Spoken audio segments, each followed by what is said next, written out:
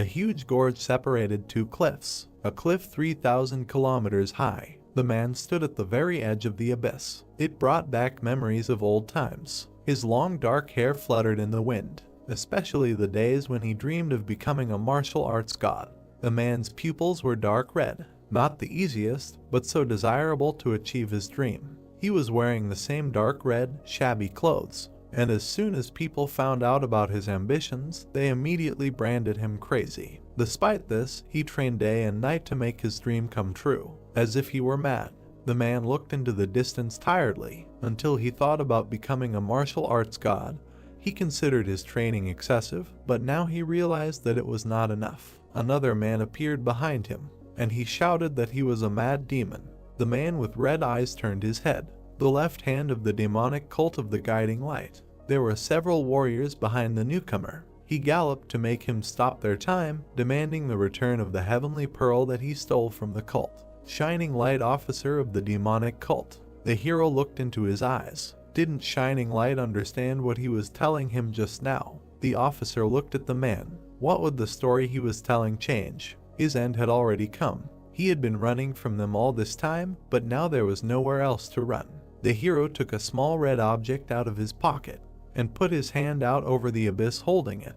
So this is the heavenly pearl. Holding it in his hand, he looked at everyone, asking if he could throw it to him. Shining Light apologized and asked him to continue the story. The man turned to face the cliff and squeezed the pearl in his hand. He is an expert in mind games, tricks, strategy, traps, and lies. Therefore, it is simply impossible for him to take the bait. His face looked tired. Shining Light stood behind him, saying that he could deceive himself as much as he wanted. The officer had a blue ribbon in his hair. He added, saying that especially regarding the baits, the only reason he never fell for them was because all the beautiful women simply couldn't act like they liked him. The squad continued to wait at the edge of the forest while the hero stood at the edge, so they were forced to lure him with a simple girl if they could find one, and literally everyone knows about it. The men looked into each other's eyes. The one with the red eyes again extended his hand with the pearl over the abyss, asking, does he still want to be abandoned? Shining Light asked to continue. The abyss seemed bottomless, and in order to become a god of martial arts, he moved and learned all possible techniques. This is who he is. The warriors, led by the officer, stood and listened silently. The hero frowned. Mad demon. Shining Light and the party continued to wait in silence. The man in red stood in the same place. He was asked if he was finished, but he replied that it was not all. A gust of wind lifted his hair. After he had gone through all this thorny path, everything began to seem meaningless. He wasted his time traveling the world in the hopes of bringing justice to the world. Shining Light frowned. Justice, so this is him, the most wanted enemy of the Muram Union. He is even higher than Shining Light on the wanted list, even though he is a member of a demonic cult. Wasn't this orthodox sect the first to call him Mad Demon? The hero silently raised his hand with the heavenly pearl, and frowned. Maybe he should abandon it after all. Shining Light sighed, apologizing if this angered him. Mad Demon only looked at him thoughtfully. He stood in front of the party with one hand behind his back. He said that he found it quite entertaining to see how he, as Shining Light, controlled his anger. The man with the blue ribbon in his hair bowed his head. Mad Demon said that he had killed hundreds of elite soldiers of the demon cult while they were chasing him, but he still controlled himself. Shining Light frowned, replying that just because he had a mouth, it didn't mean he could use it as he pleased. Silence fell between the men. Mad Demon seemed to smile slightly. This bloodlust. Of course he wanted to kill him. The man respected his decision and would finish it with a fight. He extended his hand over the cliff again, making the officer nervous. But first, he should throw the pearl off the cliff so that it wouldn't interfere with their fight. Shining Light spread his hands. He apologized for showing unnecessary emotions, suggesting that they could somehow negotiate. The man in red bowed his head, asking how to negotiate. He raised his head, looking very angry. They chased him for days, not giving him a chance to rest, using the heavenly net for this. Because of them, he could not eat or sleep. The warriors of the demonic cult watched his actions. He continued, saying that he did not even have time to go to the toilet. Do they even understand how terrible this feeling is? The officer replied that this was their goal. This is the power of the heavenly net. Mad Demon clenched his fist with a red pearl. Shining Light watched what he was doing, asking what he was trying to do. He once again showed the heavenly pearl in his hand. He replied that he was about to make them eat all his waste, and the next moment, he brought his hand to his mouth and swallowed the red pearl. A loud swallowing sound was heard. The officer and the squad could not believe what they saw. Confusion was written on Shining Light's face. He was still standing at the edge, clouds were floating in the sky. He noted that the taste was unexpected. He took his hand away from his face, saying that it tasted like a peach. The officer cursed at him. Mad Demon looked at him silently, then he just smiled slightly. Looking at his reaction, it seemed that this decision was correct. Shining Light frowned, veins appeared on his face. He screamed in anger, ordering to kill him without giving him a chance. The man put out his hand, the rest of the warriors rushed to attack. He would personally grind him into dust and present him to their leader. The warriors drew their swords and ran at Mad Demon. He spread his legs wider and took a fighting stance. The first warrior raised his blade and attacked, but the man in red dodged and counterattacked with force, hitting him in the stomach. From the blow, he flew back, but the other one attacked. Mad Demon was behind him and hit with his elbow. At that moment, the rest of the warriors surrounded him. The hero was able to dodge several attacks and was about to deliver his own. One of the attackers noticed this and became nervous. He spread his fingers wide and quickly struck several enemies. The attack was so strong that it threw them back, raising a column of dust. They fell to the ground with a crash. Mad Demon stood in front of them with his hands down. Raising his head, he looked at the new enemies in front of him and turned to Shining Light. Their gazes crossed. How long does he plan to let his subordinates die? He spent whole days trying to discredit the hero. Doesn't he think it's time to come up with something new? The officer frowned, answering that he would personally kill him. He began to walk towards Shining Light, giving the order to his men to retreat. The hero looked at him tiredly, saying that he was so self-confident, why didn't he fight him earlier when he was full of strength? Shining Light rushed at him, charging an attack in his hand, demanding that he close his mouth. Mad Demon bent his knees, a bright yellow glow appeared on his hands. He held out his hand with his fingers spread wide, shouting for him to show himself. A barrier surrounded the officer. The blue glow in his hand became even brighter. Blood flowed from the hero's mouth. Gathering all the strength in his torso, he opened his old ones from earlier. A bright glow also appeared in his hand.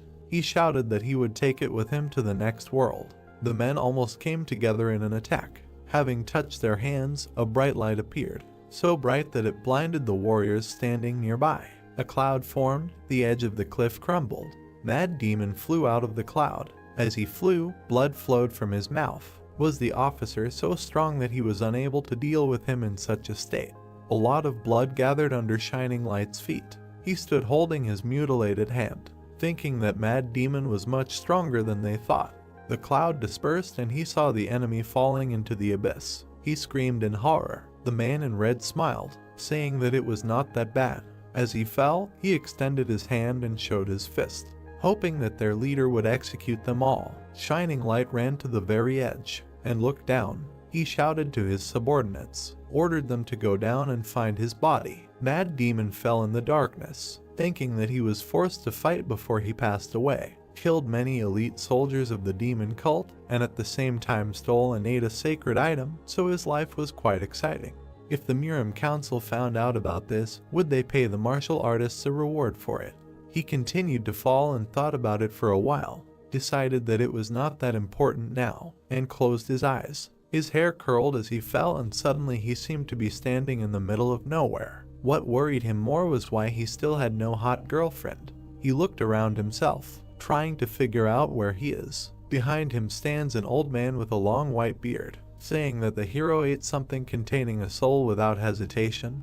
He must be completely abnormal. His feet did not touch the floor. Mad Demon looked at him in amazement, saying that the old man was incredibly strong. He smiled. It was not that important now. The heavenly pearl he had just eaten contained countless souls of the greatest martial artists. They were standing opposite each other. Now, the souls that could not ascend would merge with his own soul. The old man looked at the hero. If he fell asleep, the souls would immediately wake him up, and if he ate, the souls would share the essence of the food with him. The old man frowned his thick eyebrows. They would also cling to everything he did not touch. Mad Demon looked into the old man's eyes. He said that his Kai would always be rampant. He happily raised his hand, saying that he liked it. The old man looked at him strangely, thinking that this guy was completely stupid. He really thought that Kai overload was a good thing. The white-haired man kept his hands behind his back, just asking him to ask. He tilted his head and glared at him. Why did he swallow the heavenly pearl? The guy was shocked. He felt like he could kill him with just one look. He looked at the old man with a confused look, who was glowing. His power was beyond his senses, and if he didn't give him the answer he wanted, he would be crushed into dust. The old man frowned, demanding an answer without any tricks or lies. Mad Demon looked into his eyes, saying that he didn't want to eat him, but only wanted to make sure that the head of the demonic cult wouldn't eat him. He looked carefully and asked again. The hero still tried to hold on confidently. He hated their leader. He didn't perceive other people as such. If someone like him were to gain such power, Mad Demon didn't even want to think about it. The gray-haired man raised his hand to his face, asking, what? He didn't like that leader just because of his attitude towards other people, and he didn't want someone like him to become stronger. He ran his hand over his beard and smiled. So this is a method of creating good. An excellent reason. Mad Demon just exhaled. The old man raised his hand in a gesture. The life he would reward him with would be his last, and he wouldn't be able to help him until his punishment was carried out. The hero looked at his interlocutor tiredly. What did he mean by that? He replied that this was the best he could give. The gray-haired man folded his hands and a bright glow appeared in them. He still deserved some kind of gift. A red pearl appeared in his hands. The man looked in shock, and a bright light surrounded him. The sun began to rise in the mountains. He woke up on a bed and sat up abruptly. Looking around, he saw an ordinary room. Is this it? Next to the bed there was a cabinet with various things. The hero looked down and thought, the hotel where he lived as a child. The man put his feet on the floor and inhaled. The room looked completely ordinary. On top of the cabinets there were vases and scrolls. This was really his room and it didn't look like a dream. He put his hand to his face and thought, what happened? The hero raised his head. He was about 20 when he lived here. Suddenly he realized something. His eyes became bigger. He could start learning combat skills several years earlier than last time. The hero raised his trembling hands. And what's more, now he could become stronger in a shorter time. And he clenched his hand into a fist. The guy smiled. This time he would become much stronger. Suddenly he felt pain. The hero looked down and touched his face. Did he cut the cube? Was he beaten? When was that? Leaving the room, he found himself in a room with many scattered tables and broken dishes. The hero looked around the room. The entire inn is literally upside down. If this is what happened then, the guy went back in his memories. So that's when it was. There were two men sitting at the table. Hey, errand boy. One of them heard that he was actively saving money for something. What for? The guy smiled awkwardly, thinking that he couldn't say that he was completely desperate because of his parents' death. What should he tell him? It was just for the sake of conversation, so he should just laugh it off. He put his hand to the back of his head and laughed. In fact, he dreams of hearing Ki Young sing live in the Plum Blossom brothel. This is just a humble dream of an errand boy. Later, people started spreading rumors among themselves. Someone said that the guy who works at the inn and saves money is going to sleep with Ki Young. Another person whispered to his friend, said that he was crazy. No wonder he's always looking for ways to make money. What a loser. Lee Jaw stood there, lost in thought. He'd just joked about Ki Young, which was popular in Ilian Prefecture at the time. And then rumors started spreading. Lee Jaw put his hand on the table next to him. Looking at the current state of the inn, he could definitely tell that he'd been transported to that time period. Everything was in pieces. The hero bowed his head. Just remembering this made him furious. They beat him up and looted the inn just because of this. The guy moved on, deciding that he'd first study his body thoroughly and then decide what to do next. Lee Jaha returned to the room and sat on the floor. He folded his hands at his stomach and closed his eyes. Well, he should study the art of the steel lands he used back when he was Mad Demon again. A yellow light lit up his face. A bright ball appeared in his hands. Kai, the guy frowned. Where did his body get the Kai from now? At that time, he had no Kai. Lee Jaw kept his eyes closed. and immediately a huge amount of Kai energy flowed from him. He did not know why, but he thought that he was very lucky with this. Still, he decided to hurry up and quickly learn the art of the steel lands. Sweat began to appear on his face. The sun was setting behind the mountain range until it was completely invisible. The guy opened his eyes and looked at his hands. He could not believe it. The hero placed his hands on his legs. Even though his mind was well acquainted with this art, he was able to comprehend the first stage of the art of the steel lands so quickly. Thoughts appeared in his head. This is the best he could give him, and he still deserved some kind of gift. The guy thought about these words. Is this what the old man was talking about? Lee Jaw put his hand to his face, and this is the energy that he feels in his body. He believes that all this is somehow related to the heavenly pearl that he swallowed. The guy looked at his hand. More than half of the energy in his body was still stagnant. It was a shame, but he still smiled. The satisfied hero leaned on the bed. He was in no hurry. He already had an impressive base. He could become much stronger in a shorter time than he expected. Some sensation caught his attention. He looked up again and smiled, thinking that it had been a long time since he had felt anything in his heart, and he decided that he should take a walk around the area. In front of him in the night there were several houses with lights on. There were other people on the streets besides him. The hero passed by a stall with hot food. Lee Jaha looked around. It seemed to him that he was starting to remember everything little by little. Someone was brushing his teeth after eating and noticed the hero passing by. Another person was sitting at the table next to him. He asked if this was the guy from the hotel. The second was surprised that he was still alive. Other people also paid attention to him. Someone heard that he had been beaten up a couple of days ago, but he is quite strong to walk around so freely. Another said that he is a loser. Lee Jaha passed by the old woman with his hands behind his back, thinking that he was like that before. Everyone neglected him just because he was an errand boy at the inn.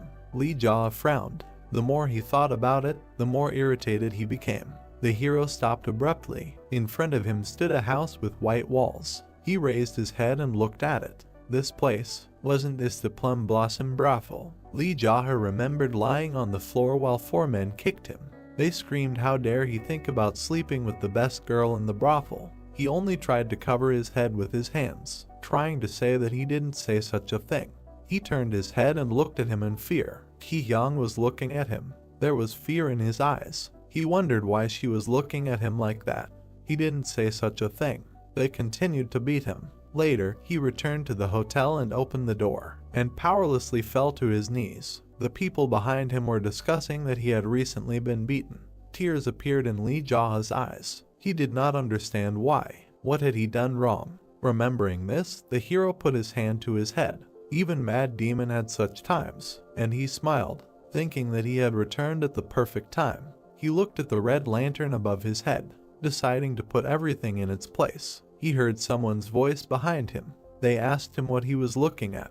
He turned to the guy who had approached him. He asked if he was really planning to set fire to the Plum Blossom brothel. The interlocutor frowned. Lee Jaha looked at him questioningly. He asked if such a cur was capable of even lighting a match. After all, the hero was not capable of anything except crying.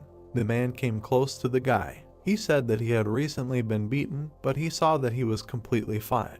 It's a wonder he hasn't died yet. Lee Jaha looked at him calmly. He continued, saying that the hero was beaten so badly that after that it would be better to sit in a hotel. Why was he wandering around? The interlocutor couldn't stop. He asked why he was silent and whether he had gone deaf after the beating.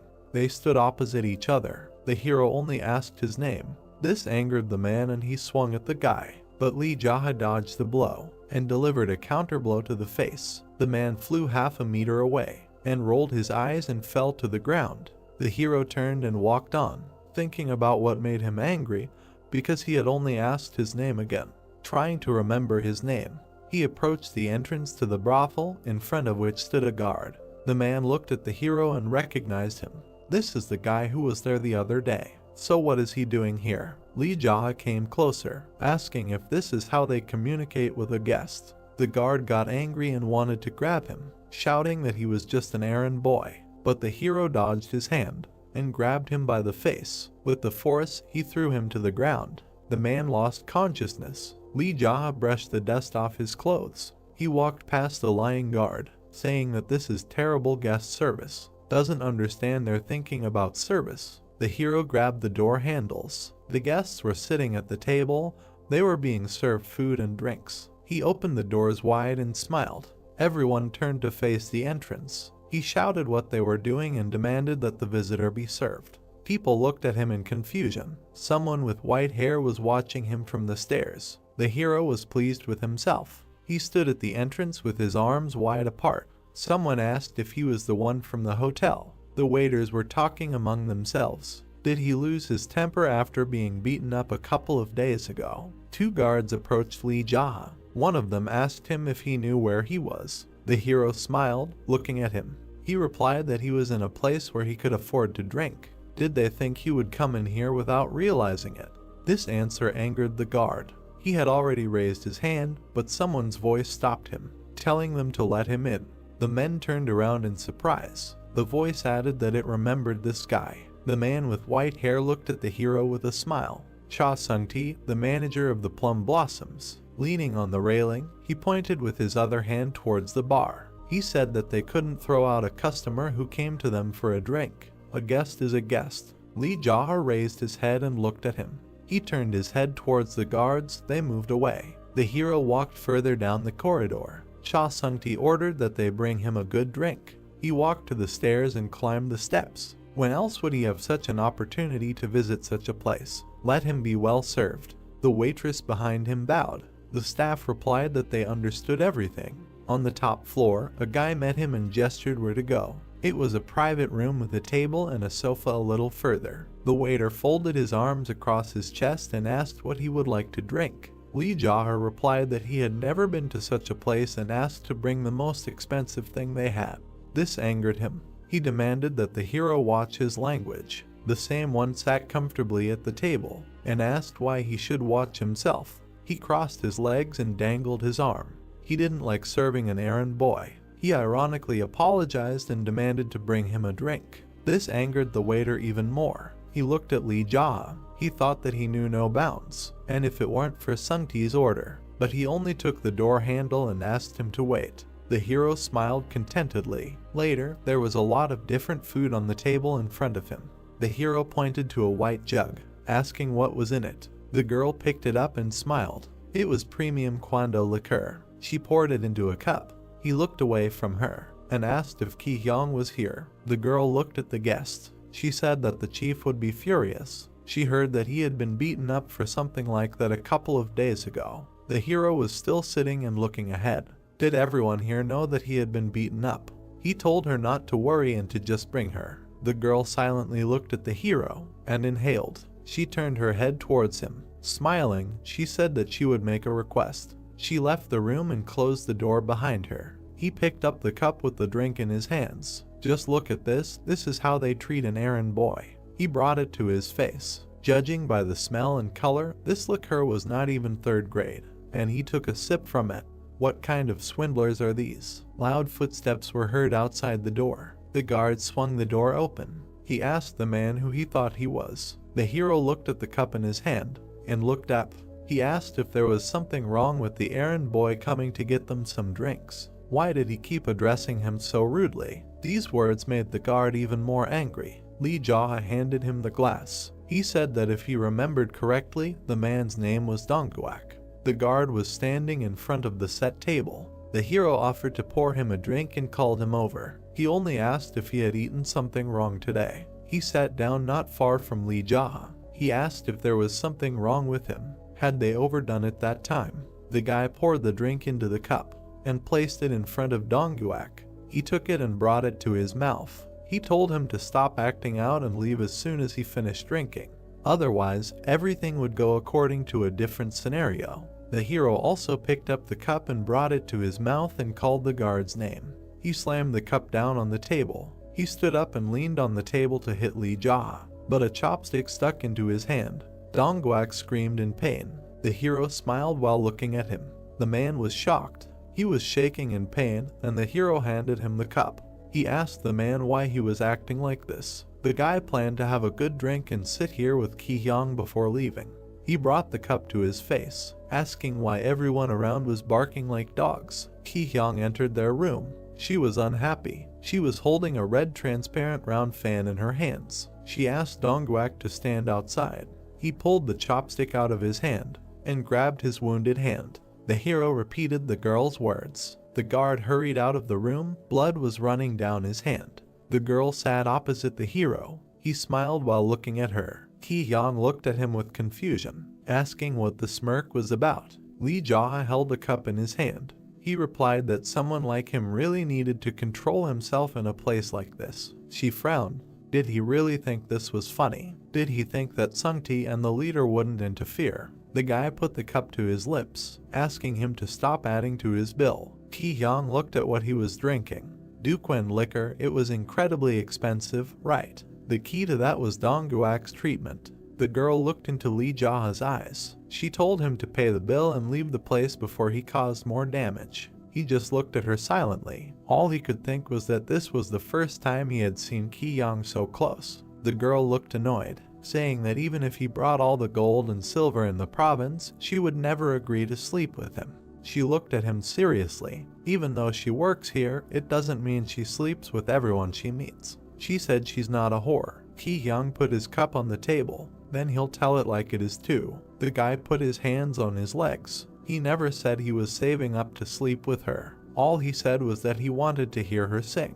The girl was surprised by what he heard, because, as he said, she sells her art, not her body. She looked completely confused. She replied that she heard something else. The guy interrupted, adding that even that was just a joke that he accidentally said at the hotel. Lee Jae lowered his eyes. He said that he didn't want it and he definitely didn't have money for it. Ki-hyung remained silent. He looked at her. He said that the reason he wanted to meet her was just to tell the truth. She didn't believe what he heard. He pointed to the exit. He picked up another cup and repeated for her to leave. Her eyes widened at these words. 3 guards rushed into the room. One of them looked at the hero and said his name. The girl stood up from the table and looked at the men. One of them said that he came here for his death. The other frowned and suggested taking him outside, so that later they wouldn't have to wash his blood off the walls. The liquor poured into the cup in a thin stream. Lee Jae held the jug over the table, asking to finish the drink before they started. The men were surprised by such a reaction. The guy brought the cup to his mouth, asking what manners and saying that he was sure that they could kill him at any time. Isn't that so? All 3 froze in shock and laughed loudly, telling Ki-hyung to stay outside. They sat down at the table with the hero, noticing that this was his last cup. The guards laughed looking at the hero. One of them said that Lee Jae had a lot of courage. He came here with his head held high and even called Ki-hyung. If he had known earlier, he would have been rude to him last time, and he regrets it. The 2 men sitting on either side leaned towards each other, but now that they know this, they can give him a good beating. He doesn't think Lee Jae will feel unfair if they are much stronger this time. He leaned towards the hero, asked if he minded. Lee Jae picked up the jug with a smile, offered the interlocutors a drink. The man closed his eyes. The guards changed their mood, said that if he was done, then they would all go outside. The hero calmly poured himself another cup, and drank from it. After taking a sip, he looked at it, said that he would not buy something of such quality. The men watched him drink. One of them frowned with displeasure, thinking why he was so calm. Had he really gone crazy after they beat him up last time? Lee Jae once again wanted to pour himself some, but the vessel was empty, and he put it on the table. He said that he wanted to ask something.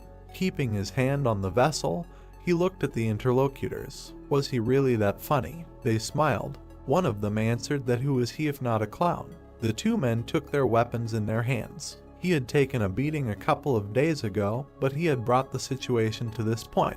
The hero lowered his head and laughed. They chuckled too, noticing that he was actually laughing. Everyone in the room laughed. Their laughter grew louder, but the men suddenly pulled their weapons out of their sheaths. The hero hit the table, knocking it over. Food flew off the plates. He hit the table again, knocking them off their feet. They fell to the floor, unable to remove it. Lee Jae put his foot on the table, which was lying on the men. They looked at the hero. He stood there looking down at them, asking them, is he still a clown? The employee of the establishment heard something. She looked at the open doors. She looked closely, not understanding what was happening. The guy looked up and looked at her. Calling her an old hag, he demanded that she bring him more of that bad third-rate liquor. The girl frowned, repeating his words in her head, replying that it was premium Duquin liquor. The guy looked at her sullenly, replying that he was restraining himself from hitting a woman who knew nothing about martial arts. She was angered by his words. He added that she should think before opening her mouth. The girl turned away. The guy looked after her, and also turned his head. In front of him lay 3 men writhing in pain. He sat down next to them. Why weren't they laughing? Weren't they saying that he was a jester to them? There was a sly smile on his face. Then why weren't they laughing at the sight of a clown? Several armed men were walking towards his room. Sungti was at the head. He was angry at what was happening. He turned and looked at them. So they were already here. They silently looked at what had happened. The manager turned his gaze. He noticed broken dishes and food on the floor, and unconscious workers. The hero rose from his knees. Sungti asked him, has he completely lost his mind? His gaze burned right through him. At this rate, he won't leave here alive. Li Jia frowned. Will he die? The blonde looked him in the eyes and answered positively. They stood looking at each other. The guy smiled. What angered the manager? Is he laughing? And he rushed at the guy. He tried to hit him with his palm, but he dodged the attack. Li Jia was holding a jug from his drink in his hand. Sungti managed to notice it, and it immediately smashed on his head. The shards flew apart, hitting other people. Blood flowed onto the floor. The blonde covered his face with his hand. The employees were worried about their boss. Li Jia stood and silently looked at them. He looked at everyone, and asked if anyone else wanted some. A gleam appeared in his eyes. The other guards began to get nervous. Drops of blood fell on the floor. Sungti covered the wound on his face with his hand, saying that the hero really wants to die. He grabbed the sword and started to take it out of its sheath, but he stopped when he heard the guy's words. The guy told him to think before he acted. He looked into his eyes, adding that if he completely bares his sword, he will die. The blonde was visibly nervous. He held the sword, thinking that this guy was not joking. What happened to him in the past couple of days? Li Jia put his hand on his belt. He asked if the most socially adapted person in the prefecture could hush up everything that happened here. There were shards of broken dishes and furniture around him. Did he think that these 3 were lying here in food and drink because they were just unlucky? He looked at the blonde seriously. And did he seriously think that his eye was in such a state because he was lucky? Sungti closed his eyes and thought. The guy did not take his eyes off him. If he doesn't want to die, then he should think about his actions. His voice became lower, or he can draw his sword and die here. Sungti opened his wounded eye and looked at it. He still held the sword without taking it out of its sheath. These are not empty threats, he thought.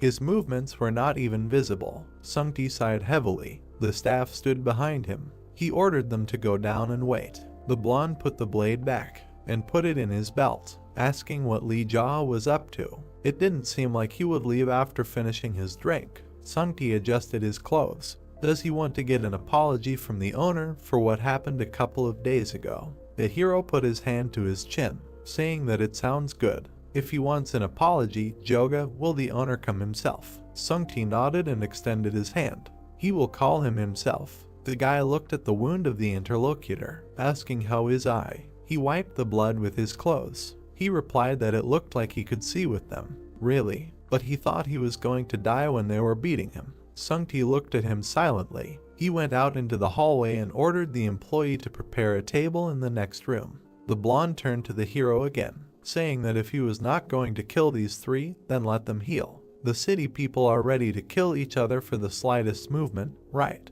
Li Jia looked at him silently. The manager stood there with blood smeared on his face, thinking that his expression changed when he did something like that. The hero turned away, saying that he did not mind. Other guards picked up the wounded and carried them away. Later, they were sitting in another room at the same table. Sungti put a cloth to his face, wondering what kind of mess just came out of nowhere. Li Jia looked down. The interlocutor asked if he had been lucky anywhere else. There was a vessel on the table that was different from the one he drank from. The hero looked at him. Sungti took it and smiled, said he would fill his glass. It was top quality Daquin liquor, so it should taste very good. The drink filled the glass. The guy looked up. asking if this was the liquor they had brought him earlier. He frowned, said that they had brought him some nonsense earlier and called it top quality Daquin liquor. The blonde looked down and said nothing, but he smiled and poured the drink into the glass. They must have bought third-rate bottles by accident. He should understand, this is business, they must profit one way or another. Both took the glasses in their hands. The hero demanded that the blonde drink it. He assumed that he wanted to know whether it was poisoned or not, and said he would drink first. Sungti drank the entire contents at once. Lee Jaha watched calmly. Putting the cup on the table, he exhaled. He raised his hand and addressed his interlocutor, asking if he was always so good at fighting. Never heard of his style. The hero silently brought the cup to his mouth and sipped the contents. He just always held himself back. His father told him never to fight. Sungti smiled slyly, thinking it was a lie. He smiled back and asked for forgiveness for everything that happened earlier. Since his subordinates were mocking him, the actions were understandable. The hero hid the cup under the table and looked into the eyes of the interlocutor, thanked for understanding. He bet on the blonde, who constantly smiled at him, said that he was starting to get annoyed by how arrogantly he apologized to him, and reached for the vessel with the drink. Maybe he should break a few of his bones to change his attitude. Sungti looked carefully and went down to the floor, resting his head on it, loudly saying that he sincerely apologized. His face almost seemed like the floor. He kneels in front of someone for the first time in his life. He is really sorry. Ki-hyung saw this as she entered the room. He stood up and turned around. She looked at him with fear, not understanding why he was so scared that he fell to his knees and bowed his head in front of the errand boy. And the wound on his face. The girl put her hand to her chin. Did he really lose to this kid? Lee Jaha noticed her, and she was here. The blonde looked at her sideways, telling her to pull herself together, asking if she could handle it. She silently approached the table. Sungti shouted and pointed his finger at a specific place. Is she stupid? Who said this was for him? Demanding that the vessel be put in another place. The girl approached the hero and trembled with excitement. She opened the bottle and began to pour the contents into a glass. Ki-hyung turned to her and called. Ki-hyung continued to pour the drink into the glass. The hero took the glass and brought it to his face. Raising his head, he looked ahead. Did she know that even an errand boy was capable of true love? These words surprised her, but the guy frowned and looked into the glass again. But this love had nothing to do with her, so let it go. The girl was shocked. She was ruining his mood. The confused girl looked at him holding the vessel in her hand. Sungti looked at her, telling her to get lost. The girl bowed and clenched her hands into fists. She left the room. Sungti looked after her with longing. She burst into tears only after hearing this, and again turned to his interlocutor. He pointed his finger at him. He had enough of this respectful tone. Moreover, because of the slit in his eye, he was becoming uncomfortable. He grinned and nodded, saying that he understood. Lee Jaw frowned. The blonde also frowned and smiled. They looked into each other's eyes. Sungti stood up and bowed. The hero said that he knew how to use a sharp tongue. In response, he thanked him. The drink was poured into the cup. The hero looked at the interlocutor, asking when the owner would come. Sungti took the cup in his hands, answering that he was currently serving experts from the Black Cat Association, so it would be difficult for him to come here right now. The hero took his cup and brought it to himself. This union, a gathering of swindlers. Sungti poured another drink. Yes, this union will establish itself here with the approval of the top. Therefore, the leader wants to show them his good side.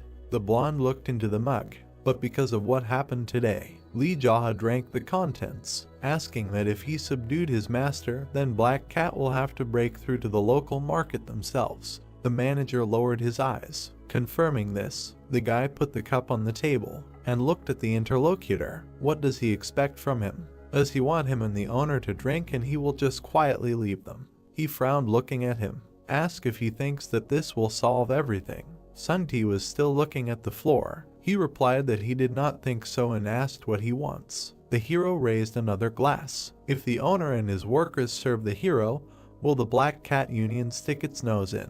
The blonde looked up and looked at the hero. He thinks they would do that. He smiled. Speaking of which, maybe he should establish a sect here himself. They would act as his subordinates. Sungti was confused by what he heard. Li Jaha brought the glass to his mouth. He replied that he would give him a chance to decide for himself. He drank and continued to explain. If he thought that the Black Cat Alliance would win, he could fight alongside the owner on their side. If he thought otherwise, he could join him. The manager looked at his interlocutor carefully, thinking about what made him change his mind about him so abruptly, that this errand boy would talk so easily about establishing a sect as if it were easy. He abruptly put the mug down on the table and stood up from the table. Sungti watched him go, asking if he was leaving. Why didn't he wait a little longer? Li Jaha looked down at him. For that, he thought this was an escape. The blonde man lowered his head, answering yes. The hero glared. He said that he was asking for it. The blonde looked at him silently. Rising from the table, he nodded after him, told him to be careful on the way back. He would pay for his bill today. Li Jaha stepped out the door and found himself surrounded by guards. Looking at them, he grinned. Everyone parted, making way for him. He told them to get out of the way, calling them cockroaches. The guards lowered their heads. The hero walked smiling. The guy went down the stairs, and some noise caught his attention.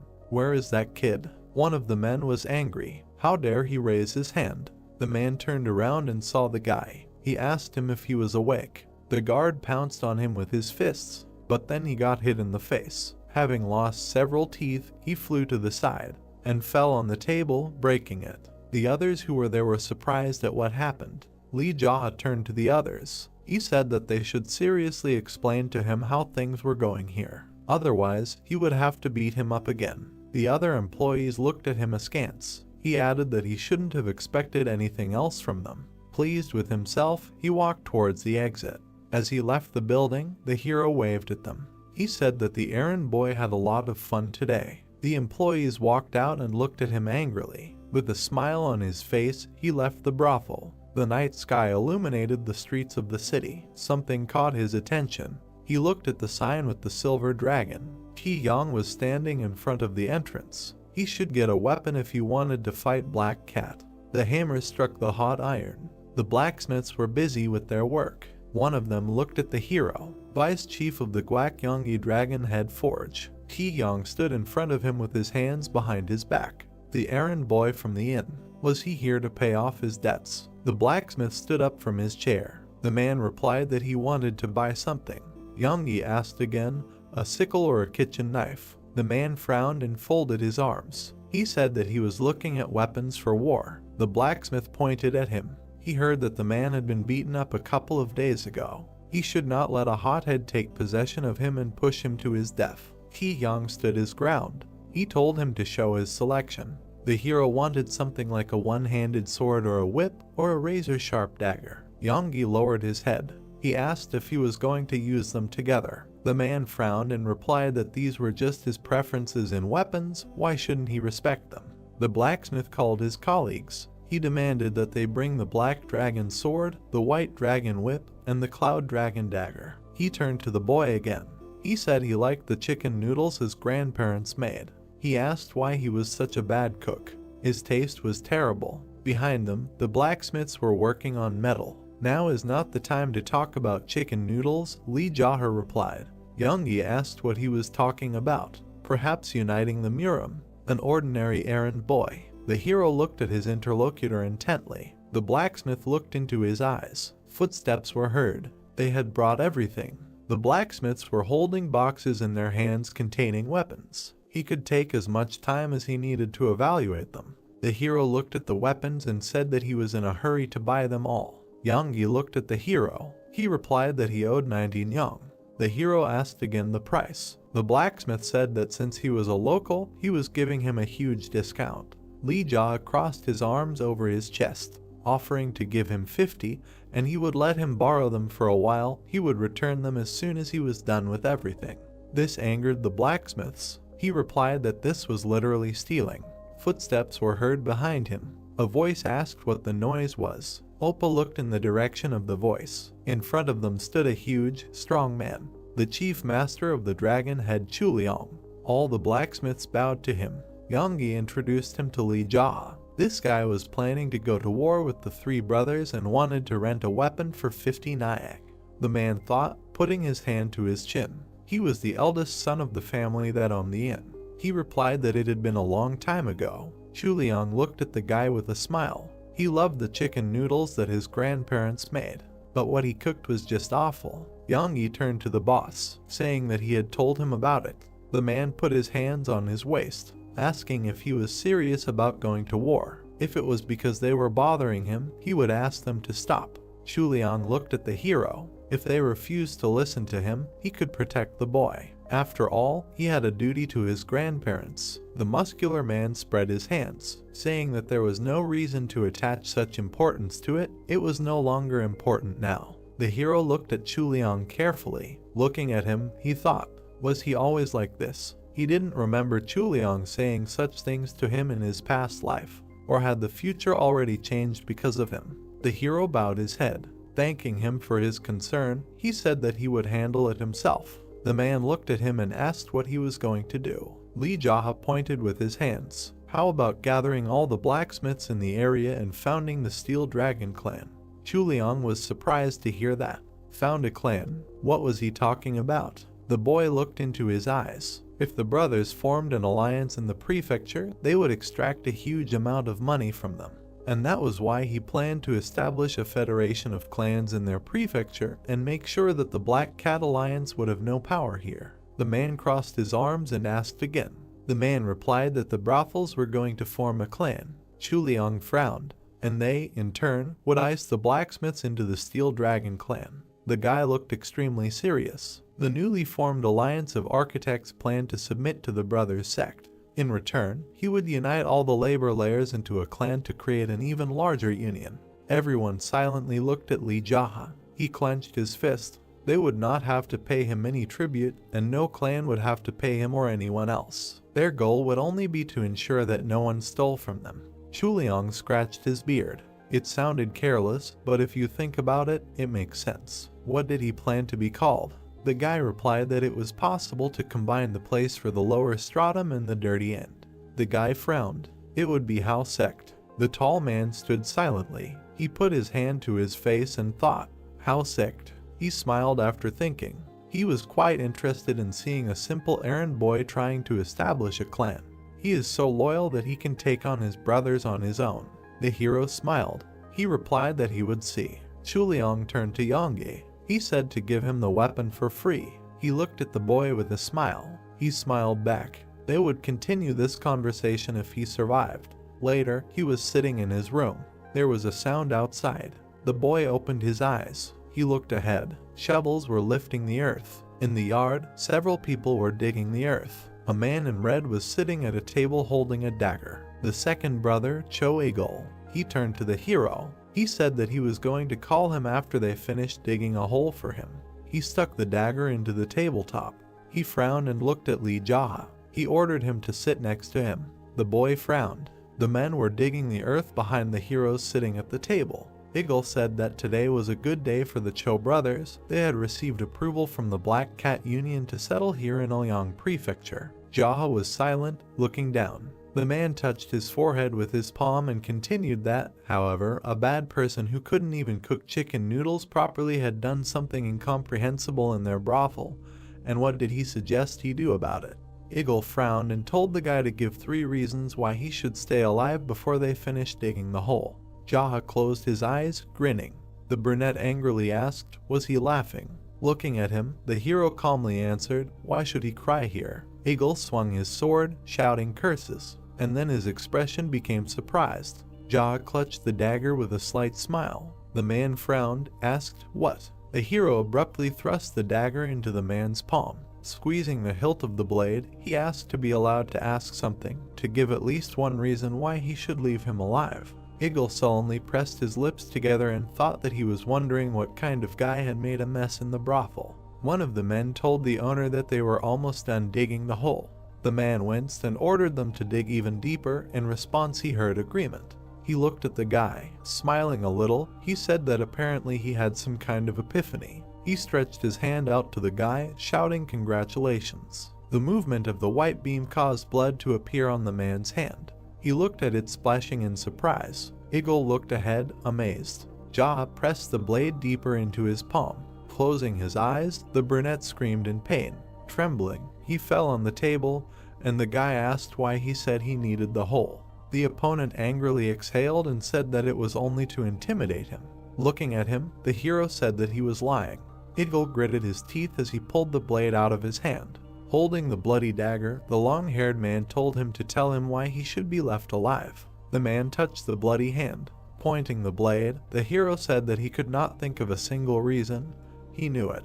He asked him, did he think there was a real reason why someone like him should be left alive? Looking sternly, Jaha continued that not only did he participate in the sale of people, but he also mercilessly killed when things did not go according to his plan. Among those he killed were acquaintances of the hero. Frowning, Eagle shouted that if he killed him, the brothers and the Black Cat Union would never forgive him. He coughed sharply in defeat. He looked down in defeat. A dagger was sticking out of the man's chest. The long-haired man who had thrown the dagger reminded him that he had asked for a reason to let him live, not to threaten him. Eagle fell face down on the table. Jaha looked at him. Then he turned away. The workers continued digging the hole. The hero said that they were still doing so. The man with the bandage on his face turned when the hero told them to stop digging. They looked at him in shock. Jaha pointed at the dead man and asked what they were so surprised about. He had been walking around here with a knife himself, and then he just went and died for no reason.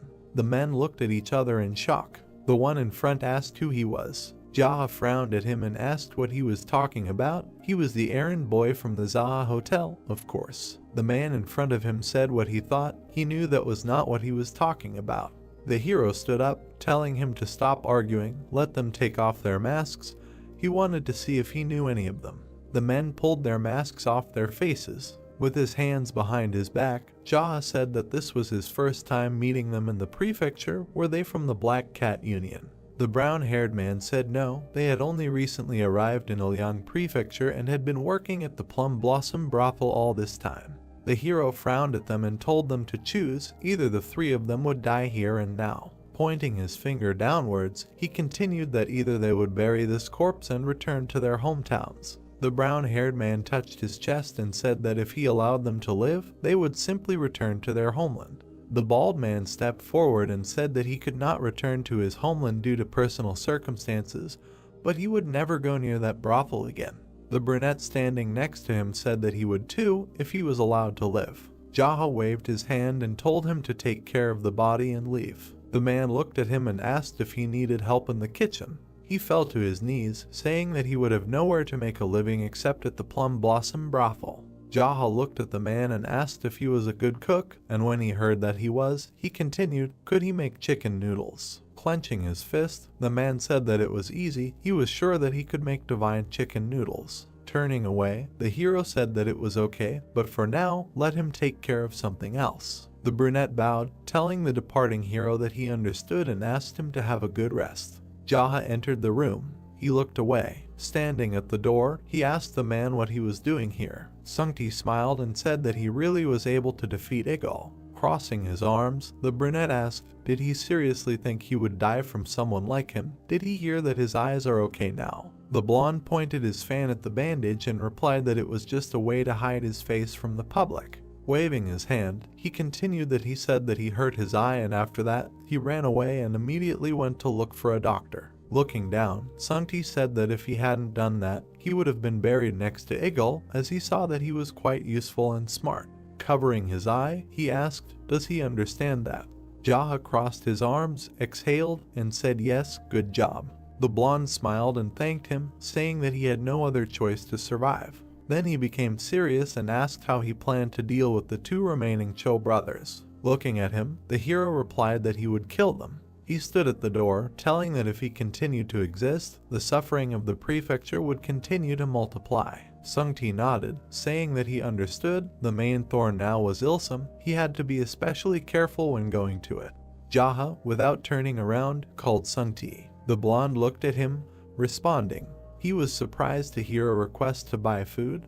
They had liquor, but nothing to eat with it, and asked what he was saying. They were just talking about Ilsum. The brunette turned to him silently. The blonde held a fan and asked excitedly, did the inn really not have snacks? He was surprised to hear the answer no. Sungti waved his hand, saying that this was a typical inn. He would go buy some, let him give him money. Jaha shook his head and asked where would he get it from. Sungti exhaled, saying that this place was famous for its delicious chicken noodles. How did it go downhill like this? Looking at him, the long-haired man told him to think as he wanted, just take more snacks, maybe even take his favorites. Sungti headed for the exit, hearing that if they had anything left tonight, they could eat them tomorrow too. Jaha called out to the blonde who had walked away from the building. He turned around and asked, "Is something wrong?" Leaning over, the brunette asked, "Are you going for a walk? What's with the snail's pace?" Sungti turned around and looked at him silently. He winced in displeasure, wondering, is he serious? The displeased blonde walked faster, thinking that he was running errands for the errand boy. He clenched his teeth until he shuddered, hearing the repeated question, "What's with the snail's pace?" Sungti sped up, cursing angrily as he ran. There were plates with snacks on the table. Sungti stuck his chopsticks in his mouth. Jaha, who was sitting opposite him, was holding a glass and looking at the blonde. He told him to eat and not to be shy, after all it was bought with his money. He chewed and replied that he was enjoying it as much as he could. The brunette took a sip and said that that was great then. Anyway, this money was earned by exploiting young girls and ripping off stupid people who couldn't tell the difference between expensive liquor and urine, so let him enjoy every crumb. His hand with chopsticks trembled. Jaha looked up at the manager and asked, "Is something wrong? Is the food not to his taste?" The blonde looked at him silently, then slammed his chopsticks on the table and took a sip of alcohol. Exhaling, he slammed the glass on the table. Looking at him, the brunette asked, "Is he angry?" Sungti, who was sitting at the table, replied that yes, he was angry because the food he bought was just awful. The hero looked at him indifferently. The blonde took a piece and said that in any case, if Ilsum follows Eagle to the next world, the Black Cat Union will not ignore it. Looking ahead gloomily, the name said that if he is so worried about this, let him train to become stronger. He trembles over every little thing and does nothing, repeats the same thing, as if he has anything to do with it. Sungti looked at him silently, and then closed his eyes, hearing the question, "What should they do?" The man winced, hearing the question, "No, what should he do? Stop talking nonsense." Angrily slamming his hand on the table, Sungti could not stand it and asked who he was. He did not believe that he was some kind of Jaha. This is all nonsense. He is definitely pretending to be a noodle maker. Looking at him gloomily, the brunette asked, "Did you want to die?" The blonde looked at him silently after hearing that maybe death would grant him enlightenment. Sungti stood leaning on the table. He looked ahead gloomily, and then gloomily said that it doesn't matter, they will just kill all the villains from the Black Cat Union. Jaha was silent and held the glass, and then exhaled, closing his eyes, and said that okay, they will forget, let him finish his meal, and he will deal with Ilsum since he does not have any information about Sampyeong's location. Sungti winced and asked what was with his tone. He said so, this is a walk to the bathroom after drinking. The brunette sitting at the table said that since he was going to get even with him, and so it will be, the real problem is Sampyeong, because he does not know where he is now. Taking a piece with his chopsticks, Sungti said that it is only a matter of time, sooner or later he will return home. Looking at him, the brunette asked if he thought that if Sampyeong returned to the brothel, would he be able to handle him himself. The blonde replied with a frown that he, Sungti, was confident that his strength would be enough to deal with someone like him. The brunette made a surprised sound. Pointing with his chopsticks, the man said that however, it would be a bit problematic because his eye was damaged. The hero frowned and told him to make up his mind and say whether he could handle it or not. Sungti smiled and replied that he would see if he could use the element of surprise to his advantage. Beaming, he turned away and asked if he hadn't heard of Sungti, the master of tricks. The brunette sighed in displeasure and said to stop. If they dealt with all the brothers, was he confident that he could lead the 3 brothels? Looking at him, the blonde repeated his name. Jaha answered with displeasure that he knew, he already understood who he was, and cursed. There were plates of food and a small glass on the table, and words were heard that as long as there were so many people living in these brothels, it would be impossible to deal with them all. Holding a container of alcohol, Jaha said that the most important thing for them was that all those who worked there were paid what they deserved, and that no one like him would sell urine for the price of top-notch liquor. Looking forward, the guy said that they would take care of the sick if necessary, and also would not prevent anyone from returning home if they wanted to. Looking at him, the blonde man said that it would not be easy. Sitting opposite Jaha said that they had to do everything despite the difficulties, and heard the question, why? With a serious look, he said that it was better than everything ending with Sungti dying at his hands. The blonde man remained silent. Pointing his finger, the brunette told him to take care of it, and if things went wrong, he would personally make sure he met Eagle in the afterlife. The blonde tensed up in shock. He crossed his arms and told everything to go to hell. With a displeased look, he said that he was doing something wrong, and he immediately threatened him with death. Maybe he should just quit and go to the mountains. He heard the word forward. Sungti, amazed, heard that if they succeeded, he would be in charge of 3 brothels, but since he did not want to, the hero would find someone else. With a smile, the blonde said that he was Sungti and thought it was too early for him to quit. The brunette exhaled with a glass and then took a sip. Jaha stood up, surprising his interlocutor. He threw the clothes off his shoulders. Sungti asked him in surprise why he was confused in the middle of the meal and heard the answer that he wanted to change into his clothes. The guy looked at him in amazement, asking again. The brunette stood up and told him to stop talking, hurry up and take off his clothes. The manager stood up and began to take off his clothes in displeasure, saying that he was a damn thief. Turning around, he looked at the half-naked brunette. Frozen in the same pose, he said that he was about Ilsum. The brunette looked at Sungti, who clenched his teeth, who said that the damn thief should take his clothes and finish him off. Remaining in white clothes, he said that it seemed that Jaha was smarter than he thought. He turned away, raising his hand, and said that he did not expect that he would understand that he would not be allowed into the brothel in his rags, which attracted so much attention. In any case, he doesn't think they'll let him into the brothel even like this. They'll just stop at the entrance after seeing his face. The brunette's face was displeased. He silently glanced sideways at the undressing guy. Jaha tied his hair in a ponytail. Standing in his clothes, he asked how it was. Sungti clapped his hands and smiled, saying that he was amazing as always. Standing in front of him, he said that he looked almost like an errand boy. Looking at him, Jaha heard that it was better than he thought. The blonde ran around, examining him, and said that before that, he always wore old clothes and looked like a homeless person. If he were in his place, he would dress better. Jaha gave him a sharp slap on the back of the head, interrupting him, and then, standing next to him, told him to shut up. He replied that he understood.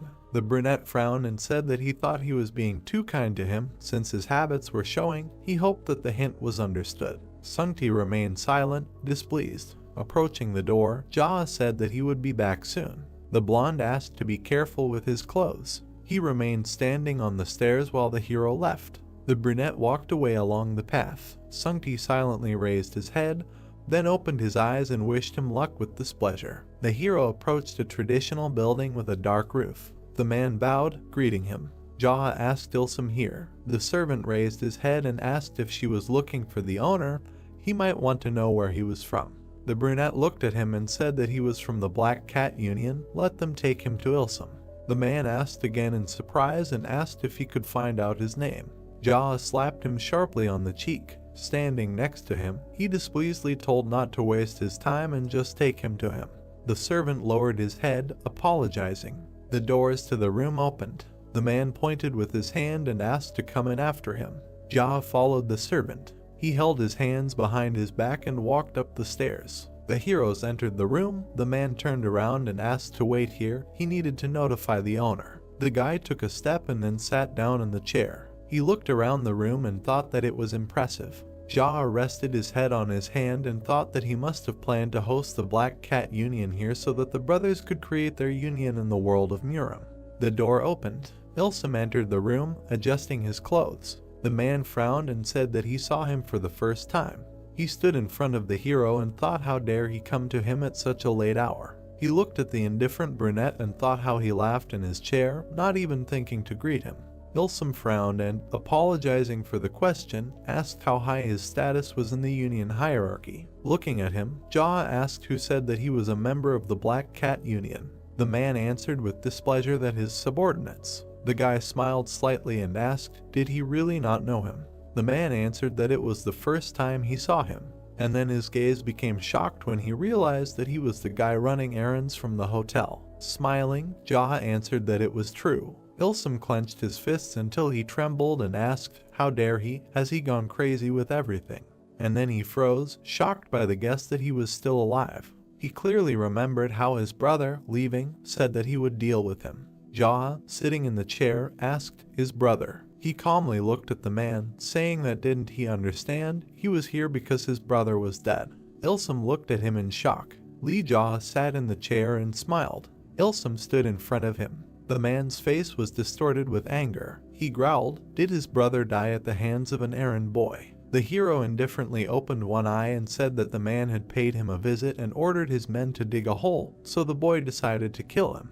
The man furiously rushed at the boy and told him to stop talking nonsense. The hero narrowed his eyes. The enemy swung. The boy extended his hand. Their palms touched. A huge force pushed the man back. Ilsum was thrown back. He flipped in midair and landed on his feet. The villain stared at the boy in shock. The man looked at his trembling hand and could not believe that he had lost in the aspect of Kai. The hero stood up and muttered that according to rumors, he was much stronger than he actually was. Ilsum gritted his teeth and frowned.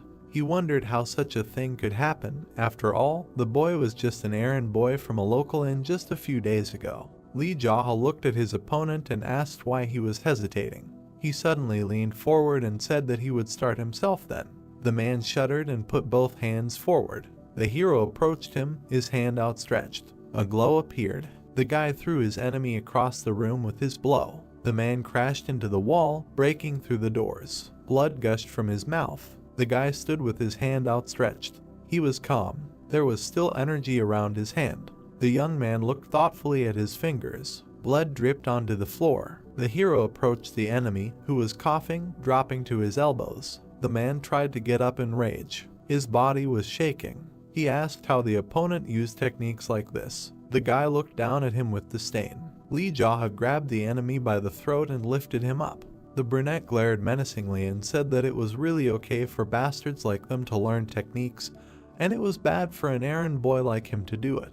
The neck turned blue from the hero's powerful grip. The man grabbed his hand and choked. The boy called him a scumbag and added that even after years of ruling this village, the way he chose to use other people's livelihoods to enrich himself made him scum. The boy looked at his opponent darkly. The man's eyes widened. He tried to stop the hero. Lee Jaha pressed his enemy hard into the floor. The building shook. The people looked up at the ceiling in surprise. The servants went upstairs and found the battlefield. Their master was lying on the floor, and the boy was above him.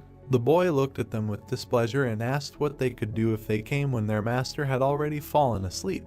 He looked ahead carefully. Then his face took on an ominous expression. The hero said that the leader of the Black Rabbit Alliance had changed his mind and it was decided to postpone the establishment of a sect in Ouyang Prefecture. The brunette stood up and said that he used Cho as an example if anyone was thinking of questioning the decision to establish a sect. The servants looked at him in shock and remained silent. The young man moved down the corridor. Everyone stepped aside. He demanded that they step out of the way if they valued their lives. The boy walked past confidently. Discussions and guesses were heard that he was the errand boy from the inn.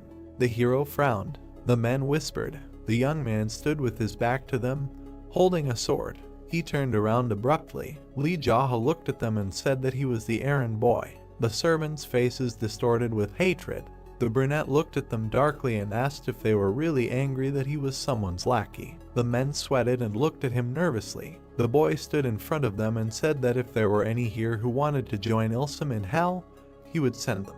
Everyone clenched their teeth and remained silent. The young man exhaled. They asked him why he killed the master. The hero turned and asked if he had a good reason to kill the people around him. He turned towards the exit. Everyone watched him go and remained silent. Sungti was waiting for him at the entrance to the hotel. The guy approached him. The man looked at the hero and asked why he had returned so early, because he was supposed to go kill Ilsum.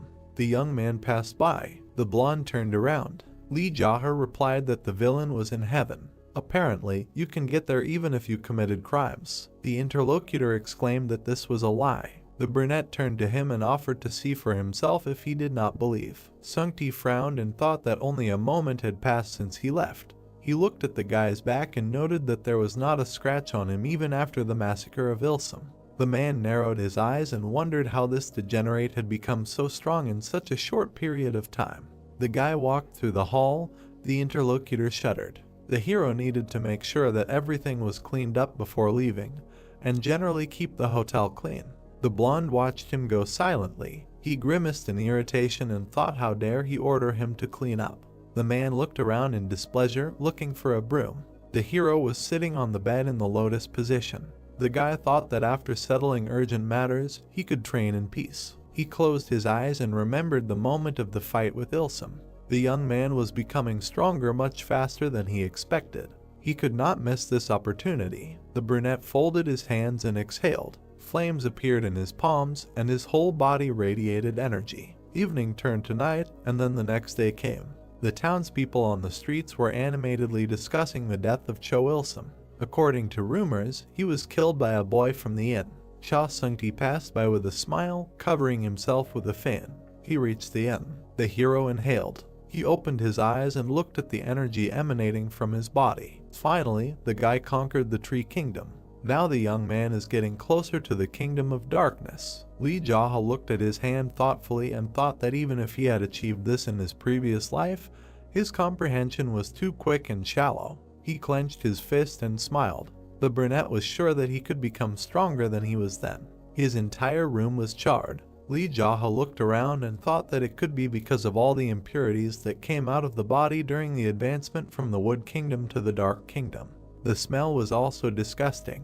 The guy chuckled and noted that this stench was a sign of his progress. His body had become much cleaner than before. The young man looked towards the door. Cha Sung-ti's cry came from the corridor. He was perplexed by the stench. The man covered his face with his sleeve and said that it smelled like something was rotting. He was perplexed by what had happened here. The hero walked out into the hall. A cloud of stench hovered around him. The guy noticed the newcomer. Sung-ti grimaced and asked if he had really shit himself. The brunette looked at his interlocutor with displeasure and asked again. The blonde abruptly rushed out into the street. He turned around in disgust and said that the young man should have left here to go to the toilet and not do it in his room. The hero frowned. The man threw up in the yard. The brunette looked at him irritably. Lee Jaha was lying in the bathroom. He exhaled with satisfaction and smiled. The young man closed his eyes and remembered how Cha Sung-ti sent him to wash himself with shouts, holding a knife in front of him. The brunette frowned. The door opened. The guy looked inquiringly in that direction. Hee-young came up to him and bowed. The hero looked at her and asked why she came. The girl looked at the floor. Hee-young answered that she had to help with the bathroom. The guy looked at her from the bathroom and asked again. The brunette said that this was Sung-ti's will. She looked down at her feet in disappointment and said that if he didn't want her, she would at least wipe him off when the hero was done. She frowned. The girl looked at the young man in surprise. Lee Jaha said that there was no need to come here. The brunette calmly looked at his interlocutor and explained that she no longer needed to do such things, and he would explain to Cha Sung-ti himself. They looked at each other. The young man explained that she was not a prostitute who sold her body, but a hostess who met visitors. She needed to behave accordingly. The brunette turned away. He leaned on his hand and frowned. The hero thought that the blonde continued to force her to do something that the guy had not even asked for. The girl looked at him silently. She bowed and thanked him, and also apologized for what happened earlier. The guy did not look back at her and replied that it was all in the past. Hee-young raised her head and asked why he had turned a blind eye to the beating that time if he was so strong. The young man turned to his interlocutor and replied that it was necessary in order to use it as a pretext for revenge later. The brunette frowned and said that when it came to a gentleman's revenge, 10 years was a tolerable period. But when it came to an errand boy's revenge, the countdown began from the moment of the beating. The girl looked at him in surprise and asked if there really was such a saying. Lee Jaha smiled and replied that he had just made it up himself. Hee-young shuddered and became embarrassed. The hero turned away contentedly. He threw his head back and closed his eyes. The young man thought about how they dared to use beauty in such a way, especially since things like feminine charm did not work on him anyway. He remembered his last battle in his past life. Then the rival said that using women against the hero did not work because his tastes were too perverted. So they had to use other people, and the plan failed. The boy narrowed his eyes in irritation. Cha Sung-ti ran into the bathroom shouting, "Fire!" The brunette turned around and asked him why he was so scared of some fire. The blonde came closer and said that the source of the fire was his house. The boy sat up. The hotel was engulfed in flames. The crowd gathered around. The hero was standing among the people. A man with long black hair looked at the fire and declared that he would kill anyone who helped the errand boy. His face was distorted with hatred. From behind, someone said that his brother's grave was behind the hotel. Did he really think to burn it without returning the body? Cho Sampyeong turned around and asked who said that. The hero came out of the crowd. The man looked at him in confusion and asked who he was. The boy frowned and asked what was wrong with the interlocutor that he dared to do such a thing. Sampyeong looked at the young man with confusion and asked if it was Lee Jaw. A man in a hat approached him and asked if it was him. The brunette answered in the affirmative. The man in the hat looked at the instigator with displeasure and asked if he had been brought here to kill some errand boy. Sampyeong looked at him in surprise. The man stood in front of him and asked if his brothers were planning to establish a sect in Ulyang Prefecture, and they were having trouble with just one errand boy. The hero watched with interest. The man looked menacingly at Sampyeong. He was taken aback. The man said that if he had to swing a sword for some brat, the entire Miram world would laugh at him. He looked menacingly at his protege and ordered him to deal with him himself. The brunette shuddered and clenched his teeth. The man in the hat said that if the man's abilities were so insignificant and he was unable to deal with someone's lackey, then reuniting with his brothers would be the best option for him. Cho Sampyeong sweated and tried to object. The hero came closer and confirmed the man's words that he should have at least a bit of common sense. The boy looked at the enemy and demanded to fight him instead of forcing others to do his job. The arsonist frowned and turned to the boy. Lee Jaw suggested that the loser would be burned to death. The man in the hat chuckled and noted that the boy had an inflated ego. The rivals looked at him. He came closer and introduced himself as Noong Jaisok of the Dark Storm Castle. The man said that he would witness the outcome of the battle. The rivals stood opposite each other. Cho Sampyeong frowned and squeezed the hilt of his sword. He was trying to understand how his brothers lost to this bastard. The hero looked at Jaisok and noted that he was smart. It seemed like he was giving Sampyeong a chance to fight, but in reality he was trying to assess the boy's abilities. They stood near the burning house. The boy looked at the flames with displeasure. He turned to his opponent. His eyes flashed. He slowly moved forward. The rival shuddered and exclaimed what he was doing. The guy looked at him questioningly. The man started to sweat and demanded that he take out his sword. Lee Jaha looked at him with disdain and said that he didn't need a sword to defeat someone like him. Sampyeong pursed his lips. He moved furiously towards the boy. The man swung his sword. The hero dodged. The guy swung his fist. Then he struck the opponent in the side. He coughed. He was thrown to the ground. The man groaned.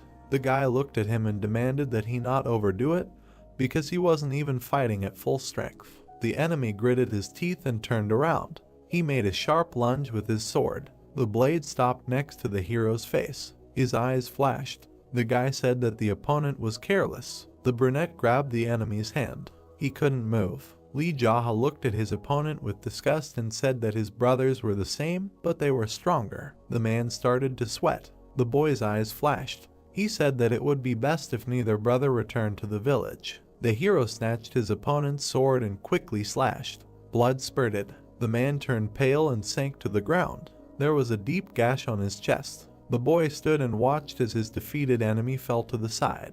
His gaze was cold-blooded. The crowd chatted loudly as they watched the duel. The boy looked at the fire and muttered what the bastards didn't like about the inn. The voice said that it was a good show. The boy turned around. Noong Jaisok crossed his arms and smiled. The man noted that the boy certainly had talent. He turned around and said that if anything happened, they would meet them. The hero frowned and rudely asked where he was going. The man in the hat froze. He looked menacingly at the boy and asked how he dared stop him. The boy stood behind him and demanded that he stop playing with him. The brunette pulled out his sword and looked at his interlocutor with determination. The man froze in surprise. Lee Jaha's eyes flashed and said that if he knew and saw the one who tried to kill him and burn the inn, he would not be kind and would not let him go home. Jaisok abruptly started to run. The guy looked at him in bewilderment. He pushed off with his foot. Several jumps. The young man landed in front of the fugitive. The man clenched his teeth and folded his arms to attack. Jaisok lunged and exhaled, directing energy at the hero. The guy stood with his back, then turned around. His eyes reflected the approaching attack. He cut the air with his sword. A thin cut appeared on the opponent's face. The young man looked gloomily ahead. The man turned white and lowered his hand. A cut stretched across his entire body. Blood spurted from it. Noong Jae-sok fell to the ground. The hero stood above him and watched. Night. Flames rose to the sky. The inn was burning out. There were 2 corpses in front of the young man. The crowd was watching. People were terrified.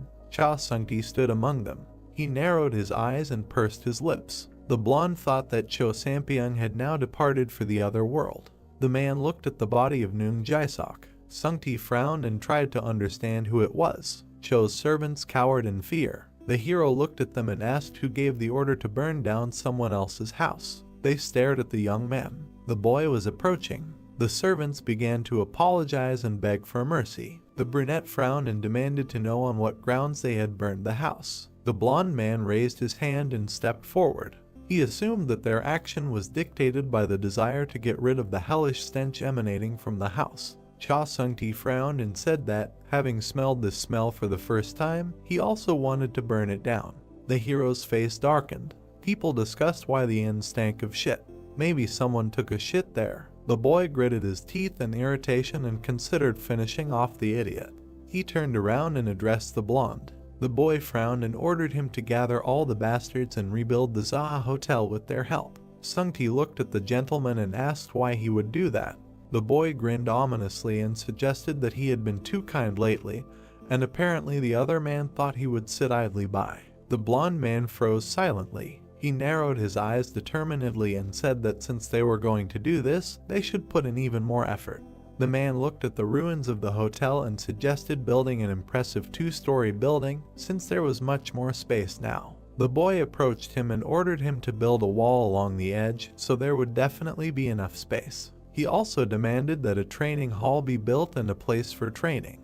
The blonde looked at the young man with a puzzled expression and asked if he really wanted him to build a dojo instead of a hotel. Lee Jaha narrowed his eyes and ordered to build both in the same place. The man thoughtfully touched his chin and replied that he would keep that in mind. He frowned and said that they would call it the Zaha Hotel Dojo. They looked at the ashes. The hero asked to look for talented people during the construction. The interlocutor asked if he intended to found the sect he had spoken of earlier. The guy answered in the affirmative. The man turned to the young man and warned that the Black Cat Union would not stand aside.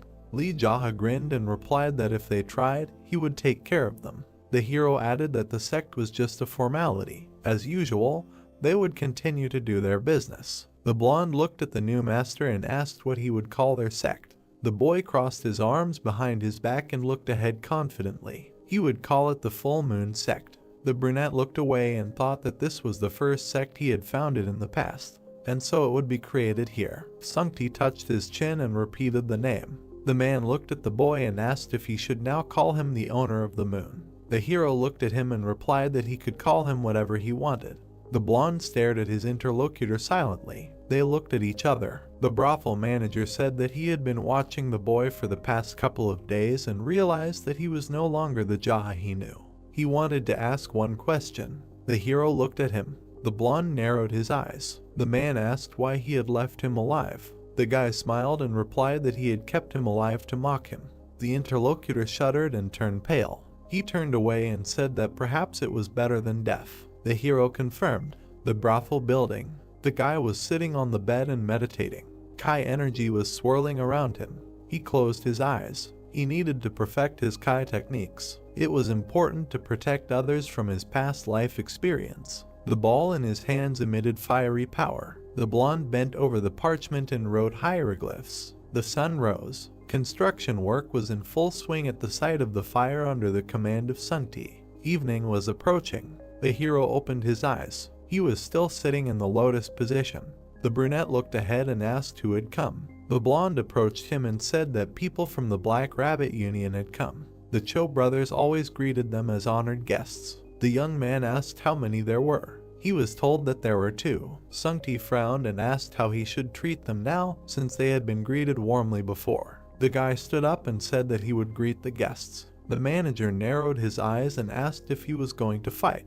The hero passed him and said that they would most likely turn a blind eye to the murder of the Cho brothers and demand that he pay them a fee. In addition, they would offer to join the alliance and tell about themselves. The blonde ran up to the guy and asked what he would do if it turned out that they had not come for a greeting, since it would be extremely difficult to compete with the union now. Jaha walked confidently forward, while his subordinate ran after him. The young man said that it was difficult, perhaps for the blonde, but not for him. Sungti frowned and asked if they really had to accept death. They approached the door. The hero turned around and said that they would try to kill him first, but he would not die. The interlocutor looked at him in shock. The heroes entered the reception area. 2 men were sitting there. Cha Sungti bowed and wished them a pleasant time. The doors closed. Jaha sat down opposite the guests. The man with the beard introduced himself as Jianpeng from the Golden Peak branch. The second guest called himself Hango Wook.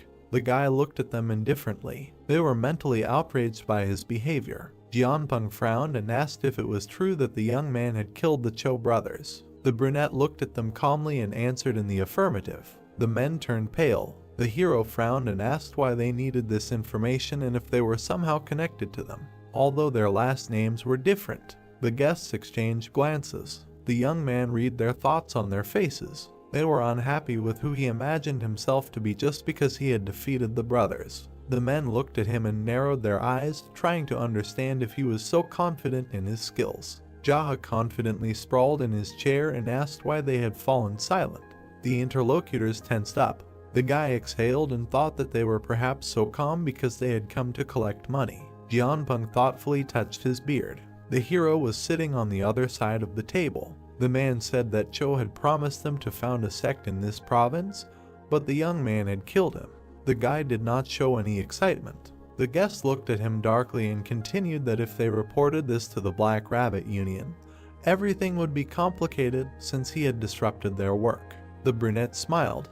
He made a gesture with his hand and asked if they wanted him to pay them bribes like the Cho brothers did.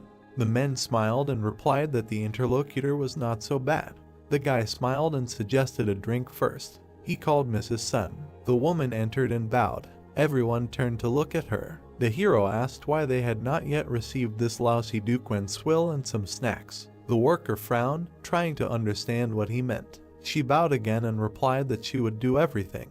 The guests again looked at the new owner. Go Wook narrowed his eyes and said that alcohol was good, but he hoped that they could agree on the terms before leaving.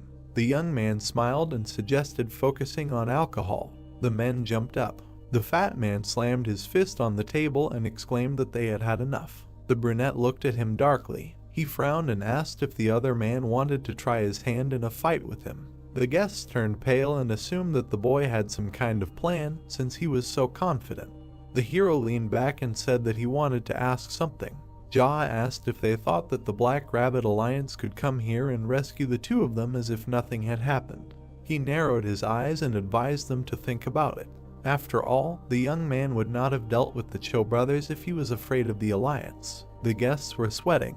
They stood before the host. He noted that their skills were much higher than the brothers. The 3 were incompetent. Hango Wook and Jianpeng looked at him silently. The young man sat in a chair. He said that if they hadn't made a decision by the time Ms. Sun came, he would fight to the death with the 2 of them. Footsteps were heard. The brunette noticed that the woman seemed to have returned. He looked at them coolly. The footsteps were approaching. Ms. Sun looked at him questioningly. When she entered, the guests were smiling tensely. They said that they would definitely put in a good word for him with the Black Rabbit Alliance, so the hero had nothing to worry about. The guy grinned and said that he would take their word for it. Everyone laughed. The men said that they were happy that the Cho brothers were dead. Quick steps. The men flew out of the brothel. Sungti leaned against the doorway and asked if everything was okay that the hero let them go like that. The guy looked nearby and watched them go. He said that if he killed those 2 now, he would have to deal with the entire Black Rabbit Alliance. In the end, no matter who was in charge here, they would simply continue to obey whoever was in charge. The hero narrowed his eyes. He thought that the person to keep an eye on in this area was the 12th Master, the Great Slatterer. There was no need to attract his attention now. The young man turned to his subordinate and said that he would be busy training for a while, so management and all other responsibilities would remain entirely his. He could temporarily take the position of General of the Full Moon. The blonde looked at his master, puzzled, and asked again. The brunette turned and headed for the exit. He warned that if he quickly squandered all the money, he would immediately be fired from this position. Sungti narrowed his eyes and clarified whether he would simply be fired. The man looked after the hero. He replied that fired meant dead. The manager sweated and was indignant that they had not agreed on that. The brunette looked up and declared that this was his place and therefore his laws. He stopped abruptly. Jaha turned around and congratulated his subordinate on receiving the position of general because he was the first one to be honored with such an honor. The man grimaced in irritation. The hero walked on contentedly. The blonde sighed and muttered how hard his life was. The guy entered the diner. Kum Chuliang was sitting at the table. The blacksmith raised his head and asked if the young man had coped. He sat down opposite and nodded. The owner smiled and asked if the guest would like a signature dish. The brunette turned and ordered one. The interlocutors looked at each other. Chuliang admired that the hero was able to defeat two Cho brothers from the Black Rabbit Alliance, and then Noong Jaisok with Sampion. The guy looked at him calmly. The man wondered if the Black Rabbit should not be chasing him after that. If that's really the case, then wherever the hero goes, many people could die. The young man frowned and wondered if he had always been like this. Even in his previous life, he had had problems with the Cho brothers. He regretted not having returned the favor back then. The men sat opposite each other. Jaha said that although they were probably not in any danger now, one way or another, the conflict would surface in the near future. Moreover, he was going to attack them himself, so everything was fine, others should not be harmed. The blacksmith frowned and asked if the boy was really going to defeat the Black Rabbit alone. He answered in the affirmative, although he knew that it was hard to believe. The red-haired man tugged at his beard and said that he still couldn't get it, that the hero had defeated 3 brothers alone. He laughed and told the boy to remember the taste of today's kuxi so that he could definitely treat him to it later. The brunette looked at his interlocutor with displeasure and was indignant that he was forcing the poor man to treat him. The man crossed his arms and noted that the young man was the owner of the Zaha Inn. The cook put a plate of noodles on the table and asked if they were employees of that place. The hero nodded and added that he thought Duxu's brother was too. The man looked at the young man in surprise and said that he did not remember being among their employees. The brunette crossed his arms and said that everyone he knew had long been there. He took his chopsticks and said that if the cook were there, he could afford to treat the hero to noodles. Duxu banged the plate and looked at the guest with disdain. He asked who he thought he was. A voice was heard demanding that Jaha leave. All 3 turned around. A man was standing on the street. He narrowed his eyes. The diner worker smiled and said that they had come to see the main character. Then he frowned and advised him to be careful. The blacksmith coughed and told the boy not to catch a cold because it smelled like rain. The boy exhaled and headed for the exit. He said that nothing was impossible for their master. It was raining. The 2 stood opposite each other. The man looked at the youth from under his hat and said that he heard that he had the nerve to kill Noong Jaisok from the Black Rabbit Alliance. The brunette looked at his interlocutor indifferently and replied that he had heard that name somewhere. He remembered the man he had struck down. The man revealed his scarred face and said that he had been sent by the Black Rabbit. The boy frowned. It was the 2-eared phantom Wai Xianwu who had attacked and killed him in his past life. The hero stood opposite the man and thought that he was so young, but already had a serious nickname. They looked at each other. The man asked why the boy had killed Noong Jaisok. The brunette replied that the reason was that he had burned down his house. The interlocutor smiled and said that he understood his motive, but he had buried himself with it. The guy was holding a sword in his hands. He asked if the guest thought that by killing the young man, everything would be in his hands. His eyes flashed. Jaha said that the opponent had been deprived not only of hair, but also of brains. The man's face was distorted with hatred. He said that before grinding the guy into dust, he needed to teach him a proper lesson. Lightning flashed. The bald man drew 2 swords and rushed to attack. He cut the air with his blade. The hero dodged. He swiped his foot across the ground and sent a splash of water towards the enemy. The man covered himself from the mud and frowned. The boy was attentive. He thought that the 2-eared phantom was actually 2 people, not 1. Surely, if he was in danger, someone would immediately come running to save him. The brunette parried the attack with 2 swords with their sheaths. The bald man made another lunge. The boy jumped back. The hero took a few precise steps. He stopped and narrowed his eyes. Du Yongsu, who had been hiding all this time to deliver a crushing attack, was somewhere nearby. The boy would not let him hide any longer. Cha Sung-ti ran up to the boy. The hero asked him not to interfere and advised him to listen carefully. The blonde took off the bandage from his eye and threw it on the ground. Swing. Jaha dodged another attack. He frowned and warned his subordinate that there was another one hiding somewhere. The man shuddered and began to actively look around. There was a movement on the roof. A man with 2 swords and a scar on his face jumped down from there. He landed next to the bald man. The blonde frowned and noted that this was an unpleasant surprise. The hero smiled and thought that he had finally lured him out. Xianwu looked closely at his opponent and said that he had known from the very beginning that there were 2 of them.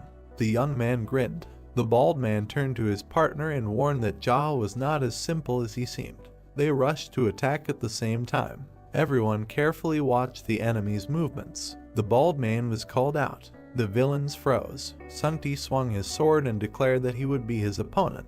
The blonde frowned and asked if the enemy knew what his nickname was. The man gripped the hilt of his sword and added that there was no need for the one who was about to be cut into pieces to know that. He narrowed his eyes and exclaimed that it was time for him to get ready. The 3 of them looked at him silently. Sung-ti gritted his teeth and said that he might be sad, but after the blonde cut off his head, he would no longer have to worry about being bald. Xianwu was furious. He cut the air with his sword. The brothel manager raised his sword to defend himself. An attack fell on him. The man was thrown back. The blonde was lying on the ground. The hero looked at him, dumbfounded. The subordinate did not move. The boy narrowed his eyes and demanded that the idiot get up. Sung-ti stood up in displeasure. The youth exhaled. The subordinate brushed the dirt off his kimono. Jaha looked at him and asked if he really thought that would work. The man was embarrassed and said that if it weren't for the rain, they would have definitely fallen for it. The blonde wiped away the dirt and muttered that the moment they let their guard down, he would cut off their heads with a precise move of the blade. The brunette silently condemned him. The villains grimaced with anger. The bald man hissed that they were fooling around right in front of them. The manager pointed at the enemy and noted that due to the lack of hair, it seemed as if raindrops were dancing on his bald head. Xianwu was shaking with hatred. He cursed and swung his weapon. The blonde man flinched. The master parried the attack, shielding his subject. The enemies looked at each other. The bald man swung his other hand. The youth parried the attack again. The man bared his teeth. The hero turned and stood firmly. The killers watched carefully. The blonde man narrowed his eyes. Everyone stood in the rain. The guy was serious. Since he returned to the past, this was the first time he felt something like this. The young man smiled and thought that fighting was so fun. Yangsu frowned and noticed that his opponent was grinning. The hero touched the hilt and drew his sword. It was radiating energy. Jaha swung the blade. His eyes flashed. The sword was glowing. Everyone looked on in shock. The ward frowned and noticed a scarlet light enveloping the blade. The enemies stared at the energy of the sword. The hero stood in front of them. The bald man turned to his partner and nodded. They rushed to attack. The men circled around the young man. The guy stood in the middle and did not react. The assassins swung and attacked at the same time. The young man's eyes flashed. Cuts appeared on the enemies. Blood spurted. The hero stood with a bloody sword. 2 bodies fell nearby. The blonde looked on in shock. The silhouette of the guy was visible from the diner. The rain washed away the blood stains. Jaha stood there. The manager bowed and thanked the gentleman for his hard work. The boy looked at him and asked him to act as usual. Sung-ti thoughtfully touched his chin and wondered who they were. The hero looked down and replied that they were members of the Black Lily. The blonde looked at him in surprise. He frowned and muttered that the Black Lily was more powerful than the Black Rabbit Alliance. This was getting serious. The brunette headed off to take a shower. The ward asked to leave the cleaning of this place to him. He watched the master leave. The blacksmith crossed his arms and looked in that direction. The man realized that the boy killing the brothers was not a fantasy. The rain did not stop. The boy was lying in the bathtub. His growth of power had definitely accelerated significantly. He was worried that the people who were supposed to die by his hand in the distant future were dead now. The boy closed his eyes. Now the list of groups to deal with also includes the Black Lily and the Black Rabbit Alliance. The boy lowered his head. Silence. The boy opened his eyes and thought that the sounds from the street suddenly died down. Someone was running down the hallway. 2 men appeared in the doorway. The hero turned to them. They were the owner of the Lee brothel, Song Woo-jiam, and the owner of the Shi brothel, Yoon Jung-gu. The brunette narrowed his eyes and asked if it was Cha Sung-ti who had prompted them to do this. They rushed at the boy. The wooden bathtub cracked. Water splashed everywhere. The men closed their eyes. The hero jumped up and grabbed them. The men were thrown across the room. They crashed into the wall and collapsed. The boy looked down at them and thought that they had attacked him, knowing that he would not have a weapon with him while taking a bath. The brunette frowned and wondered if this was Sung-ti's doing. Quick steps. The guy approached the servant. He bowed tremblingly. Jaha asked where the manager was. The man replied that he was not here. The hero looked at him menacingly and said that he had better be completely honest with him. The servant was shaking. He muttered that he really hadn't seen the blonde since he left a little earlier. The young man frowned and turned around. The guy went outside into the rain.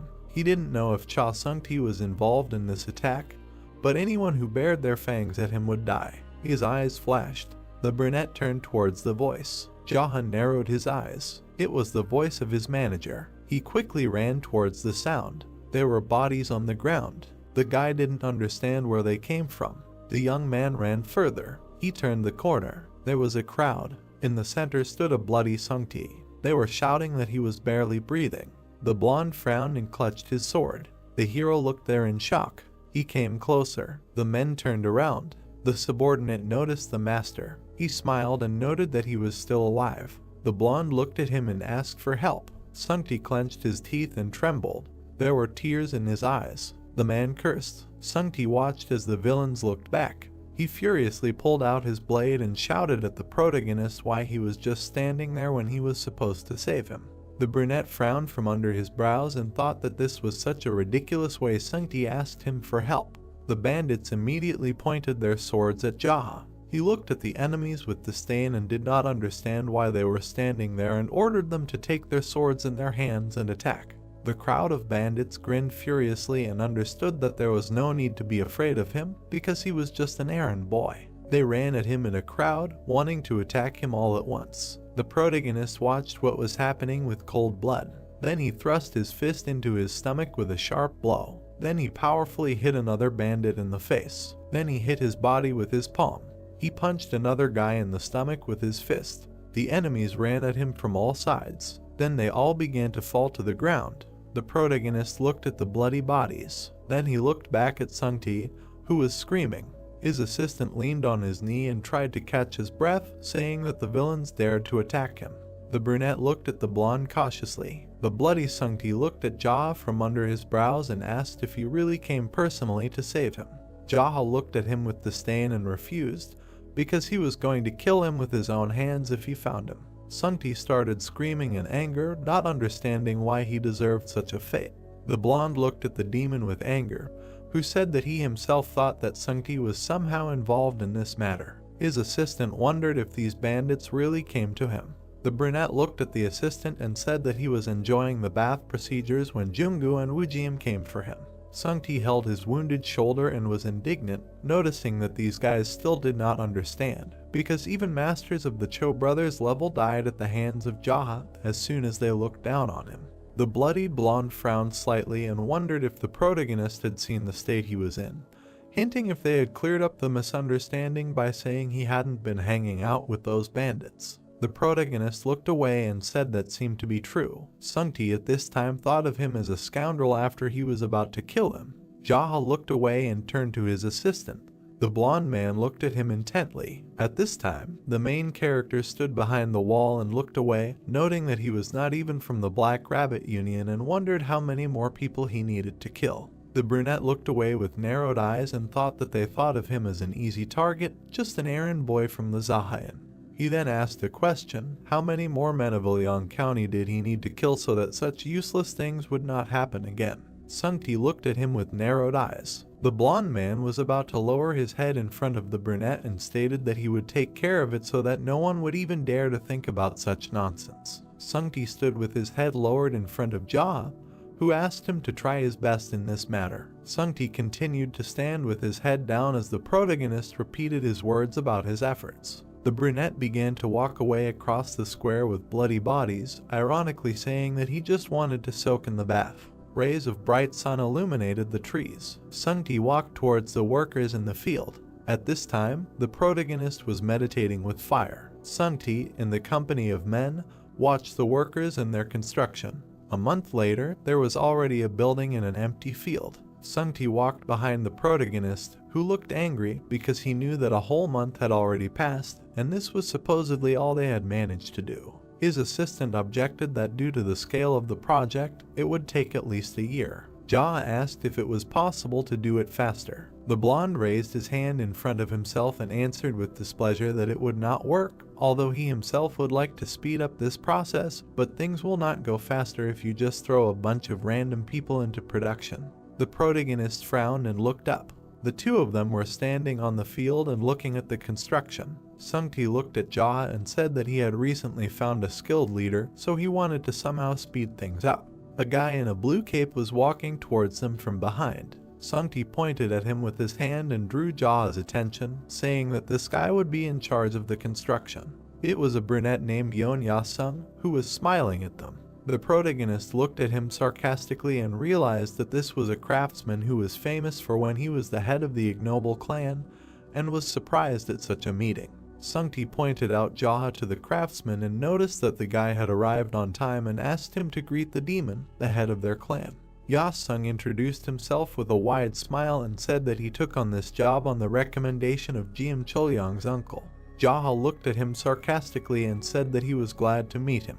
Ya-sung stood there with a puzzled look and said that according to this uncle, if he did a good job, they would be ready to give him the position of the head of the clan of builders, and as the uncle said, there would be no need to pay any contribution to the clan.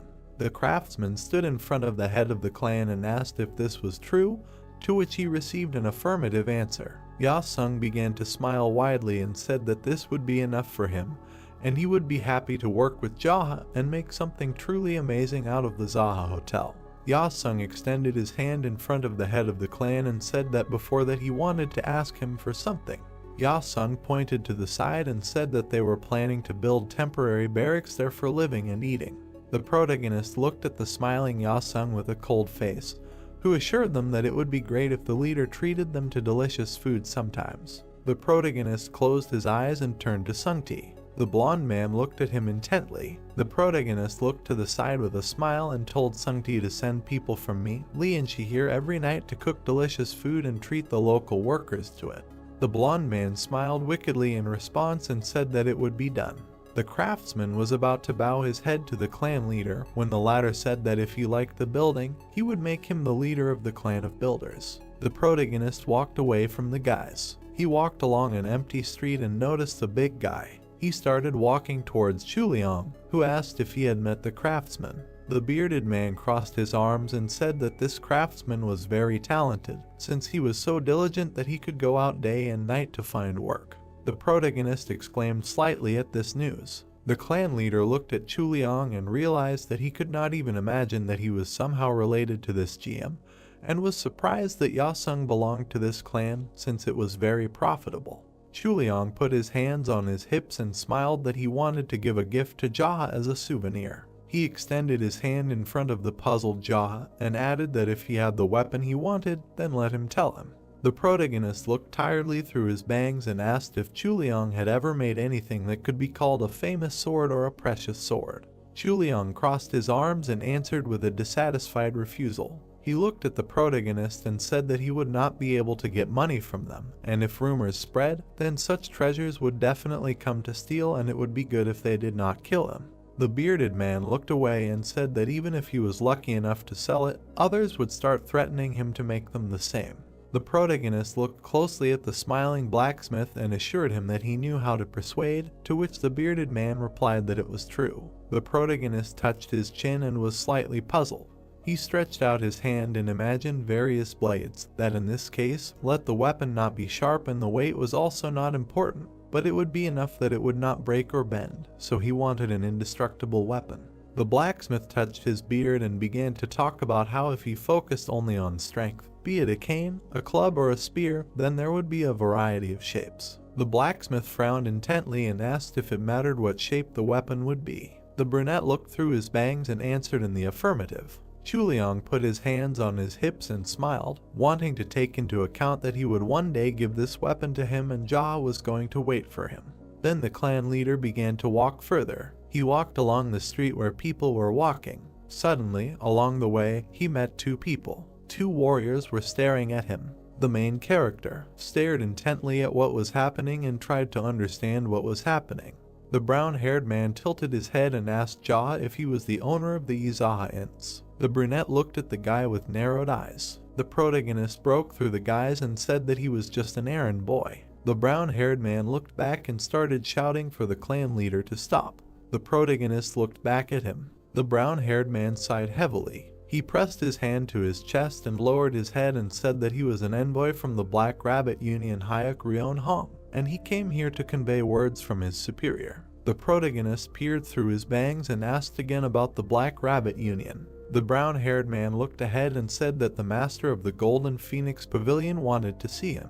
Ryon Hong grinned maliciously and said that he sent an invitation, not assassins, and therefore he had better not refuse. Jaha stood proudly in front of Ryon Hong, who replied that if he returned empty-handed, he would not do without assassins. The brunette peered through his bangs and understood about Mr. Izaha. Ryon Hong stood opposite the clan head. Jaha slightly bowed his head and wondered if he was obliged to come if this master of the Golden Phoenix Pavilion called him. Ryon Hong grinned maliciously and said that if he did not accept the invitation, he could just run away. The brown-haired man stretched out his hand and said that then he would save his life and there would be no killing of innocent people in the Ilian district, and it would be good for everyone.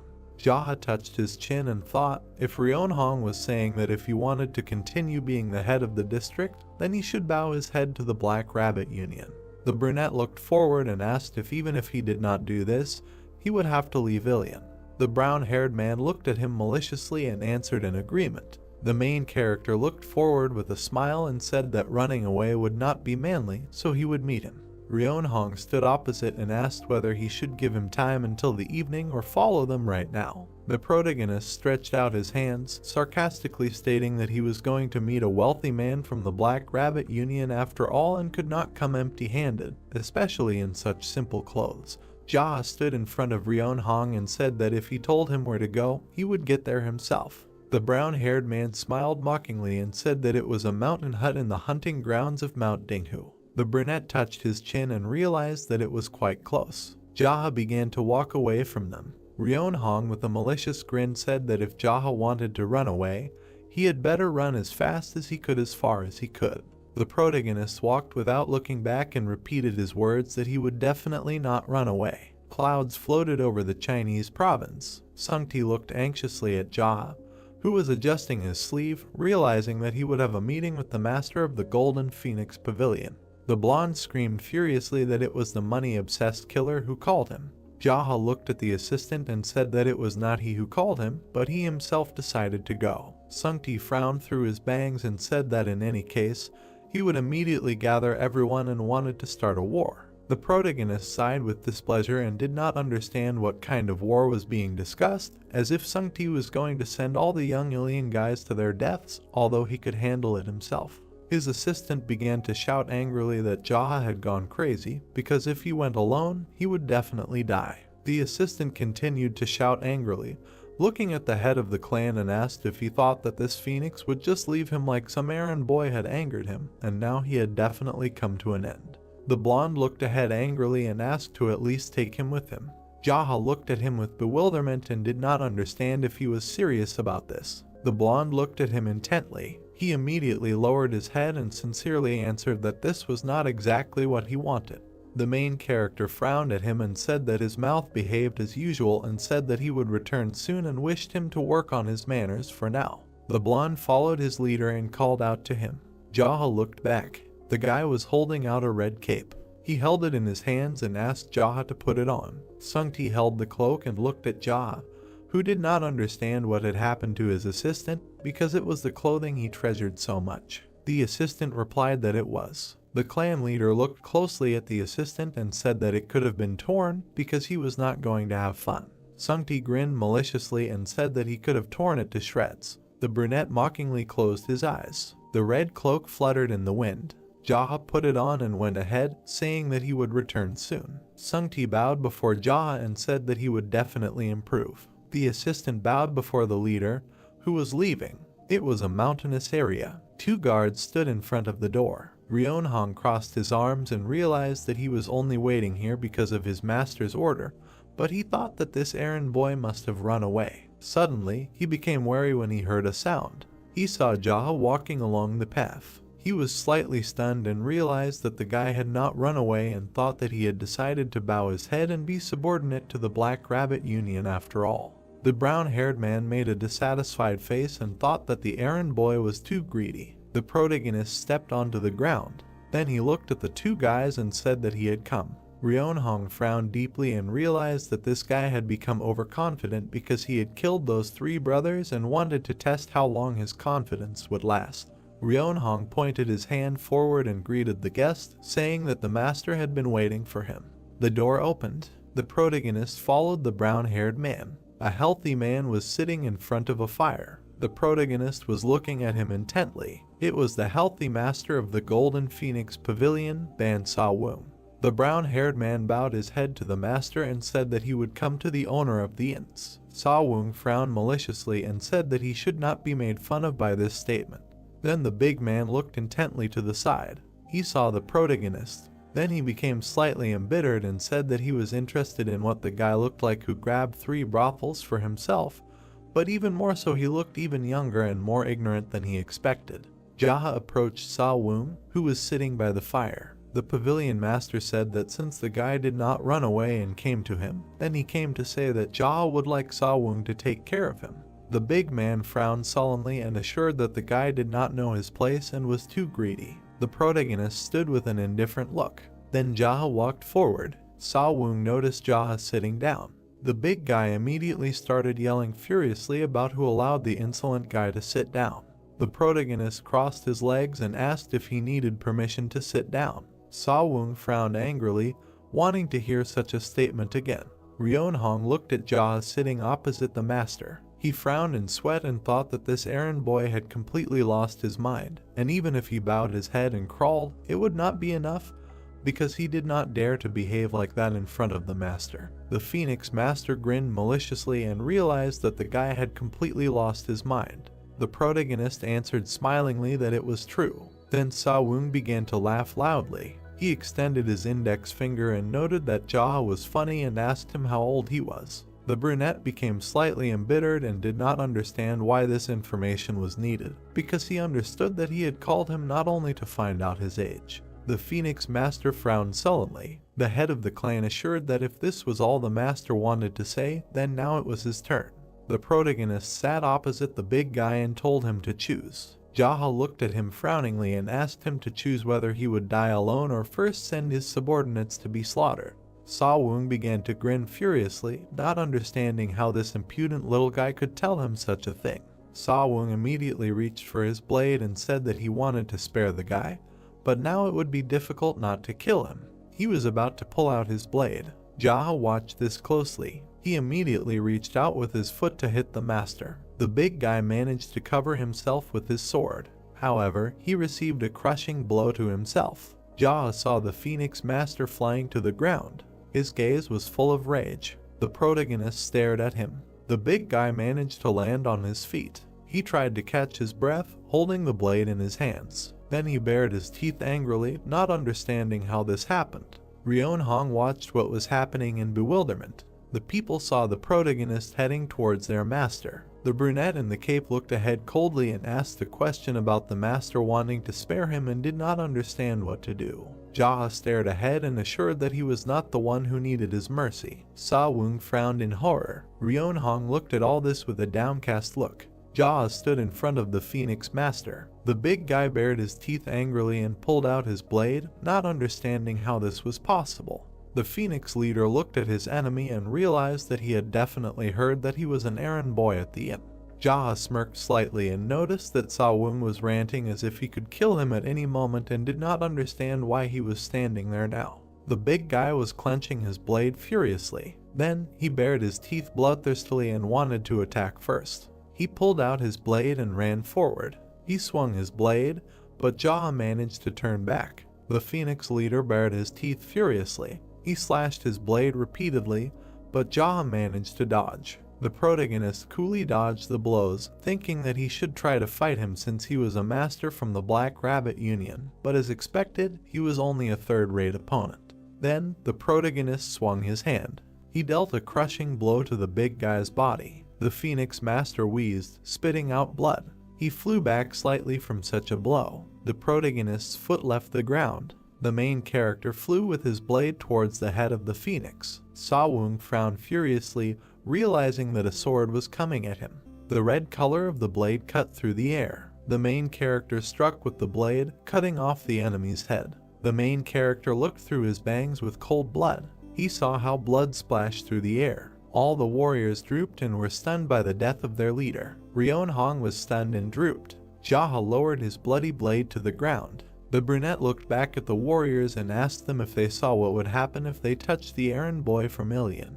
The brown-haired man stood there with a sullen expression and realized that the master couldn't even fight back properly and was defeated so easily. Jaha looked away and asked about who wanted to die after their Phoenix master. All the warriors immediately became wary and wilted. One of the warriors began to step forward and said that right now the guy attacked the Black Rabbit Alliance. The blonde guy frowned slightly and asked Jaha about how he was going to deal with this. The brunette looked at him arrogantly and wondered why he should care, because they could die right here at this very moment. All the warriors immediately became horrified and angry. A whole crowd of soldiers stood in front of Jaha, who was about to count and ordered everyone to kneel down and those who did not bend their knees. He wanted to send first straight to their leader, so he ordered them to decide what they wanted themselves. He extended one finger and said the count. The blonde guy stood there dumbfounded.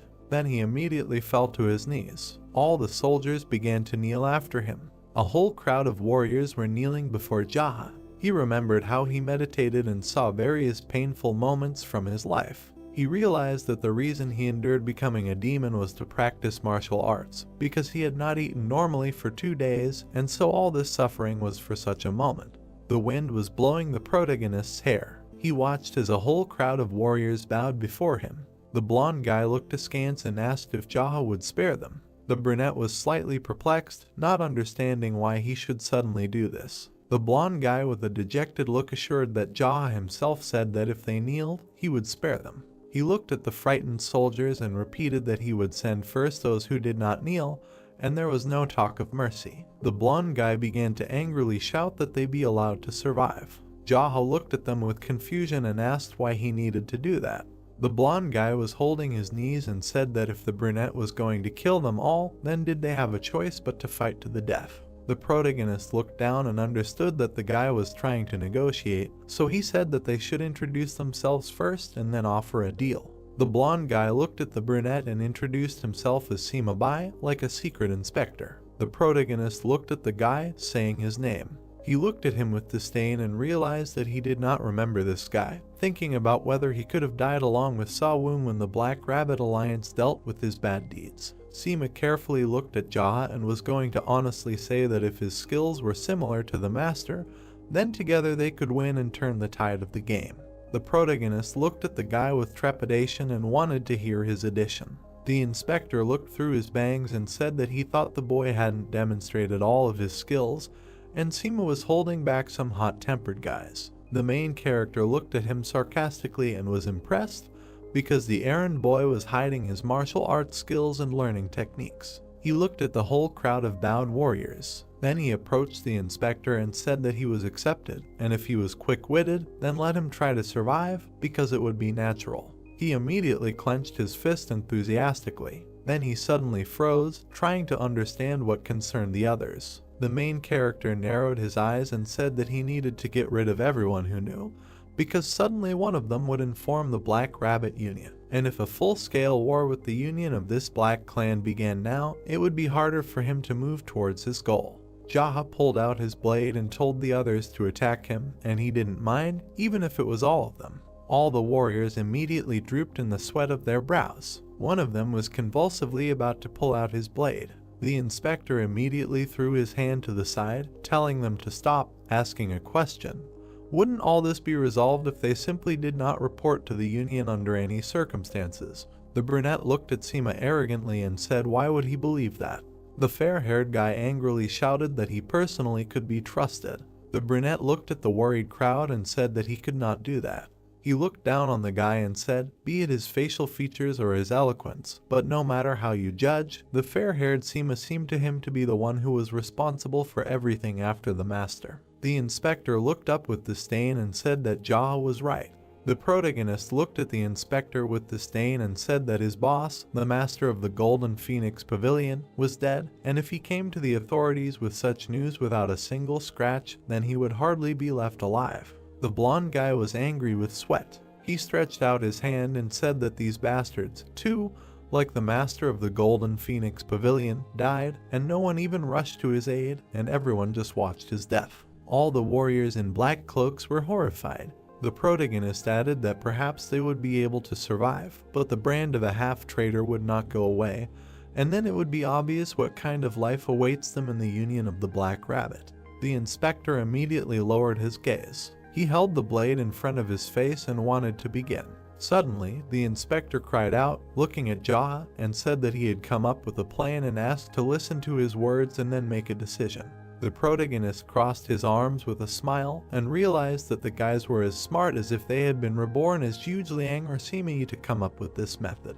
The inspector enthusiastically stated that all they had to do was go and steal the money from the hut and basically commit an open crime together. The protagonist stood in front of a crowd of warriors. The blonde guy spread his arms and said that in fact, this hut was full of money that the master had embezzled. And if the higher-ups found out about this, everyone in the Golden Phoenix Pavilion would have to die because they kept their mouths shut and cooperated.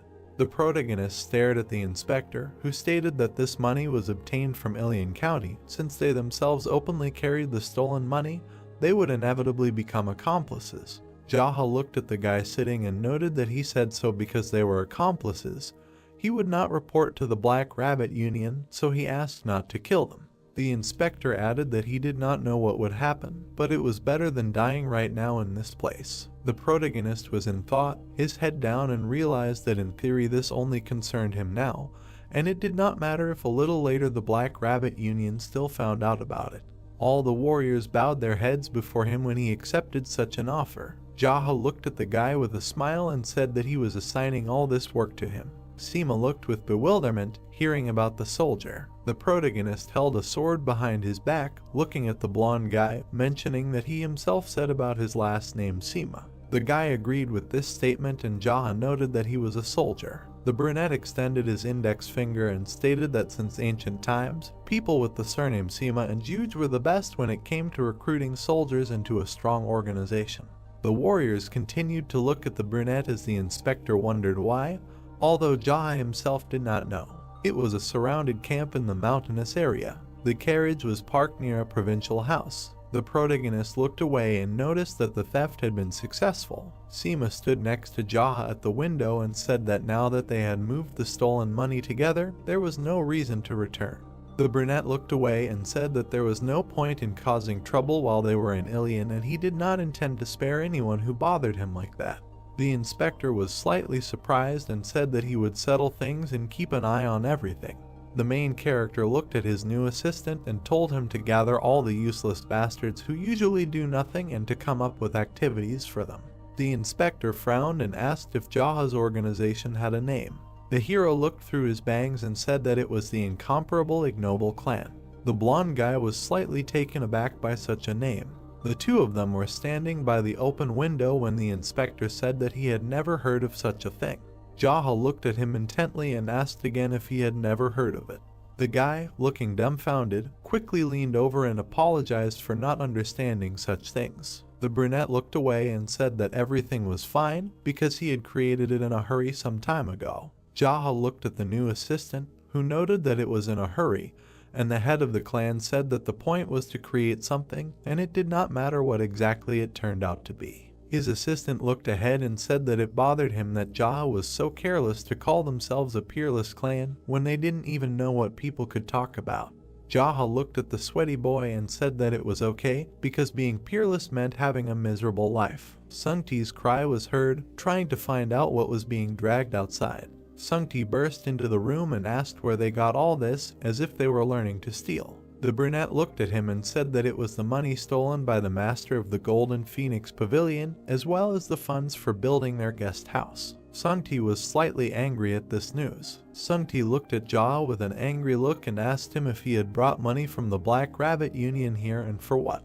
The protagonist looked away and said that he wanted it that way because it was the will of the errand boy and the will of the clan leader along with the will of the thief. Sungti continued to frown from under his bangs. He immediately said angrily that he, of course, understood the wish of the errand boy as well as the clan leader, but wondered what they should do if this became the reason for the Black Rabbit Alliance to attack their district. Sungti started waving his arms wildly, noting that Jaha himself knew that the Black Rabbit Alliance were people who stole money, not people who could be stolen from, and they were the very same scoundrels who would capture and beat up thieves and then take everything away. The main character looked at the angry assistant coldly and said that he had been doing well with everyone, so everything should be fine. Sungti grabbed his head and sighed heavily, thinking that he would go crazy like that. The main character stared ahead and told Sungti not to worry, because if someone from the Black Rabbit Alliance came, they would just beat the clan leader's face. The blonde man stood there with a dejected look and ironically noted that it sounded great. The dejected assistant looked at his leader, who suggested that it was possible to torture and torment the leader of the union, or depending on the situation, it would be good in principle if the leader of the union became a subordinate. The assistant replied that torture and subordination also sounded great when he heard that in general it would be possible to kill them. Sungti began to laugh loudly when he heard about killing the villain, noting that his leader had such a great plan, and he was worried about it in vain.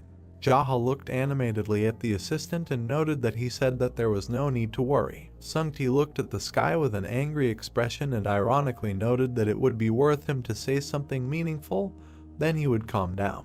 The protagonist looked at him indifferently. Then he slightly bared his teeth and said that, looking at Sungti, everyone would probably be worried too, and he expressed his understanding of the feelings. The assistant bowed his head to Jaha, who gave him the order to tell all the clan leaders to gather at the inn's wasteland. The blonde looked up at Jaha, trying to find out who exactly he was talking about, since he himself was still unaware of the situation. The protagonist introduced Yuxu of the merchant clan, then Chuliang of the blacksmith clan, and a smiling Yasung of the builder clan to be in front of him. Sungti smirked slightly and said that it would be done. The protagonist sat at the wasteland with the boys by the fire. Chuliang crossed his arms and mockingly asked what their clan leader wanted to say. The brunette looked at him. He narrowed his eyes slightly and said that he wanted to inform them about the principles of the ignoble clans. Yuxu slightly grimaced, hearing about the principles. All the boys looked at the protagonist, who said that from now on, everything that happened in this clan would be his fault,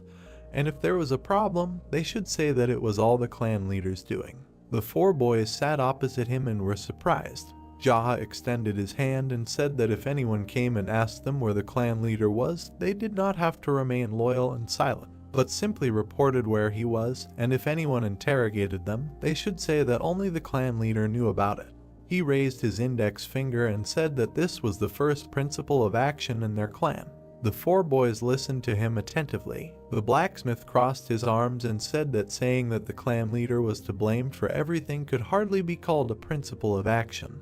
Jaha leaned forward, looking up from under his brows, and said that if he were to explain further, he had no talent for making noodles, so he decided to focus on influence. Chuliang frowned sharply, asking if that was real. The boys sat across from the protagonist and began to discuss that Jaha finally admitted that he was bad at making noodles. The protagonist looked forward with a tired expression. He immediately lowered his head and wanted to change the topic, adding that anyway, Uncle Jiam, who ran the forge, or Hyam, who ran the inn, had no desire to become influential. Chuliang and Yuxu agreed, saying that they were lost among them. The brunette looked forward and assured that the two of them probably thought the same thing. Smiling, Yasung replied that it was true. Sungti extended his hand and said no. All the boys looked at the blonde with bewilderment. Jaha crossed his legs and said that most of their clan thought the same way, but he was different. The protagonist glared and said that he wanted to reduce the number of deaths of those who were unable to defend themselves by using the ignoble clan. Chuliang looked forward along with a dejected Ryuksu. Sunti looked forward along with a smiling Yasem. Jia raised his hand and said that the errand boys at the inns were entertainers or coachmen, people who made weapons, food, and necessities. The blacksmith along with Ryuksu listened attentively to the leader. Yasung continued to look at Jia with a smile, who added that there were still many merchants who were killed by influential people countless times, and this injustice did not stop, and perhaps it will be like this in the future. Sunti looked forward with a dissatisfied smirk. The protagonist looked ahead and said that if there were people who died unjustly, then as the clan leader, he planned to find out whoever his opponent was. Chuliang leaned forward, holding out his hand as Ryuksu repeated his words. The blacksmith wondered what the leader meant, that he was going to face not only the Black Rabbit Alliance alone, but also the existing established forces. The protagonist looked confidently through his bangs and said that it was so, because if someone died at the hands of someone from the white faction, he would kill them in return. If someone from another alliance killed, he would go to the Muram Alliance and kill them before the trial. All the guys were sitting around the fire when the brunette said that he was the leader of the ignoble clan. All the guys listened to Ja's statement in surprise. The protagonist recalled the various factions of the buildings when he was a mad demon and represented the various factions such as the demon cult, the Muram Alliance, the black faction, and the white faction. Every time they clashed with each other, countless people would die as if a war had broken out. A pile of bloody corpses lay on the field. He recalled standing in the empty space and casting a shadow, as he had no sympathy for those crazy primates who mastered martial arts only to die fighting each other. However, he could not accept the fact that the errand boy who carried alcohol and snacks without thinking about anything was beaten to death for no reason. He recalled his bloody sword, and as a result, he killed those crazy monkeys and easily earned the nickname Mad Demon. The corpses were piled on top of each other, and he said that he was being frivolously pointed at and criticized. His hair was blowing in the wind. Back then, no matter what he did, he was called crazy, and there were even cases where he took on crimes that he did not commit. He thought about how, in truth, there were many cases where he did not explain anything, simply because he was bored. He remembered how he looked arrogantly through his hair, and he realized that on top of all this, given his temperament, he became a martial artist in no time. His black demon form stood above the black moon. He thought about what it was like to run away from the Muram Alliance during training to kill the leader of the demon cult, although now everything was different and no matter who he fought, he was the first to find a reason to fight. Jia stared ahead and understood that therefore he would become a protector of the weak. Sungti extended his hand, trying to ask a question. The blonde held his hand in front of him and said that he was unable to understand something, because all these principles of action did not make sense only if he had incredibly strong abilities. The protagonist looked at his assistant, who resigned himself to the fact that it was the Black Rabbit clan, and asked how he was going to cope with a huge number of clans and masters in the future. The brunette looked at Sungti with bewilderment. He slightly narrowed his eyes and said that if he became the best in the whole world in the future, then that would be the solution. The four guys listened to him attentively, hearing about the best in the whole world. They were all sitting around a fire in the wasteland. Sungti crossed his arms and sighed in displeasure, realizing that their leader was talking nonsense again, and he could not remain calm. Charles crossed his arms and said that he would support their leader, because as a man, he should have more leadership ambitions. Yasung continued to smile and said that he would also support Jia and become the assistant of the ignoble clan and the leader at the same time. Ryuksu slightly furrowed his brows and tried to find out if it was possible. The blacksmith looked at the blonde man in confusion, who began to say that there were countless clans and masters, as well as geniuses with outstanding martial arts skills. He noted that it was said that most of them began practicing martial arts before they could even walk. The protagonist looked up from under his brows and said that they were like that. Ryuksu tilted his head and assured that it was also quite difficult for them to become peerless, because it was said that a peerless one came from the sky once in a generation. The protagonist looked at Ryuksu with displeasure, assuring him that it was someone from the sky. The protagonist suddenly froze, realizing that it was him. All four boys stared at him. Jia sat in the distance opposite Chuliang and said that it really didn't matter whether he became peerless or not. What mattered was how much effort he put in for it. Gyuksu and the blacksmith listened to how the errand boy and Izaha had chosen to be the best in the world, and everyone here should seriously think about what they would live for in the future. Yasung smiled, sitting next to the dejected Sungti.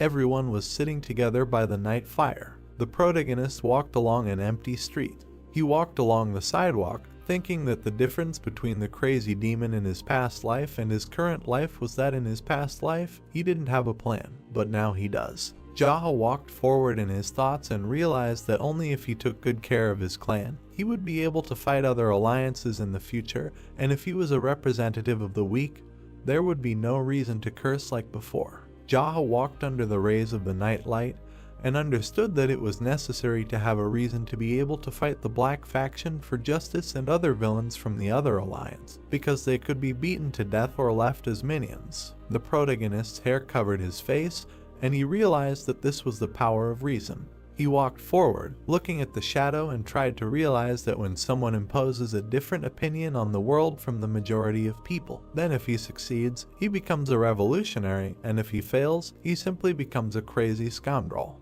He peered intently from under his bags. The bright moon illuminated the silhouette of the protagonist, who realized that unlike his past life, he would become a successful crazy villain.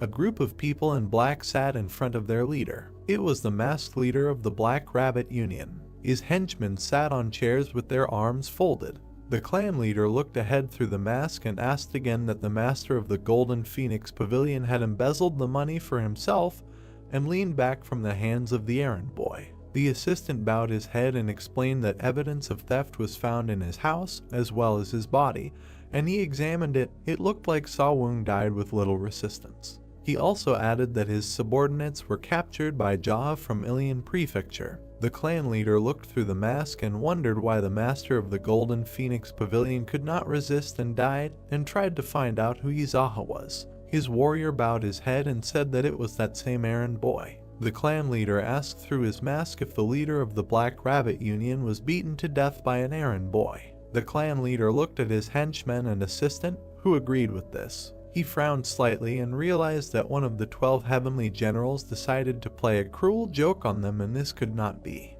The clan leader extended his hand and noted that it was possible that one of these heavenly generals or masters from other provinces sent this errand boy and was trying to find out where he was from. Her assistant sweatingly stated that this was not the case because the guy originally lived here. The brunette in the mask was slightly perplexed. His servant stood in front of the leader and wanted to leave this matter to him and accept this assignment because he would definitely figure everything out. The masked clan leader listened to his servant finish off the guy and return all the money that the deceased Golden Phoenix master had stolen. The clan leader glanced to the side. He was looking at the brunette with long hair. He then addressed him as Master So, who stood up. The master stood far away from the leader, who remarked that he had heard that he had been training extremely hard recently. The guy replied that he had been training just like before. The masked brunette put his head on his hand and said that he knew that his skills were better than the Golden Phoenix Pavilion master, and asked him how long it would take him to defeat the guy. The brunette held onto his sword, being the Golden Dragon Pavilion master So Gunpyeong. Dunpyeong stood there with a puzzled expression and understood that although they were in the same position, his strength was not that great and he would be able to defeat him in the time it took to drink a cup of tea, but there was no need to say it like it was. The swordsman bowed his head and stated that he was not sure about it since he had never fought the master of the Golden Phoenix Pavilion before, but he would find a way to defeat him. The clan leader frowned slightly and said that in that case, he wanted to hand over the matter to him and test his skills at the same time. Gunpyeong was suddenly stunned, realizing that the clan leader wanted him to fight the enemy that killed Sawung so easily and simply, and was trying to find out his intentions. The brunette with the sword immediately bowed his head and accepted this order. The clan leader stared at the master and stated that there was no need to bring subordinates and make a fuss in order to eliminate this guy, so he ordered him to take care of it alone. Gunpyeong glared, realizing that they were simply trying to send him away alone. The masked leader looked arrogantly into the swordsman's eyes and told him that if he failed, he should kill himself right away. The boy realized that they were simply trying to send him to his death. The swordsman stood, bowing before the leader, and said that he would die anyway if he failed, so he would do everything.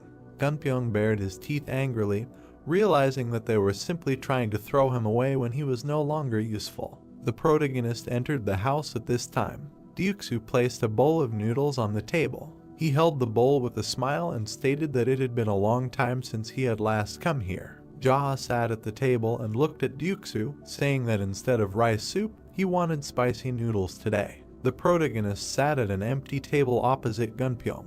He started eating the noodles with great appetite. The protagonist looked at the swordsman with confusion and did not understand who it was because it was the first time he saw him in this area and he seemed strong to him. Then he saw his Japanese sword. The protagonist touched his chin and thought that the one who owned this sword was a 300-year-old man from the Black faction, and he received this nickname for his constantly continuing life, because in the future he will be a big figure in this Black faction, and did not understand why he suddenly ate noodles in a restaurant. Gunpyeong looked back at the smiling Ryuksu, who thought that he wanted to order something else. The swordsman looked from under his brows and said that he heard that a guy named Izaha lived in this area and he asked where he could have met him. Ryuksu mockingly smiled, asking about the guy. The swordsman looked at the cook, who said that he was not aware of it since he had not been seen at all lately. Gunpyeong asked what had happened. The blonde continued to smile mockingly and said that this guy often got into all sorts of troubles. Maybe he had already fled somewhere far away and wondered why he was looking for a meeting with him, suggesting to ask others about him. The protagonist leaned back and realized that this was a very dignified moment for the head of the merchant clan. Gunpyeong frowned slightly, then lowered his gaze mockingly. Ryuksu looked at the swordsman, who said that he had heard that Ilian Prefecture was full of crazy people. From what he could see, it was truly a well-deserved glory when Ryuksu was about to approach him with sweat on his brow. The swordsman furiously frowned and shouted that Ryuksu dared to lie to his face when the guy was sitting in front of him.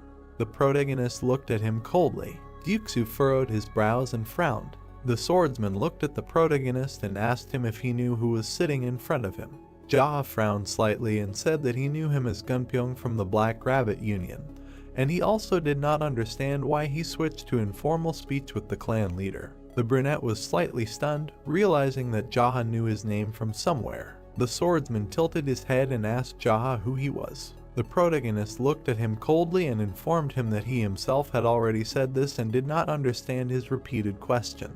Gunpyeong frowned angrily and asked what he meant, who he was. The clan leader crossed his arms and smirked. He then touched his chin with a puzzled expression and began to speculate on who he was, although he had no answer to that, as he needed time to think about it for a while. He then looked at the guest and asked himself, who was he? Gunpyeong looked at him with a dark expression and called him crazy. He then began to eat the noodles with gusto. Ryuksu looked back at the protagonist, who wanted spicy noodles. The cook became tense and dumbfounded, realizing that this guy was still asking for food when they were about to be killed. The protagonist was very angry and slammed his fist on the table when he heard that the noodles were finished and did not understand why Ryuksu said this after taking his order. Gunpyeong drank the broth with a furious appetite and remarked that the area was funny. He then placed an empty plate on the table. He began to wipe his mouth and asked the owner to pay him. Ryuksu was smiling with all his might and did not understand what kind of payment he was talking about, since it was enough for him that his noodles were simply well eaten. The swordsman showed the coins sarcastically and said that if he ate, he had to pay for it and asked Ryuksu to come to him and take the coins. The cook was grinning with all his might and realized that this would be a bad decision. Gunpyeong frowned angrily. He then placed the coins on the table. The swordsman was about to get up from the table and turn to Jaha, saying that this room was cramped and suggested that he go outside. Gunpyeong also looked back at Ryuksu and spoke to him. The swordsman looked at him with disdain and said that the noodles were delicious and he would come again. Then Gunpyeong began to leave, taking the blade with him. The protagonist approached the cook and asked him to give him a kitchen knife since he did not bring a weapon with him. Ryuksu was completely stunned in the sweat of his brow. Jaha stood in front of the other swordsman. Gunpyeong looked at him from under his brows and asked what he was going to do with a kitchen knife in his hands. The protagonist was holding a kitchen knife in his hands and said that he simply did not bring his weapon. The swordsman frowned angrily at this. He saw how the protagonist timidly held the kitchen knife. The protagonist brought the knife to his face and noticed that it smelled like garlic, and if this juice seeped into the wound, it would be quite painful. The brunette looked at him through his bangs and told the guy to get ready because if he touched the errand boy, he would immediately get hit by a kitchen sword with the smell of garlic, and asked him to imagine how it would hurt when the garlic juice got into his wounds. Gunpyeong looked at him with disdain, calling him a scoundrel, realizing how the master of the Golden Phoenix Pavilion could lose to such a slob. The main character waved his knife and asked him why he came alone without subordinates, because attacking in a crowd was also one of the advantages of their clan. The swordsman replied that there was no need to create a noise to get rid of some errand boy, because it would be a shame. Jaha looked at him angrily and asked whether it would really be a shame for him to fight him. Gunpyeong frowned in response and said that they couldn't even have a normal conversation, and asked him if he really killed the master of the Phoenix Pavilion. The protagonist stared at him and asked why he had such a puzzled expression, as if he had just been disposed of. The swordsman became very angry at what he heard. He saw the protagonist stabbing him with a knife and knew that he was right, that he had just been disposed of. Gunpyeong frowned angrily and said that he was not going to listen to this nonsense anymore. He then reached for his blade. His sharp sword was emitting light. The swordsman extended the blade in front of him and asked why the errand boy in this area was so impudent. The protagonist calmly crossed his arms and replied ironically that he did not understand why some unknown guy was so self-confident. Gunpyeong became furiously angry at this irony. The swordsman immediately rushed to attack. The swordsman flew to attack the protagonist, who managed to jump back. Jaha looked at him intently and realized that his sword was quite sharp and strong, but if he tried to reflect it with a kitchen knife, then the blade would be finished. Gunpyeong tried to cut the air with his blade, trying to hit Jaha. The protagonist looked down and realized that introducing internal energy into the kitchen knife would be completely ineffective. Gunpyeong bared his teeth furiously. He swung his sword. The protagonist deftly dodged his attacks. He bounced off the ground with his foot. The protagonist managed to run away from the enemy's back. The swordsman grinned angrily, looking back. He continued to try to cut the main character with his blade, who dodged. Their legs stepped over each other. Jaha dodged the enemy's attacks. Then he jumped back, dodging another attack. Gunpyeong flew at him with a sharp blade. The swordsman almost managed to plunge the sword into Jaha's body. However, he suddenly tensed up with his gaze. He slammed his sword down as Jaha dodged. The protagonist looked at him and understood that his skills were quite good, but he still had a lot to learn. He pulled his fingers towards the enemy's blade. The swordsman tensed up and was angry. The protagonist threw the enemy away with his hand. Gunpyeong flew back, raising a cloud of dust. The brunette looked at him with trepidation and understood that the guy had finally realized that he was the only one here who had lost his mind and his stupid attacks would not work on him. Gunpyeong frowned furiously and did not understand who was in front of them and how he managed to predict his every move. They stood opposite each other and Jaha stated that he came to him knowing that he was underestimated, and therefore continued to talk nonsense about him. The swordsman began to shout furiously for his enemy to shut up, because he knew perfectly well that he was asking about something else entirely, or whether he had some kind of status, like the head of the union, or whether he was one of the 12 heavenly generals. The brunette peered through his bangs and noted with irony that the guy first asked a question, and then told him to shut up. He added that what else could he do if his movements were so sloppy that he could easily follow them. Gunpyeong held the blade with his legs wide apart. The protagonist stood in front of him and did not understand why the guy was sharing, because Gunpyeong had mastered the useless martial arts that their clan's slaves were taught. The swordsman continued to grin and did not understand why he was suddenly calling his swordsmanship like a slave's. The protagonist sighed and said that all 12 heavenly generals were actually slaves of the great slaughterers. The swordsman tensed up in bewilderment. The protagonist stared at him and said that even calling them slaves was too much, because they were not just the black faction, but pawns of the great slaughterer's slaves. The protagonist looked at him with disdain. The swordsman was perplexed by such news, frowning. The brunette continued to look at him with disgust and called them slaves, because they were an ordinary cleanup crew. The swordsman continued to frown even more. The brunette looked through his bangs and said that it was an organization that provided all possible means to women, and he only existed to lick his ass. Gunpyeong furiously shouted for the guy to shut up. The protagonist spread his arms and said, "How should I look at this situation? Even these 12 heavenly generals, they were also disciples of a slave. The guy crossed his arms and said that they were told to wear an ugly mask, and they wore it. They were told to kill, and they followed all their orders. The protagonist waved his hand. He said that to take over any organization, then immediately take for the entertainment of the great slaughterers, they organized everything, determining the ranks. The protagonist looked at the fighter arrogantly. He said that these are scum who pay tribute and give women to the great slaughterers just to suck up. Gunpyong angrily goggled his eyes. He bared his teeth, thinking that he wanted to say that he was wrong. The brown-haired man's hand was shaking. He did not understand why he could not object to a single word of that boy. The head of the clan looked intently at the fighter, asking why he was so surprised, and that he thought that he was at least a little cool. The brunette grinned slightly, saying that there was no need to consider himself some kind of loser, and that the great slaughterers was just an old pervert who would later also die at his hands. Gunpyong looked at the clan leader with displeasure, asking what else he would say. The brunette looked at the guy with a serious look. He smiled slightly, thinking that he could only take a look at him. The brunette slightly raised the kitchen knife. He stated that if he managed to take first place in the leader battle of the 12 heavenly generals, he would learn more martial arts from the great slaughterers' slaves, asking what he would do with this knowledge and that he would become the best in the dark faction. The brunette raised his gaze upward. He noted that without a doubt, but given the bad character of the great slaughterers' slaves, he would simply waste his time using this lure.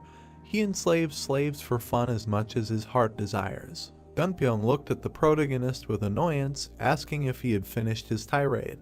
The fighter held out his weapon in front of him, saying that since he was so outstanding, he would no longer just dodge. The protagonist smiled contentedly, noting that as he thought, he would come to his senses immediately if he was given a little beating. The brunette moved his hand with the kitchen knife to the side. He ran his fingers along the knife. Flames engulfed the protagonist's weapon. Gunpyong's eyes widened. The protagonist had made a fiery sword out of the kitchen knife. Gunpyong was slightly frightened, pressing his lips together. He thought that, as expected, he was a master that he could not defeat, but he would not retreat even if he died in this battle. The boys stood opposite each other. The clan leader said that he called it the taste of fire. The brunette held out a fire weapon in front of him, thinking that the official name was chlorinated incense. Gunpyong began to fill his weapon with energy. A blue aura surrounded the sword. The brown-haired man smiled slightly. The protagonist narrowed his gaze, smirking. Gunpyong opened his mouth wide, rushing to attack. He directed a blue slash towards the protagonist. The protagonist looked at the approaching attack. He clutched a kitchen knife in his hand. The clan leader sent a pillar of fire towards the brown-haired man. Gunpyong's eyes widened. The brown-haired man held out a weapon in front of him, blocking the blow. The blow sent him flying. He spun on the ground. The protagonist looked at the guy. The Uksu watched what was happening in surprise. He smiled slightly, thinking that the clan leader was cool, and this was a real martial arts master's fighting technique. The brunette kicked Gunpyong in the body. Uksu watched as the protagonist kicked the guy. His face twisted in confusion. Uksu wondered what was wrong with him. Gunpyong was lying on the bed unconscious. The protagonist looked at Sungti, telling him to wake him up. Sungti said he would. He slapped the sleeping guy, telling him to get up. The white-haired guy slapped the sleeping Gunpyong in the face. He asked what he thought, that he could continue to sleep like at home and that he was not going to get up. The brown-haired guy put his hand in front of his face. He abruptly got up from the bed. Gunpyong looked ahead in confusion, wondering that he was still alive. The protagonist looked at the guy with a serious look. He said that since he came to his senses, he should answer the question, asking where the great Rakshasa was. The brown-haired man narrowed his eyes at Jaha. He asked how he knew, noting that even the leader of the union probably didn't know about it. The boys stared at the brown-haired man. Jaha asked what he knew about the leader of the Black Rabbit Union. Gunpyong said that he was most likely sitting in the room. The brunette narrowed his eyes. He noted that he was asking about what that bastard had been doing lately. A shabby Gunpyong looked at the protagonist, saying that the leader was training. The protagonist looked up thoughtfully, asking if this was a rank battle again. Gunpyong looked at the protagonist dumbfounded, asking how he knew about it. The boys looked at each other. The brunette asked what was so strange that he knew about it. Gunpyong said that it was exactly like that and only the masters of the Black Rabbit Union had this information. The brunette looked at the guy with a serious look. He said that their clan knows everything except what he doesn't know. Jaha thought that he only really knows it because he went back in time. Gunpyeong looked at the protagonist with a puzzled expression. Sungti looked at Gunpyeong with a displeased face, saying that there is nothing that their ignoble clan doesn't know. The white-haired boy looked at the clan leader. The leader said that this is not true and what they don't know, they don't know. Sungti asked what it is. The leader said that the most important thing is that they are able to quickly find out what they don't know. Sungti looked at the leader with understanding. Then he looked at Gunpyeong with annoyance. He said that there is nothing that the ignoble clan doesn't know and the strongest intelligence organization is their ignoble clan. Gunpyeong looked at the protagonist with an angry expression. He said that as he thought, he was an unusual person and it turns out that he was a combat puppet of an ignoble clan. The leader looked at the brown-haired guy in bewilderment, asking why he was a puppet. Gunpyeong noted that he was an errand boy. Sungti punched the guy. He showered the brown-haired guy with blows, asking why he had completely lost his mind and how dare he call the clan leader an errand boy. The protagonist watched the situation in surprise, thinking that this was strange. Sungti asked if he had completely lost his mind. The protagonist frowned. He thought that Gunpyeong's skills were not so bad that he could be beaten by Sungti. The white-haired guy continued to beat the brown-haired guy. The brunette thought that this idiot was picking on him just because he was there. The white-haired guy told him to just die, asking how he dared to call the leader an errand boy. The white-haired guy sighed in irritation. He looked at the leader with a satisfied smile, saying that he taught him a lesson. The protagonist looked at Sungti with a serious expression, telling him to go out for a while. Sungti bowed his head to the leader, saying that he obeyed him. Sungti with a shining smile walked towards the exit. The leader turned his attention to the brown-haired man. Gunpyeong was sitting on the bed with his head down.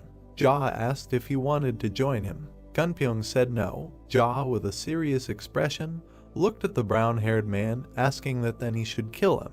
Gunpyeong widened his eyes. The leader smiled maliciously. He told him not to answer rashly and to think it over carefully, and if he asked to kill him, he would do it immediately. Gunpyeong looked at the protagonist warily. The brown-haired man thought that, apparently, he would really kill him right away as soon as he said this. The brown-haired man twitched slightly. The protagonist asked how long he would remain silent. Gunpyeong lowered his head, asking for mercy. The protagonist smiled slightly, asking that he did not want to work for him, but asked for mercy. Gunpyeong looked at the leader with a smirk. He stated that if he spared him, then in the future, he would never disturb the ignoble clan again, swearing to this. The brunette looked at the guy intently. Gunpyeong noted that this concerned not only the ignoble clan, but also all those associated with it, adding that there would be no more difficulties with him, swearing on his sword. The brunette pressed his lips together. He thought that he had originally planned to make this guy his servant,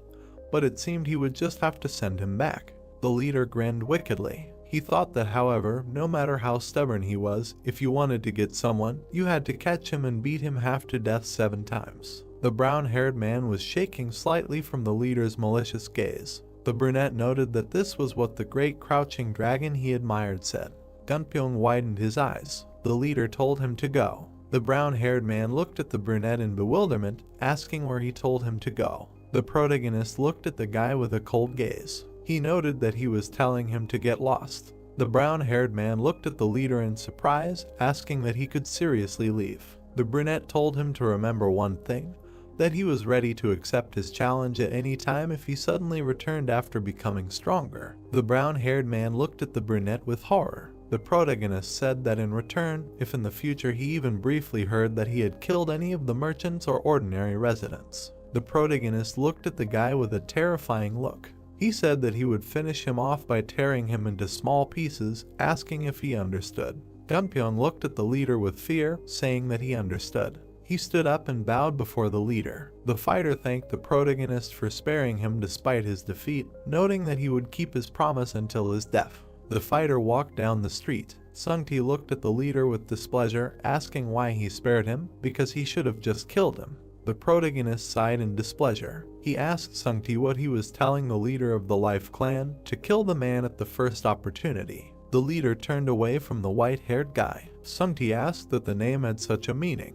The protagonist said, "Well, screw it." The fighter dragged his feet on the ground. He looked down dejectedly, thinking that he really lost. Gunpyeong recalled the image of the leader of the Black Cat Union and his words. He frowned in annoyance, wondering why he had to take his own life. The fighter clutched his weapon in his hand. He looked down dejectedly, thinking that he was still hungry and he couldn't go back like this. The brown-haired man turned his attention to the side.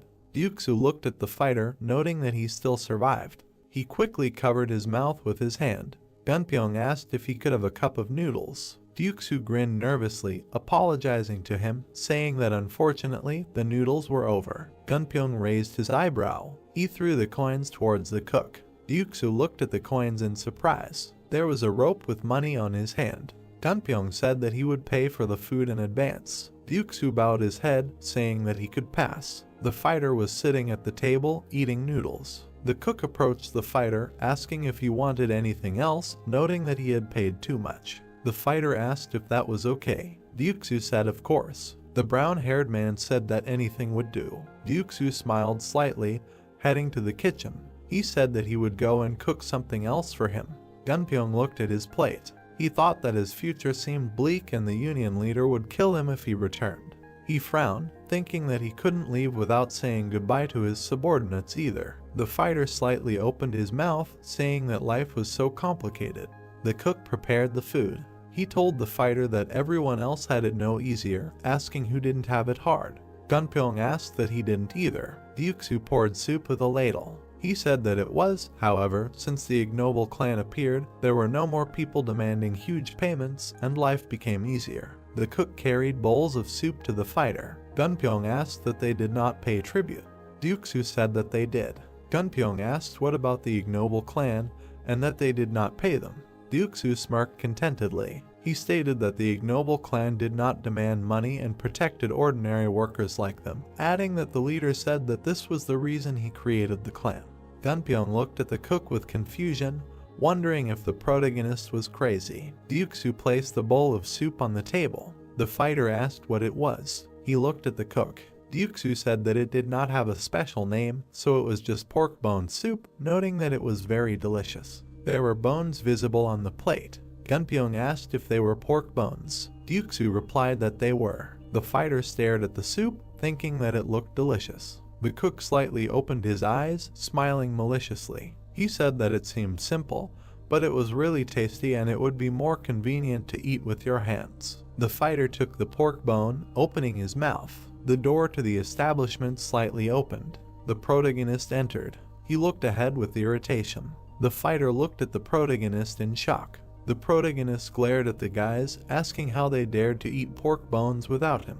Gunpyeong held a pork bone in his hands. The guys looked at the evil leader with fear. The guys sat at the table, eating pork bones. The protagonist pointed the bone at the fighter. He said that he generously granted him salvation, asking what he meant by sitting and eating bones. Gunpyeong widened his eyes. The brunette narrowed his gaze, asking if he had nowhere to go, noting that he had been kicked out of the Black Rabbit Alliance. Gunpyeong looked at his plate, saying that he needed to think about something, so he decided to take a look for a while. The protagonist asked what was the matter with the subordinates who remained in the Black Rabbit Alliance. The fighter looked at the leader sadly, saying that they were like brothers to him. The leader stared at the fighter, wondering what it meant that he was very loyal to them. The fighter furrowed his brows. He stated that most of the people arriving in the Black Rabbit Alliance were subordinates of the former leader, who died at the hands of the Great Rakshasa, after which they surrendered, including him, adding that the Great Rakshasa killed the previous leaders and replaced them with others.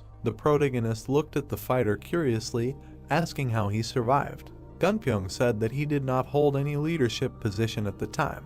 The protagonist pursed his lips. He thought that if Gunpyeong did not return, then other idiots would show up, and maybe even the leader of the Union himself would show up, and this would only cause him unnecessary trouble. The protagonist looked at the fighter, calling out to him. Gunpyeong asked what he wanted. The brunette narrowed his eyes, telling him to take him to the Black Rabbit Union a little later. The fighter looked at the leader in bewilderment, asking what had come over him so suddenly and whether he was going to attack the Union alone.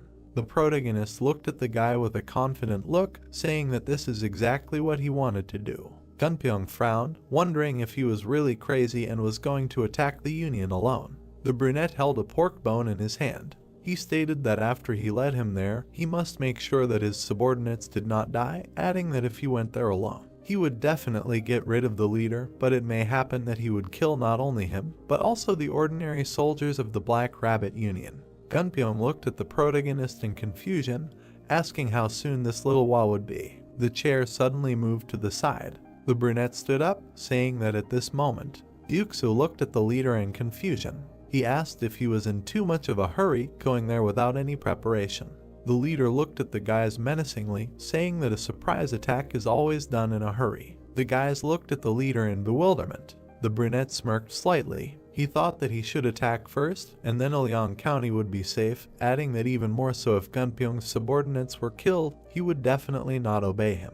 The night sky was visible above the estate. Gunpyeong looked at the protagonist with a serious expression. The brunette told him to wait for a while, and when there was a chance, take care of his wards. The brown-haired man said that he understood. The protagonist stood near the gate. He put his hands behind his back. The brunette kicked the door with his foot. A small window opened in the door. Eyes appeared from the window, asking who he was. The protagonist looked at the eyes, saying that he was Jaha from Ilyang County. The guard asked who Jaha was. The brunette sighed in displeasure, telling him to stop asking questions and just open the door before he himself could break it down.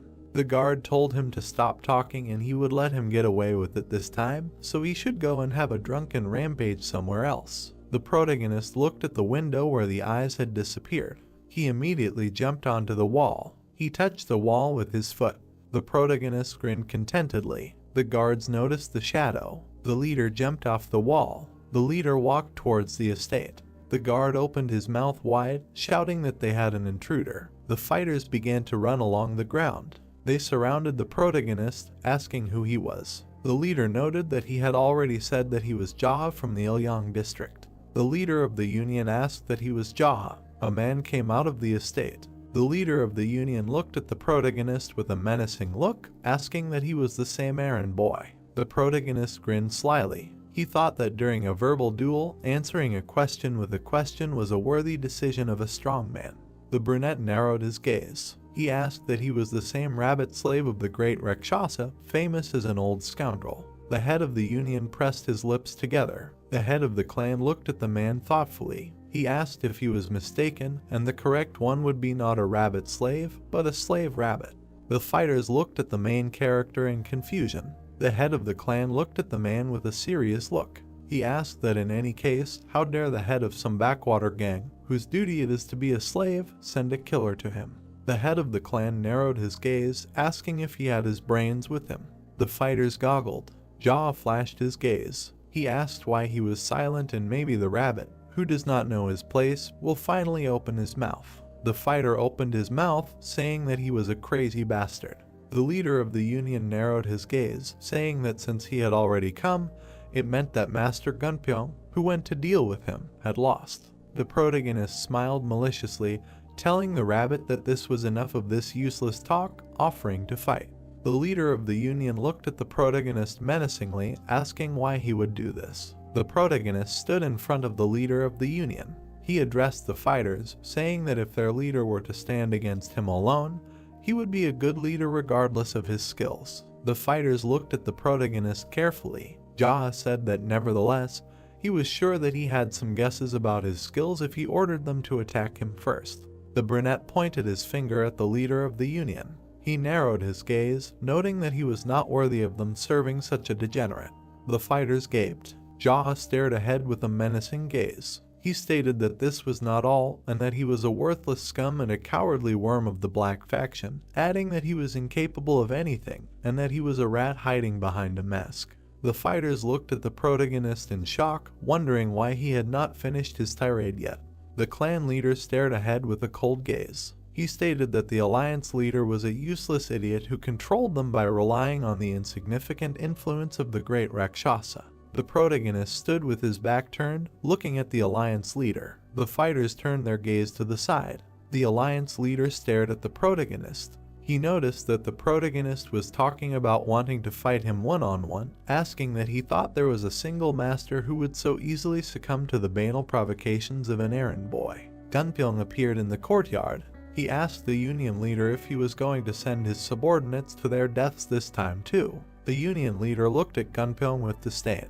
He noted that he had made it clear to him that he would kill himself if he failed, asking why he was still alive and that he had begged for mercy, which was unbecoming of a master. Gunpyeong chuckled in displeasure. He asked who cared, since his life was his own, so he would decide what to do with it. Or did he really think that they were so close that he could decide whether to live or die? The man looked at the brown-haired man with displeasure, asking what he said. The protagonist looked at the man with a cold gaze, noting that Gunpyeong was right. The man looked at the brunette, asking why he spared his life. Jaha bared his teeth, noting that he was not a fool like him. Gunpyeong furrowed his brows, turning to the Golden Dragon Pavilion, telling them to come over to his side, and that he would bet his life on the victory of the ignoble clan chief from Ilyang. The fighters stared at Gunpyeong. The fighters moved from their place. They stood next to the brown-haired man. The Union chief glared at the fighters, asking how dare they. The brown-haired man looked at the Union chief with displeasure. He stated that if he was so confident in his strength, then he should not get involved in this fight of subordinates, asking how about fighting that man one-on-one. The man's eyes widened. The fighters looked at the Union chief in fear. A terrifying aura emanated from the man. He thought that after he dealt with this, he would not leave so easily. The man bared his teeth, saying that he accepted Jaha's challenge. The protagonist looked at the leader of the Union with an arrogant look. He told him to stop shaking the air, trying to seem like he was not the one who was forced to do something he did not want. The leader of the Union bared his teeth angrily. Jaha turned towards the fighters. He told everyone that this was a one-on-one fight between him and that rabbit, and if they interfered. The fighter threw his axe towards Jaha, telling him to shut his mouth. The protagonist looked at the axe. He grabbed the weapon. The clan leader threw the axe towards the fighter. The weapon flew through the air. The fighter's eyes widened. The axe sank into the guy's head. He lay near the wall, splattering the wall with blood. Jaha's red eyes flashed. He noted that he was going to say that they would die if they interfered, asking why he interfered. The leader of the alliance looked at the scene with confusion. The leader of the alliance exuded a terrifying aura. He narrowed his gaze, telling the protagonist that he was too noisy. The protagonist grinned maliciously. He turned his head to the side. Gunpyeong held out his sword. He handed it to the leader of the clan. Gunpyeong told him to use his sword, noting that the leader's sword was certainly sharp, but his was no slouch either. The protagonist looked at the fighter with a serious expression. He thought that for a warrior, handing over his sword to someone was the same as entrusting his life, and besides, it was said that this sword was a weapon that Gunpyeong treasured very much. Gunpyeong held his sword in his hands. The protagonist closed his eyes and smiled. Jaha took the fighter's weapon, saying that he would use it and return it. Jaha drew his blade. He held the sword out in front of him, emitting a blue aura. Jaha told the rabbit that it was time to begin.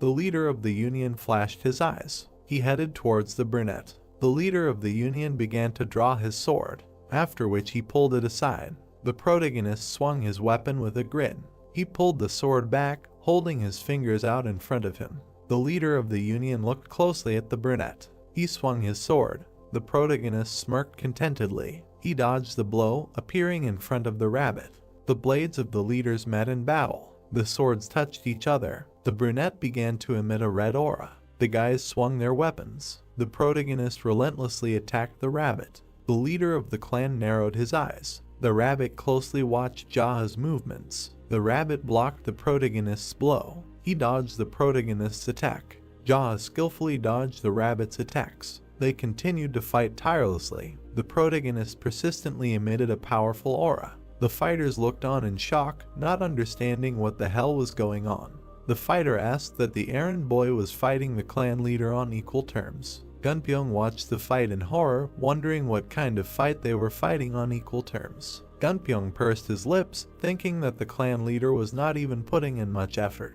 The protagonist dodged to the side. Brown-haired thought that he was deliberately allowing the collisions to discern the martial art of the alliance leader, the fighting techniques of the great Rakshasa. The protagonist looked ahead with an indifferent look. Brown-haired thought that apparently there was nothing else to see. The clan leader moved his hand to the side.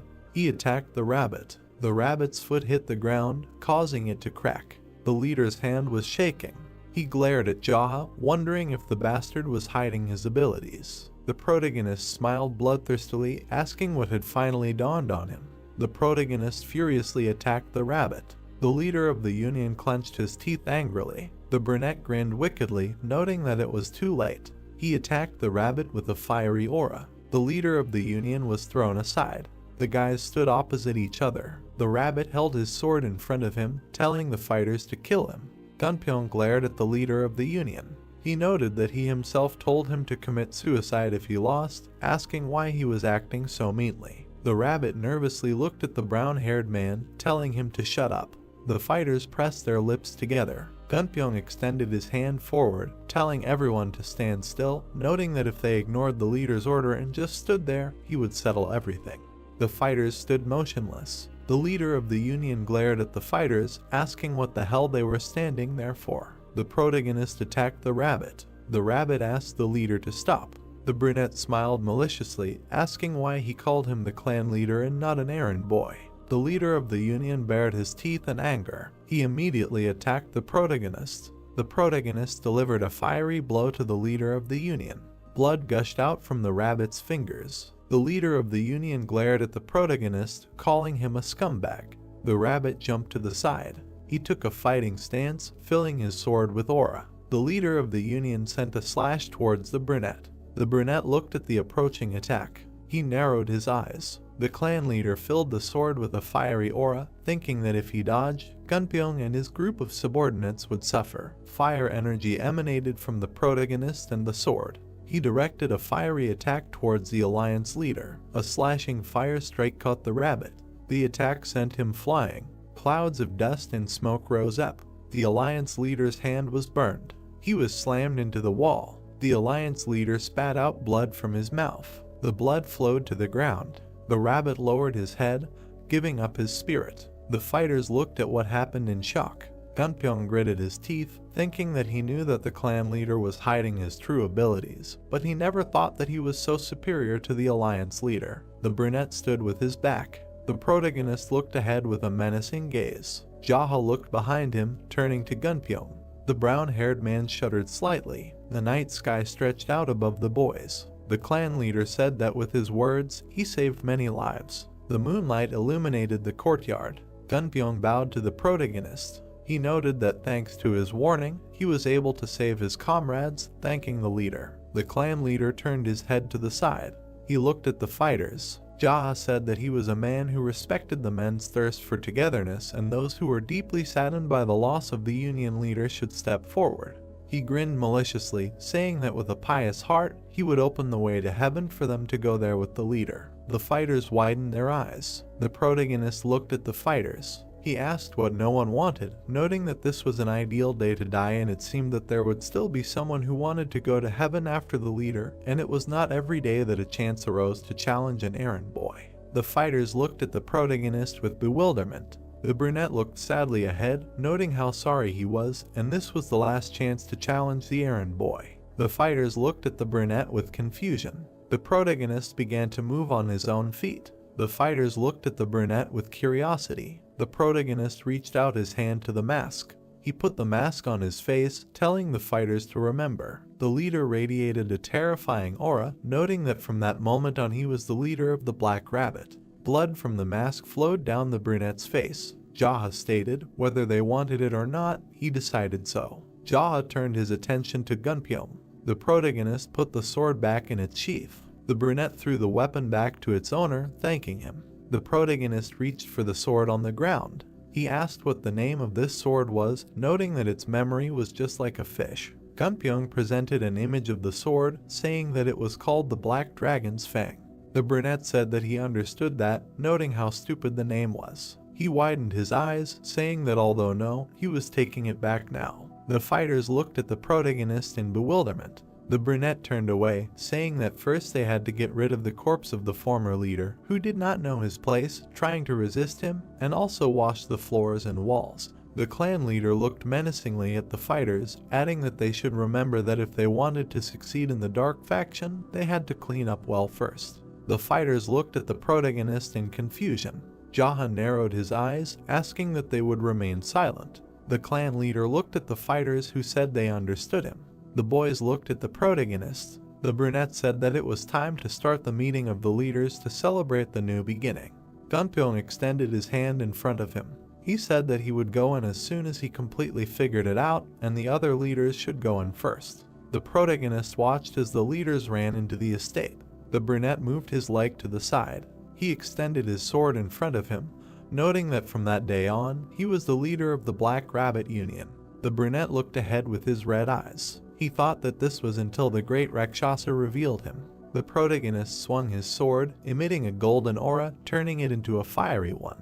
The fighters looked at what was happening, dumbfounded. Gunpyeong's eyes widened. He wondered if this was the sword technique that the former leader of the Union used, and that he had mastered it in such a short time. The boys watched the protagonist. The protagonist sat at the head of the leaders. He stated that they should report on the current situation.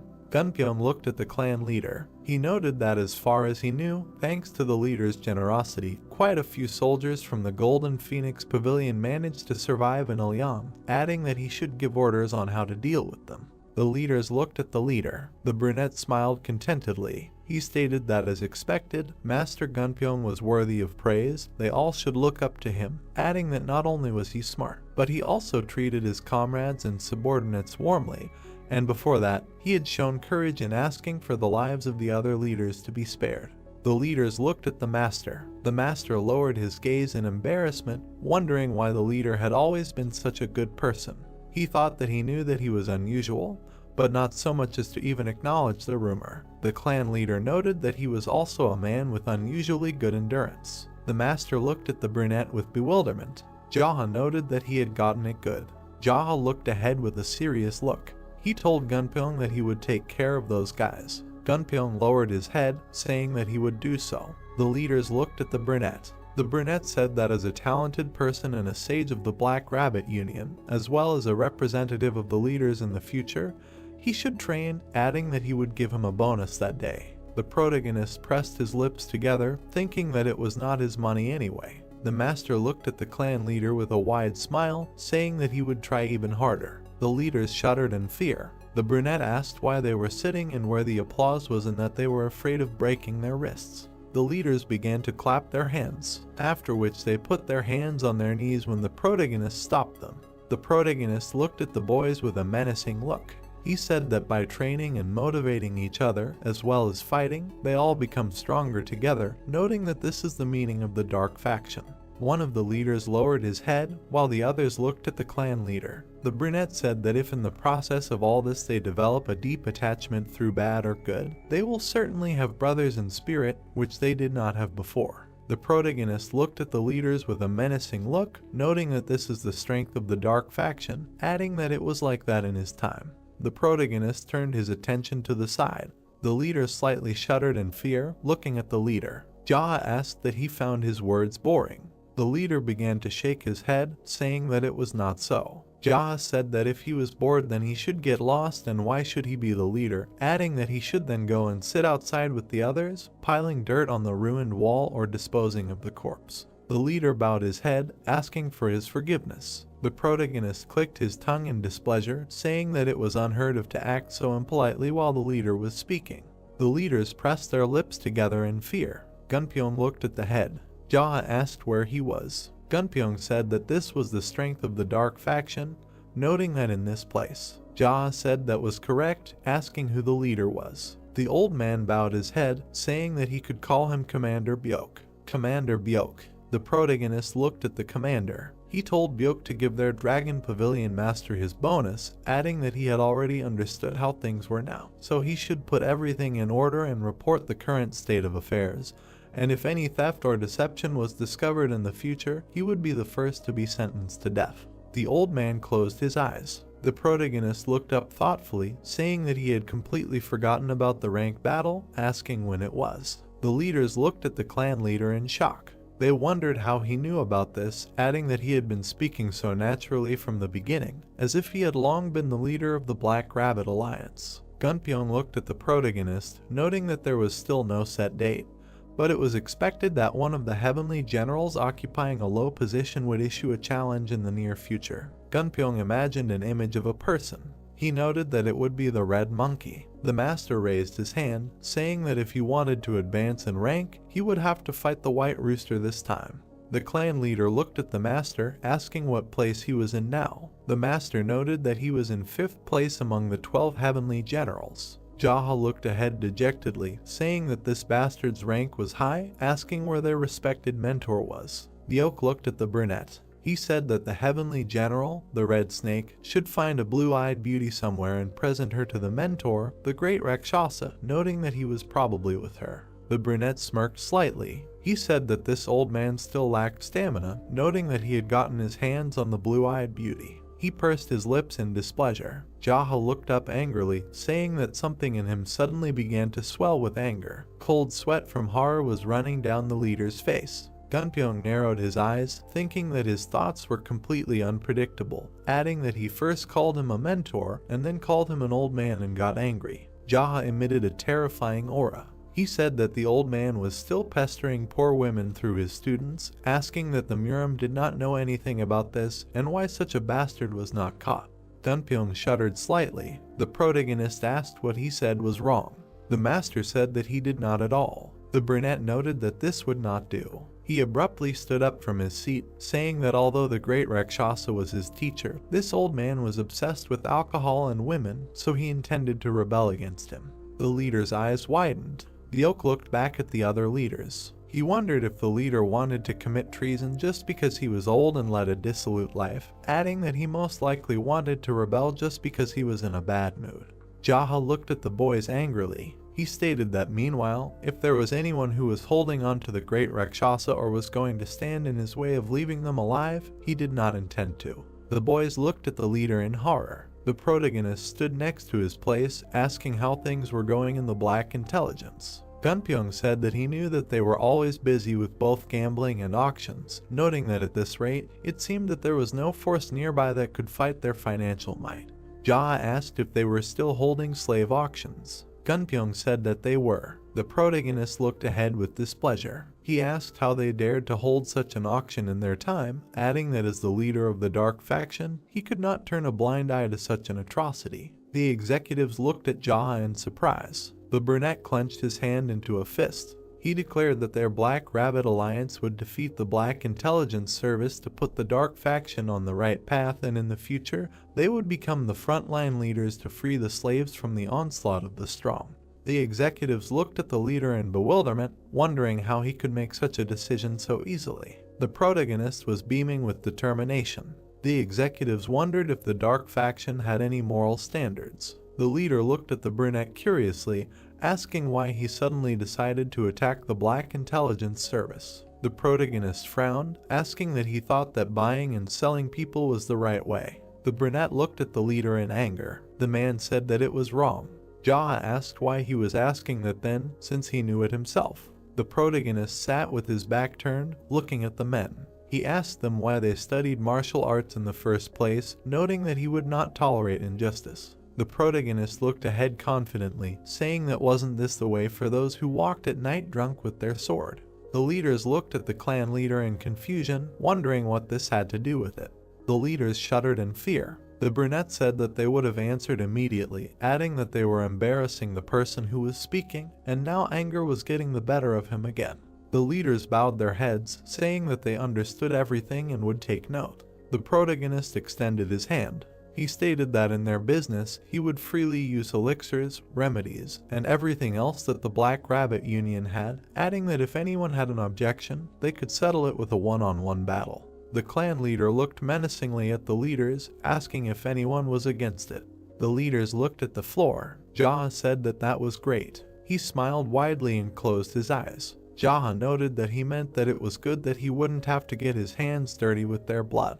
The full moon was shining above the place. The protagonist stood by the open doors, looking at the night sky. He raised his gaze, thinking that this was such peace. Jaha remembered the faces of the leaders. He grinned slightly and chuckled. The head of the clan noted that he ended the meeting on a peaceful note and did not disappoint with its meaningful conduct, adding that he did not know that he had such a talent. A guy approached from behind the protagonist, saying that the preparations for dinner were complete. The protagonist stood with his back turned, saying that he would not eat dinner but just wanted to wash himself. He touched his mask, remembering that during the fight, blood splashes stained him a little, but he still had not managed to wash himself. The head of the clan took off his mask, looking at the fighter. The blonde looked at the protagonist, dumbfounded. The blonde bowed to the clan leader. Jaha asked what made his beauty so striking.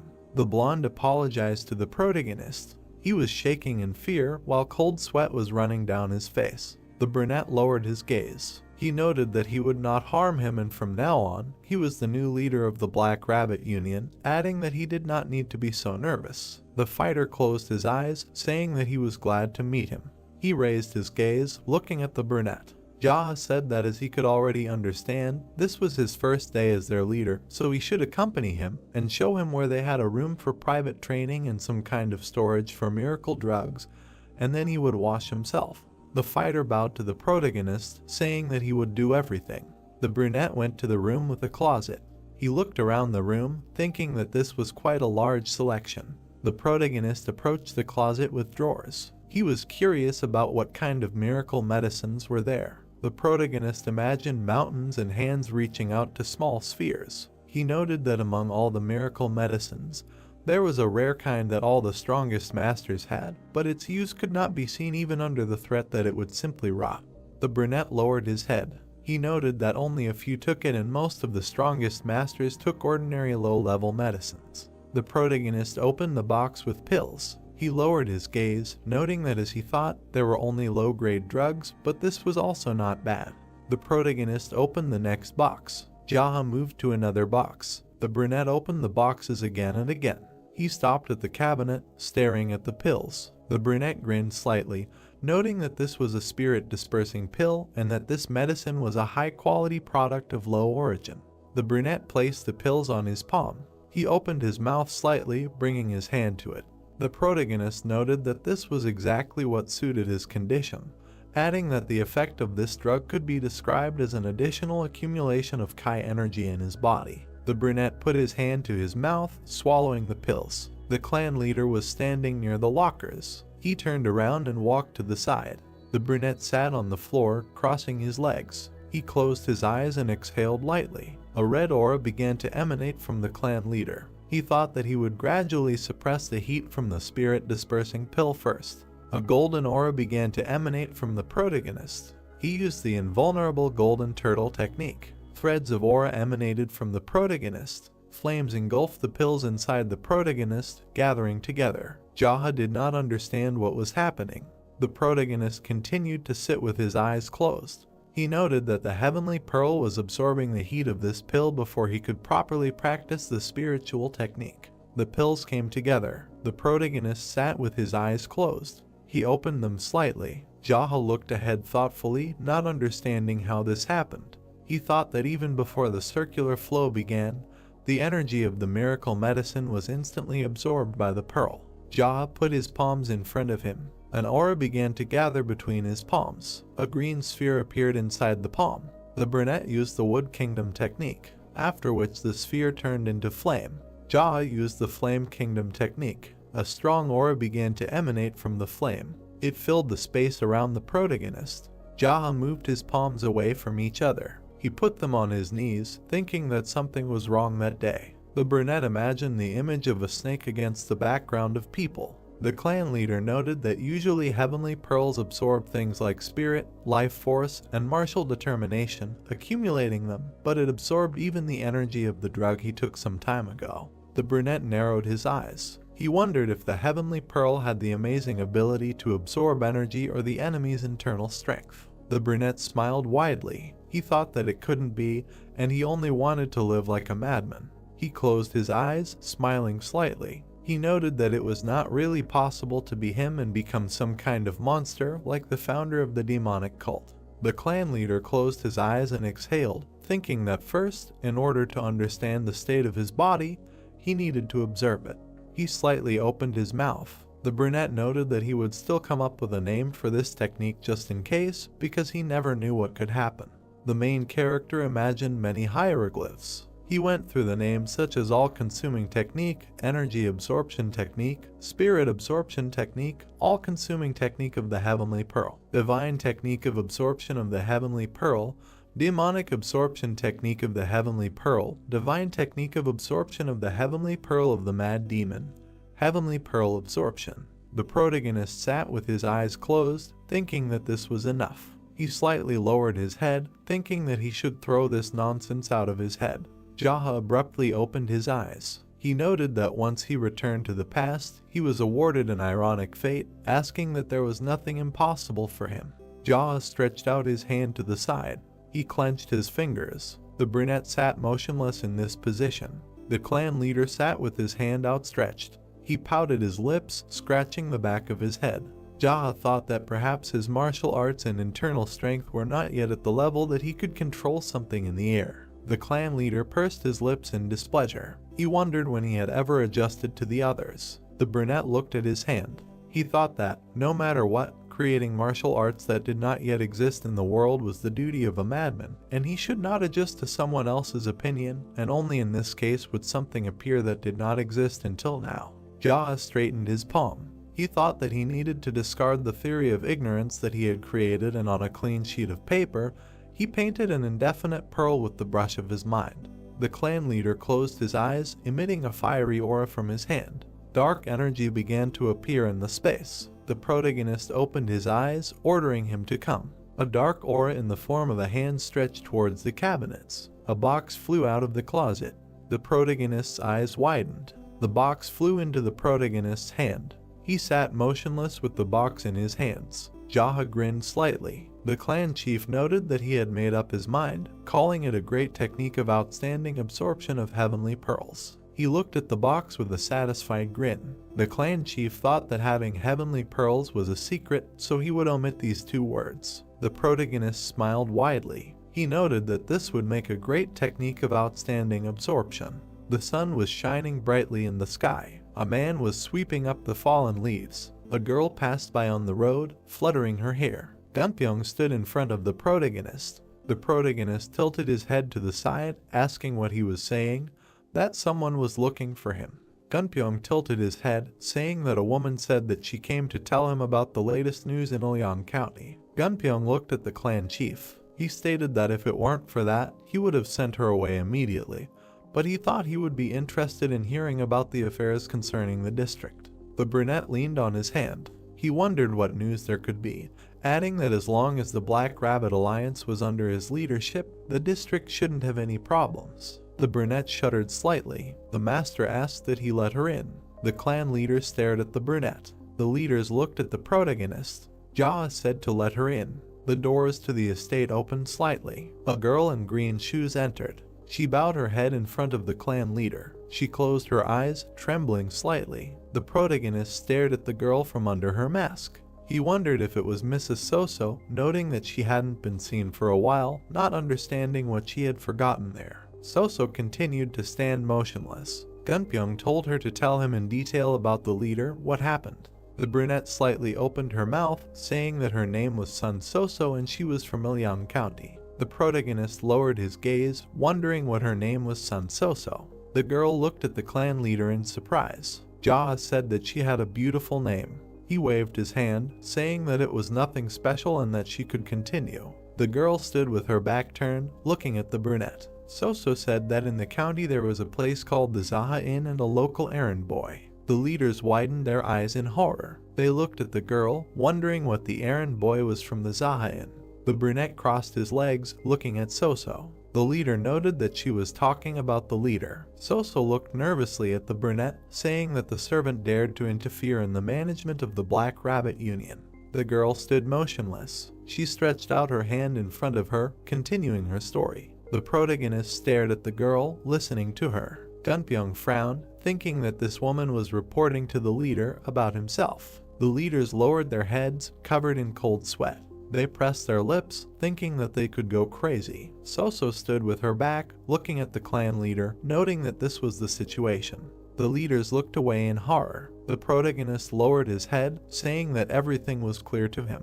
The protagonist looked at Soso, saying that he understood her. The brunette sat motionless in his place. He asked what it meant that the errand boy from the Zakin killed all the innkeepers and completely captured Leon, and that wasn't this good news. The brunette looked at the brunette with bewilderment, asking what he was talking about. The brunette smiled slightly, asking if their brave lady had a place to go. The brunette lowered her head, saying that she had nowhere to go. The protagonist looked up thoughtfully, saying that it was such a pity and how it happened that such a valiant girl was without her own shelter. The brunette extended his hand, wondering what to do and what could give her the position of managing servant. The brunette looked at the head of the clan with admiration, asking him if it was true. The brunette tilted his head to the side, saying that of course, because the girl was brave in spirit, very valuable, and if she did not mind, she could start working in the Union of the Black Rabbit. The brunette beamed with happiness. The protagonist said that she was of the right age, and besides, she worked at the Plum Blossom Inn, so she had enough experience, noting that it was perfect. Soso bowed to the protagonist, saying that if he left it to her, she would not let him down. The brunette leaned forward slightly, saying that in return, she would promise him 2 things. The protagonist raised his index finger, saying that if she betrayed him, she would die. Soso smiled slightly, tilting her head, noting that she would not dare. The protagonist lowered his finger. Soso looked at the brunette in surprise. Jaha said that she should especially watch her mouth well. Soso narrowed her eyes, thinking that she seemed to have heard this somewhere before. Soso bowed to the brunette. Jaha asked if it was really that difficult for her. Soso said that of course not, and she would always follow his will. The protagonist said that it was okay then. The brunette widened her eyes when Jaha said that she was accepted. The protagonist pointed his finger at the girl, saying that a woman with a brave spirit was accepted. Soso smiled widely, thanking the leader, saying that she would serve him wholeheartedly in the future. The brunette smiled widely. He stated that she should be grateful that he gave her another chance and hoped that they would work together. Soso looked at the leader in surprise, asking what he was talking about. The brunette touched his mask with his hand, saying that this idiot's mask always covers his eyes. His hair fluttered in the air. Soso widened her eyes in horror. The protagonist took off his mask, asking why his beauty was so stunning. The brunette rolled her eyes, falling to the side. She fell to the floor, gaping. Gunpyeong leaned over to the girl. Jaha asked why she passed out. Gunpyeong put his fingers to his nose. He looked at Soso with confusion, saying that it looked like she fainted from being so scared. The protagonist hissed in displeasure, telling him to tell the servants to take care of her. Jaha added that she fainted as soon as she saw the leader and how rude it was. The master looked at the brunette with confusion, asking them to take care of her. The protagonist narrowed his eyes. He asked if he was suggesting that they just leave the person who fainted outside, noting that she had nowhere to go, calling them empty-headed. The leaders looked at the clan leader with confusion. The brunette looked at the boys with a serious expression, telling them to remember well. He widened his eyes, noting how merciful he was. The leaders gaped. They stared at the clan leader, saying that they understood him. The man shouted that except for the Golden Dragon Pavilion warriors, everyone needed to do 500 basic push-ups. The man shouted to remember Dark Faction is training first, training second, and war third. The guy was sweating. Jaha looked ahead and said that from now on, they would only focus on growing their strength, except for the time allotted for eating and sleeping. He looked ahead and said that no one was taking them seriously now, shouldn't they become stronger, right? The man walked forward and told the Golden Dragon Pavilion warriors to go to the backyard, prepare sandbags and bring them here, and then place them on the backs of their comrades doing push-ups. He looked at So Gunpyeong and told him to step in with the guys from Golden Dragon Pavilion and watch over them. He told the leaders to do 100 push-ups. The man looked ahead and said that those who had finished would take wooden swords and beat those who tried to cheat. The men's eyes widened when he said that they would not beat them to death, but that broken bones were acceptable. The sweaty warriors ran forward. They ran toward the wooden swords. The hero exhaled and wondered, had they really used Kigung just to go get the wooden swords? The warriors were doing push-ups when he said that they had better finish their push-ups quickly. They gritted their teeth when he said that soon the Golden Dragon Pavilion would bring sandbags, and then they would have to do the rest of the reps with the sandbag on their backs. Jaha looked ahead and asked which they thought was more comfortable. He looked ahead and told them to speed up. The warriors shouted. The hero looked ahead. He nodded and said, "Great." He He looked down and said he had just expressed the increasing pain well with sound. The man was hitting the other man with a stick when he said that he allowed such screams, so let them scream as much as they wanted. The hitting with the stick continued. The hero smiled and said that the 5 people who could do 500 push-ups the fastest would be rewarded with a day's wages, so they should work even harder. He walked forward. Jaha was holding a book in his hands. His face darkened and asked if this was a collection of characteristics of the 12 heavenly generals. Ryuk smiled and said that he thought it would be useful for him to know about the masks, physiques, martial arts, and weapons of the 12 heavenly generals. He looked to the side and said that he wrote down everything he knew along with the illustrations. The hero looked at the book and said that the illustrations were especially impressive. He frowned. The man thought that there was a lot of information about the 12 heavenly generals in it that he didn't know. He looked at the book and asked if the red monkey was a woman. The manager looked down and said that she was a special disciple who stole items for the great Rakshasa, a woman who asked him to teach her martial arts as payment for the theft. He raised his head and said that she was far below him in rank.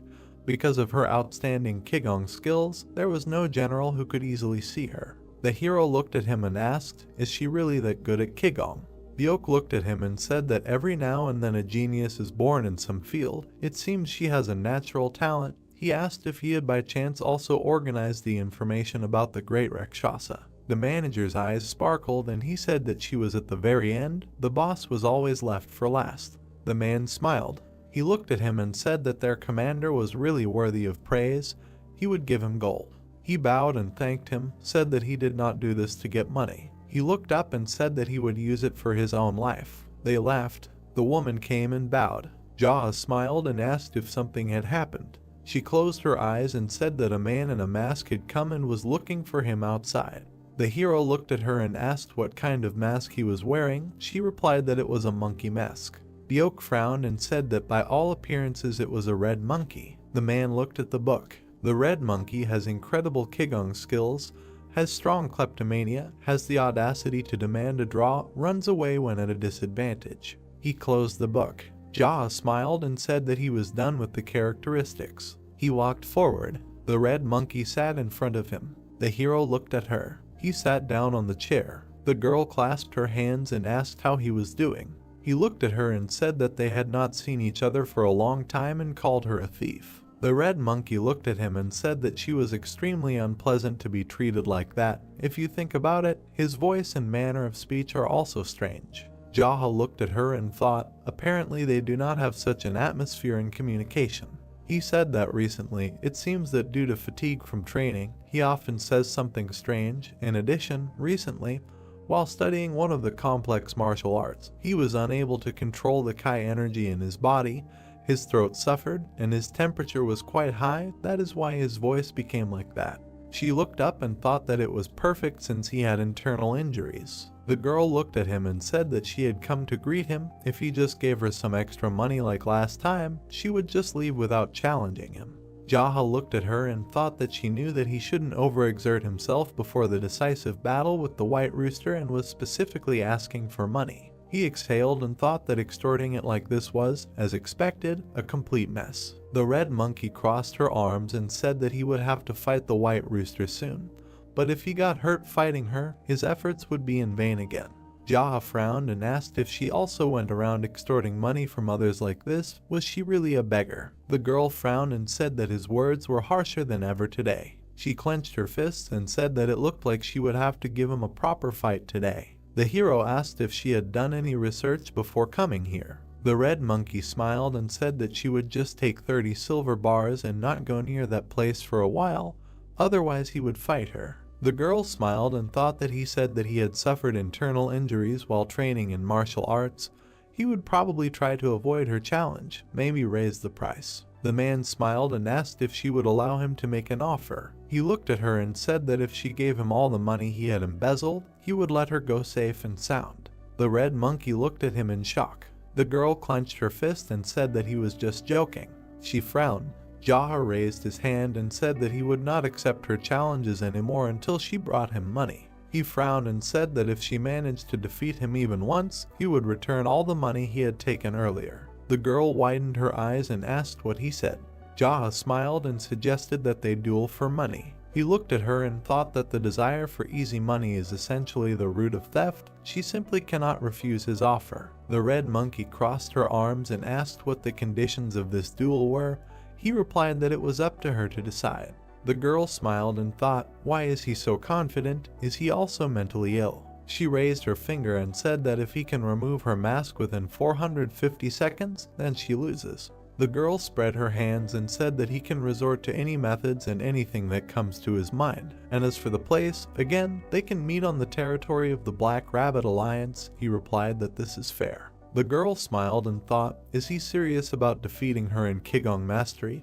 He is definitely not all right in the head today. The heavenly generals stood opposite each other. The red monkey waved his hand and told the rabbit to come over. Jaha looked at her. Black energy emanated from him. The girl said that he was very collected, but he clearly did not have enough time. The man looked at her and told her to shut her mouth.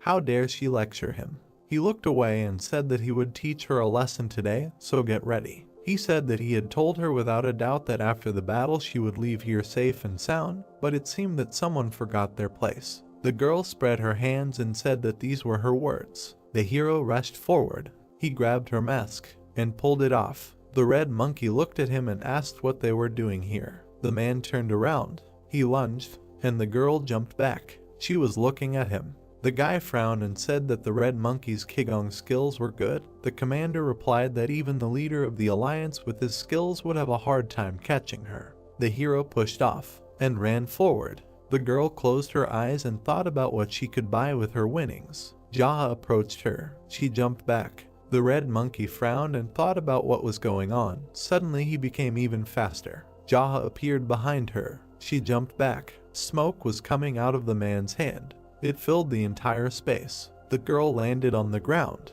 The hero appeared out of nowhere. He extended his hand. The red monkey jumped. He extended his hand, but he couldn't reach it. The girl turned around. The hero was looking at her. She looked down as he called out the great technique of outstanding absorption. He caught her leg. The girl clenched her fist. The man squeezed her leg. She fell. There was an explosion. The smoke cleared. The red monkey stood on the ground.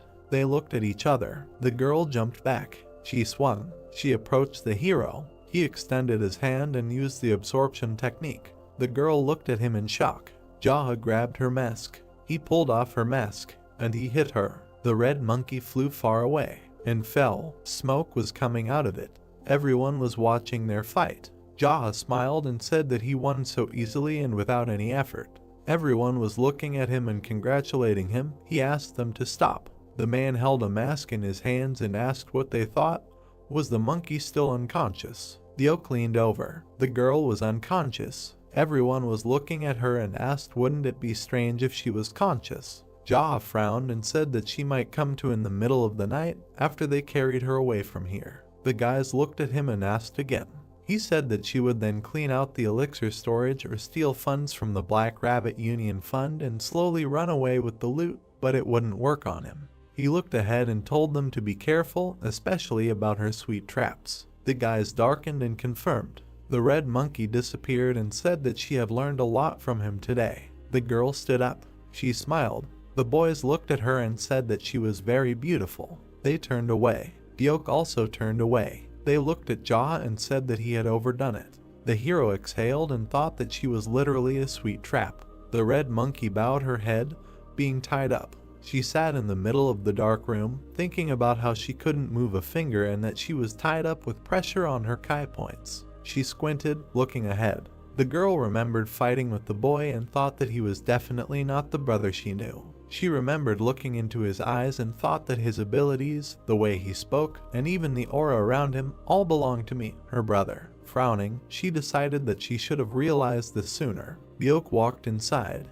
He stood in front of her, saying that he had come on the orders of the head of the union, and then asked her to forgive the rudeness shown.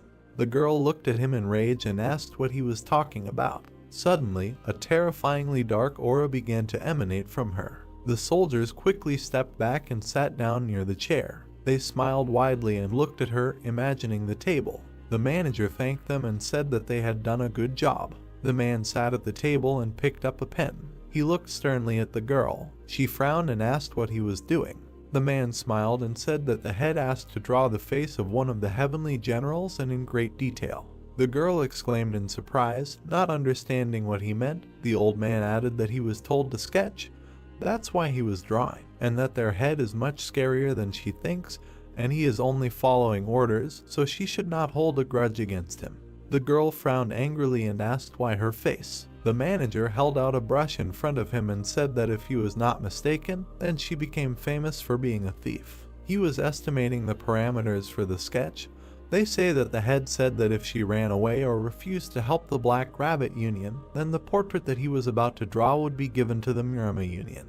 The oak began to quickly lean in different directions. He asked the girl not to move, saying that he wanted to sketch her in as much detail as possible. Red Monkey asked what he was looking at.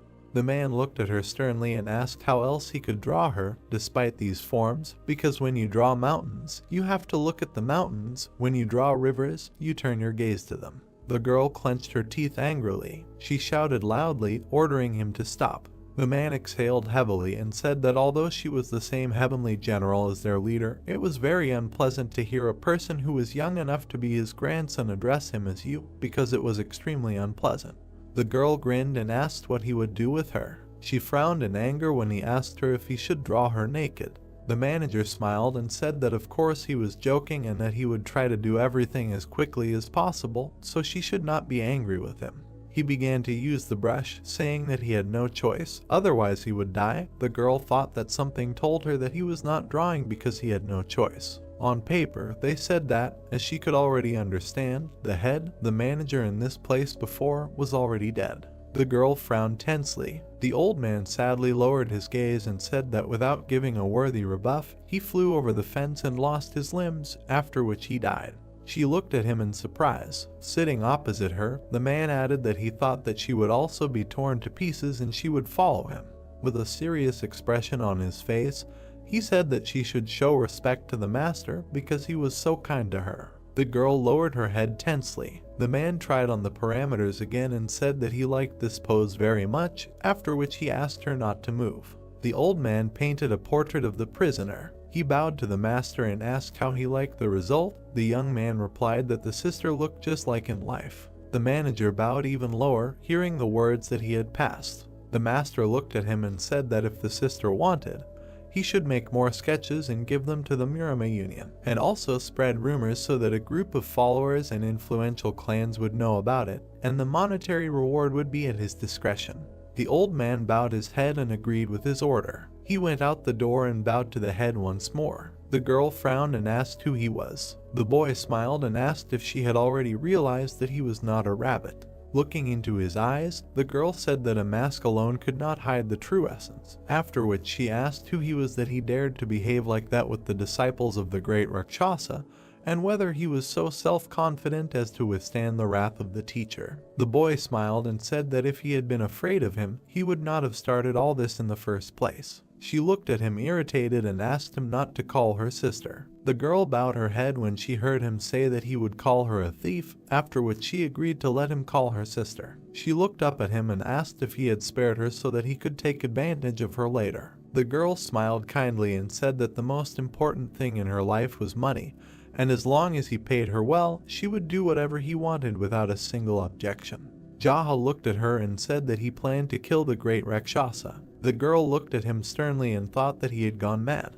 Frowning, she said that her teacher was much stronger than people could imagine, and she believed that the young man was not strong enough to achieve this. The hero looked her in the eyes and said that he would take her words into account and that he needed to make sure whether she could betray him or not.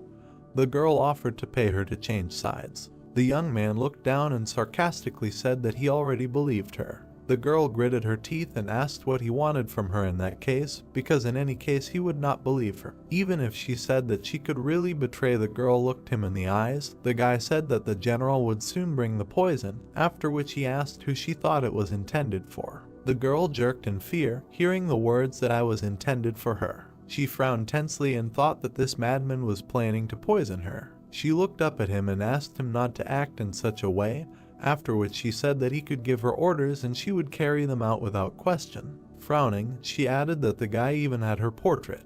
The gentleman looked down and said that he did not believe her. The general approached him and said that this was the very same purple dawn poison that he had asked for. She looked at it tensely. The swamp-colored ball lay on a white cloth. The general looked at the gentleman. The guy ordered to feed it to her. The soldier approached the prisoner. The girl held her breath and closed her mouth. The general forcefully shoved the ball into her mouth. The prisoner quickly shook her head, thinking that she would never swallow it. The general looked at the gentleman and asked what to do if she did not swallow. The guy replied that he should beat her until she swallowed. The girl closed her eyes and swallowed the poison with effort.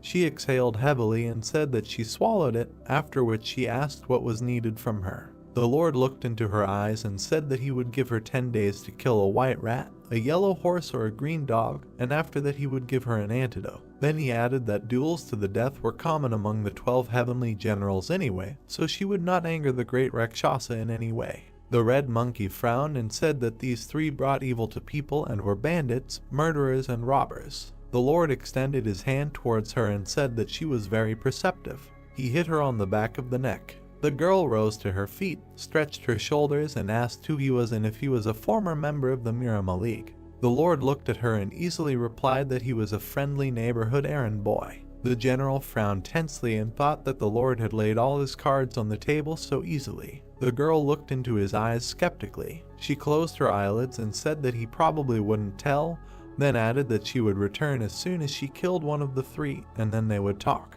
The general quickly turned to her and thought that she hadn't taken these words seriously. The gentleman called out to the girl as she left. She turned to him. The young man said that even though she had swallowed poison, the choice was hers, because she could tell her teacher everything and get an antidote from him, and then lay all her cards on the table. Red Monkey looked into his eyes and asked what she got out of his victory. The young man put his hands behind his back and said that there wasn't much to gain, because she herself was tired of silently following the teacher's pathetic orders, doing all the dirty work for him, and giving all the money to such a young girl. The interlocutor looked at him silently. She turned away and said that she was leaving. The general approached the gentleman and said that he had prepared the so-called poison, but very carelessly, and then asked if it would do. Gunpyeong looked at the gentleman. The young man asked what the poison was made of. The man replied that he had simply mixed a laxative and stomach stimulant, and then molded it into a ball. He frowned and added that he would not be surprised if a car pinned her down while she was running. The gentleman narrowed his eyes and said that this was what he expected from the general, because he had approached the matter carefully. The girl ran along the forest road with a smile. She pressed her foot hard against the paving stones. The girl made a powerful jerk forward. Suddenly her body was pierced by need and pain. She grabbed her stomach and thought that her stomach was not feeling well, and then wondered if this was because of the poison. She frowned tensely and decided that this was why he had made her swallow it all. The girl looked straight ahead with a serious expression. She remembered how the gentleman had said that there was no particular benefit, and she herself was fed up with all of this. She imagined the image of his face in a mask and remembered his words about how she should give away all the money she had earned herself.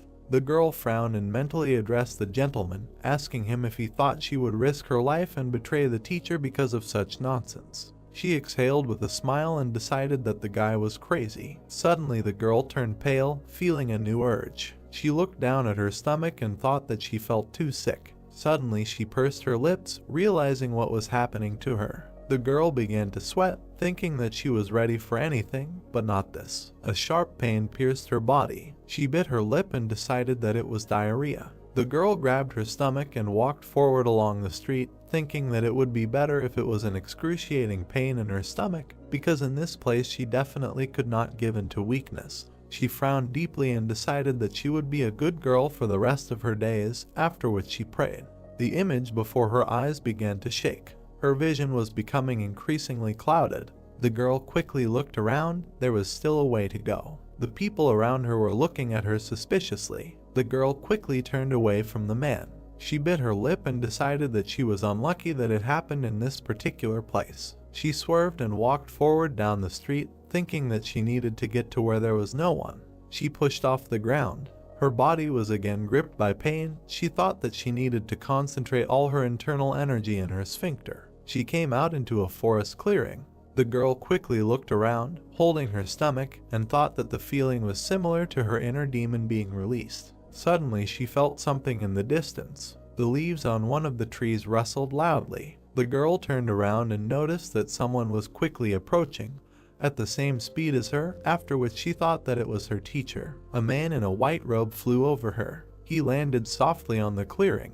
The girl looked at him in surprise. The man turned to her and asked if she was okay or not, because she looked so pale. The girl stuttered and replied that it was the poison. The red monkey frowned tensely and thought that she shouldn't so recklessly tell just anyone that she was poisoned.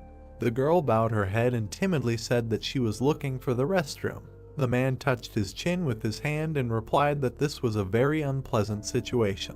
He took a step forward. The man sat down with his back to her and told her to climb on top of him because he was just heading to his favorite shop, and if she didn't want to relieve herself somewhere deep in the forest, he could quickly carry her there. The red monkey looked at him in surprise. Her body was again struck by pain. She asked him in a trembling voice to take care of her. The red monkey climbed onto his back and concentrated. The man smiled slyly. He took her legs and rose from the ground. The next second, the man rose into the air with explosive force. He smiled slightly. The girl clung to him in fear. The man asked her to remain calm, because she would be able to overcome everything as long as she remained calm. She looked at him in surprise and thought that, judging by the speed, he was definitely a master, and besides, he had a pleasant voice, after which she wondered where such a young master like him came from in this place. The guys rose high above the settlement. The man landed on the street. The girl quickly ran to the backyard, hearing words about the fact that there was a toilet there. The stranger watched his running companion. White doves rose into the air. The girl sat in a field full of red flowers, biting her hand. Bitter tears flowed down her cheeks. She thought that everything had happened too loudly. The girl walked tiredly down the street. She smiled softly and thought that she did not know how to look this guy in the eyes now, because he had definitely heard all this. She walked up to the entrance of the shop. The girl opened the door and looked inside. Jaha and if somewhere else in the region met her and asked if she was okay. The girl folded her hands, bowed and said that everything was okay, thanks to him, after which she would thank him heartily. Ryuksu put the pork ribs on the table and said that the guy was definitely lucky when it came to food. He smiled widely and added that he was going to use them in rice soup if the young man had not come today. The guy replied that he should be lucky at least in food, because in everything else, luck had definitely abandoned him. The girl looked at the dish with a wide smile and asked what it was, because it looked very appetizing. The cook smiled widely and said that these were pork ribs. Red Monkey repeated these words incomprehensibly. Jaha looked into her eyes, took a bite and again said that these were pork ribs. The girl's chin was dripping with saliva. She said that she understood everything. Suddenly she jerked in fear. Hearing the chef say that she should not stand there like a pillar and try a piece, the girl replied that everything was fine and that she had some stomach problems. Ryuksu put a small portion on the table and asked her to try his dish. The girl looked at the plate temptingly and thought that it looked delicious, after which she decided to eat a small piece. She scratched the back of her head and said that he shouldn't have done that. The man was annoyed but told her to take the bone with her hands and just eat it.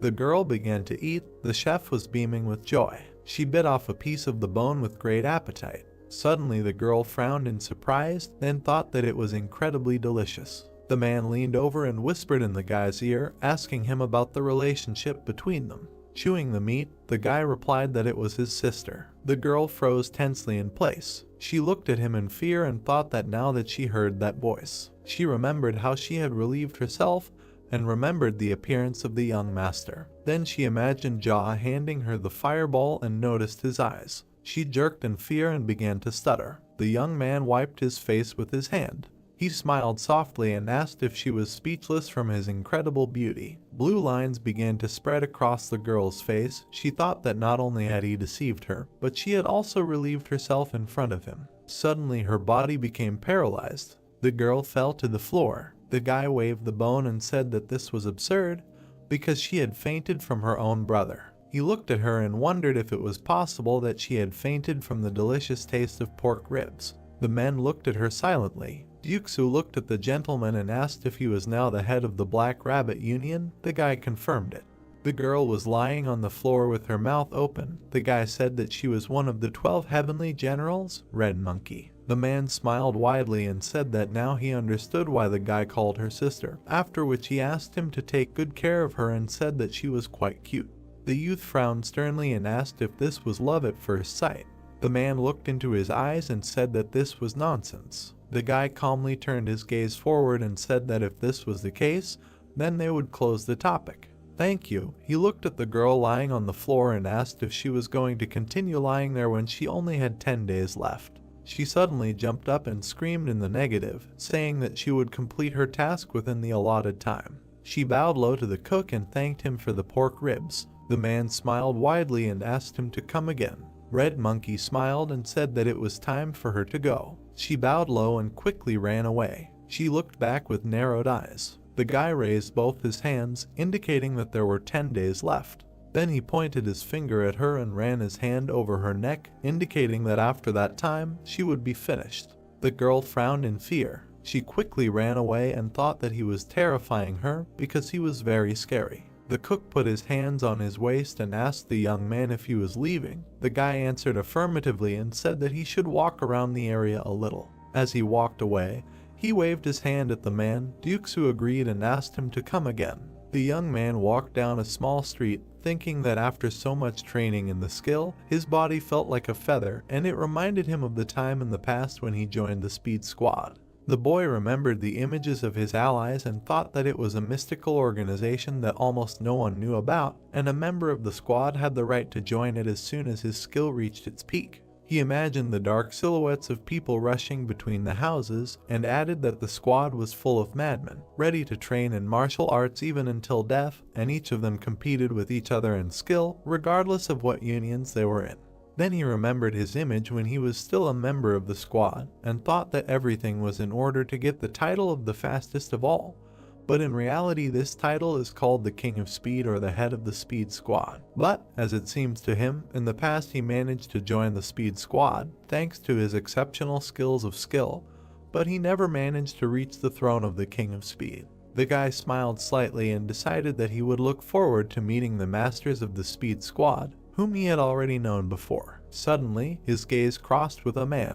The guy with a bandage on his forehead stepped forward and happily greeted the hero. He scratched his head and corrected himself with a smile, saying that he shouldn't call him so familiarly in such a place. The gentleman agreed with him. The boy smiled broadly and said that one of his friends told him that Jaha had invaded the Black Rabbit Alliance. The gentleman replied that he had sent the leader of the alliance to heaven before he could tell him everything he had to do, so the responsibility for everything that had happened had fallen entirely on his shoulders. He looked to the side and asked the boy if anyone had caused him any trouble, and there was no movement from the Black Pearl Fort. The young man smiled and said that the soldier Sima often patrolled the area with his subordinates. He raised his hand and added that no one had a chance to cause them any trouble. The gentleman suddenly remembered that there were soldiers in the area. He smiled softly and asked how Sungti was doing.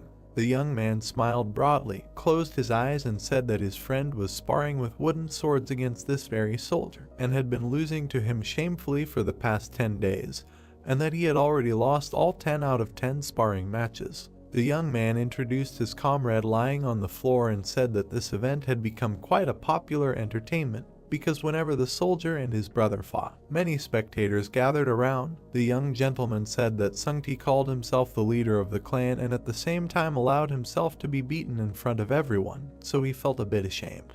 He threw the boy a small bag, and the young man asked what it was. With a surprised expression on his face, he discovered that there were gold plates inside. The gentleman smiled and said that the boy should always keep them with him, and buy the people a drink from time to time, because they work to live, but if they overdo it too much, they will definitely fall ill. The boy asked with a shocked look if it was a little. The gentleman walked away. The boy bowed low to him. The gentleman said that there are quite a lot of people in the clan of builders, so with this you can treat them all. The young man thanked him and asked him to take care of himself. While the gentleman walked away, the boys were happy with the gift they received. The young gentleman walked along a forest path. He suddenly noticed a crowd of people in front of him. He went on just to meet. The men passed each other. Dokko looked back at the young man and asked if his name was Jaha. The boy turned to them. The men looked at him tensely. The red-haired man looked at his ally and said that the stranger looked like Jaw. One of his allies took out a sheet of paper with a sketch and said that he thought so too. The guy frowned and asked if they came from the Black Pearl Fort. The man looked him in the eye in silence. One of his allies approached and said that they did not expect to meet him here, and that he heard that the guy had recently left this place. Jaha looked at them silently and thought that they came to sow discord in the land as soon as they heard that he was not there, after which he added that dark groups often resort to such methods because they get to the person's surroundings, not giving him the right to escape. Dokgo firmly stood on the ground. He looked at the interlocutor and introduced himself to him. Without taking his eyes off the boy, he asked if he had finished off the 3 men, and then told him that the head of the Black Pearl Fort had put a reward of 30 gold plates on his head, and that it was done on the orders of the Tiger Roar Alliance and the 3 Swords merchants. He looked at his ally. It was said that they were on their way to the prefecture to place the document about the hunt for his head, but he could read it himself. The dark-haired man stepped forward and held out the document in front of him. The boy looked at it serenely and thought that this was a banal politeness, and considering everything that the dark faction was offering, it was better for him not to accept anything. The boy did not take any action at all. Silence hung in the air. The people behind Dokgo were thinking about why he did not take the scroll, because he needed to take it.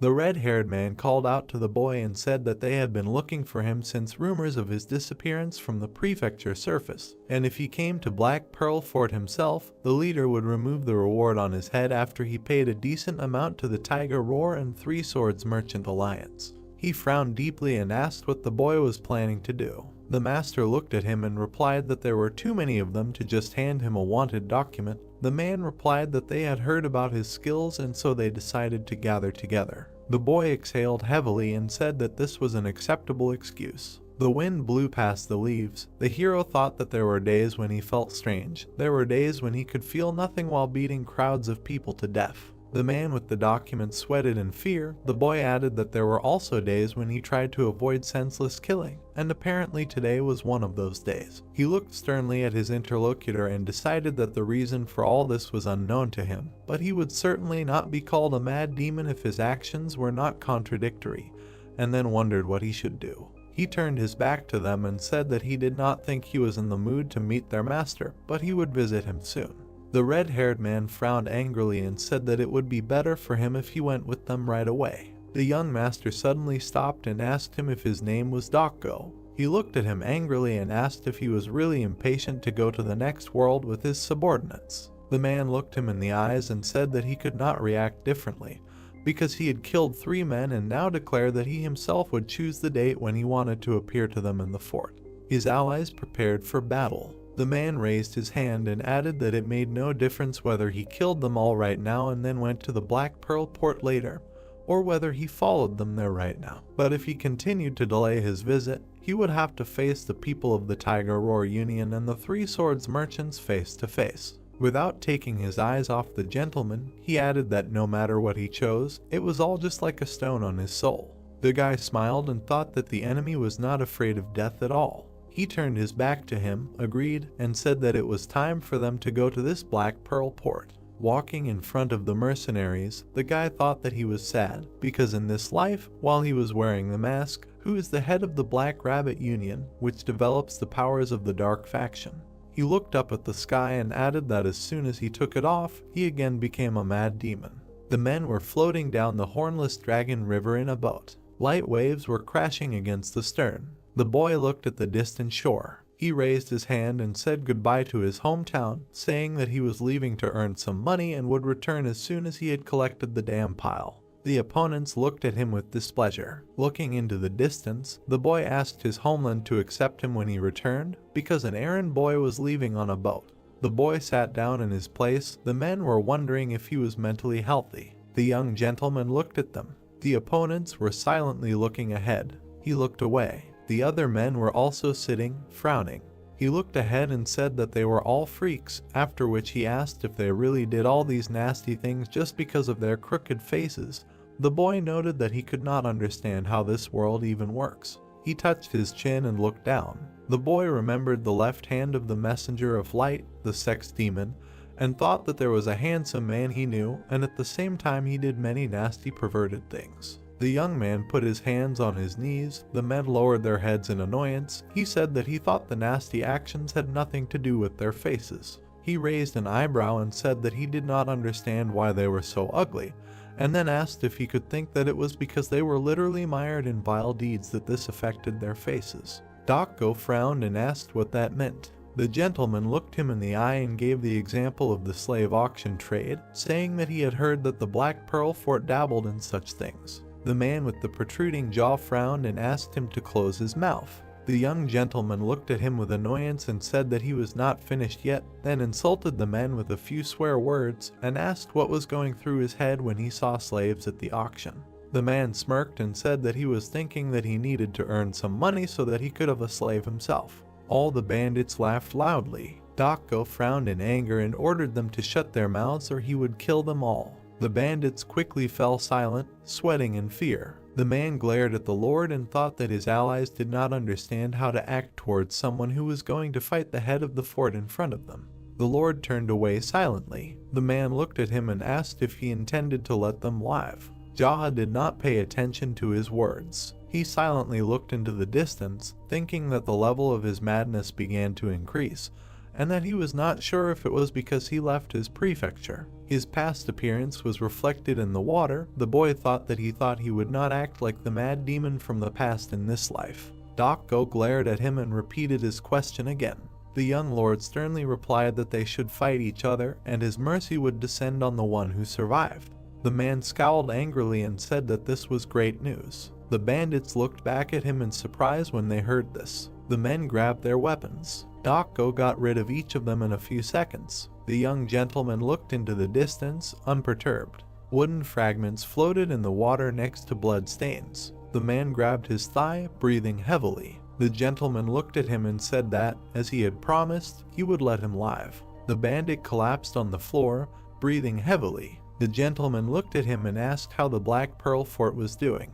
The man scowled angrily and said that everything there was simply teeming with idiots. Jaha smiled softly. The sun's rays glinted on the waves of the water. Their boat stopped at the shore. The guide said that this was the military headquarters of the Black Pearl Fort. The young gentleman looked at the wall with a serious expression. The boat approached the pier. The men on the shore ordered them to stop. Dako frowned angrily and told them to go away, because according to the order he had brought Jaha. The soldiers parted. The men went forward along the pier. They entered a small settlement. The people watched them with tired eyes. The young gentleman looked at the townspeople and thought that, it turns out, the Fort of Black Pearls has ordinary residents, after which he decided that this is logical, given that some people are kidnapped, turning into slaves. The men approached a tall building. A soldier at the entrance turned to the commander and asked what brought him to this place. The man replied that he brought a prisoner, after which he asked to convey this to the head of the fort.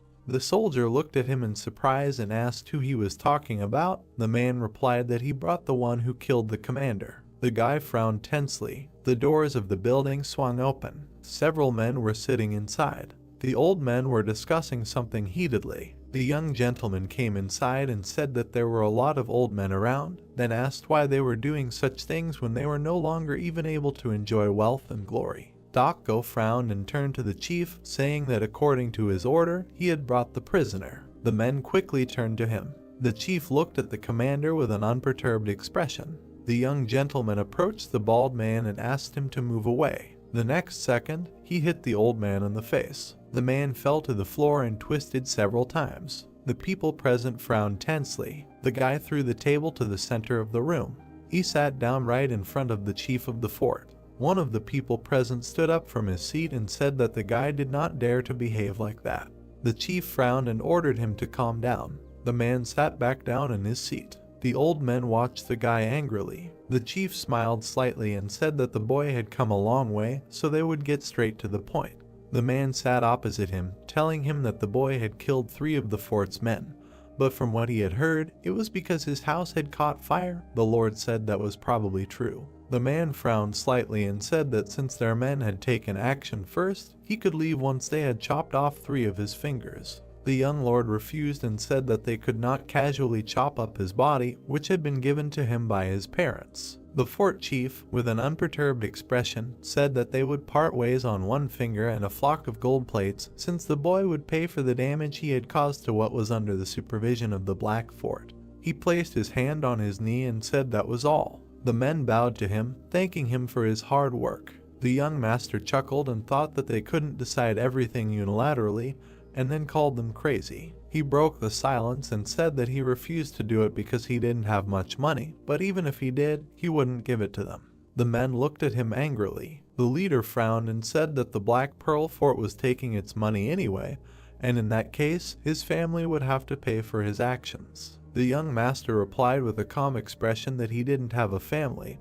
and that his dream was to have one someday, and he also dreamed of chicken noodles. The people present looked at him with irritation. The old man frowned and said that if he didn't have a family, then the people of his hometown would be celebrated for his actions. The boy looked at him with irritation and said that the man really irritated him, and then offered to put forward his own conditions. He looked angrily at the chief and offered to choose between them falling on their knees and licking his feet.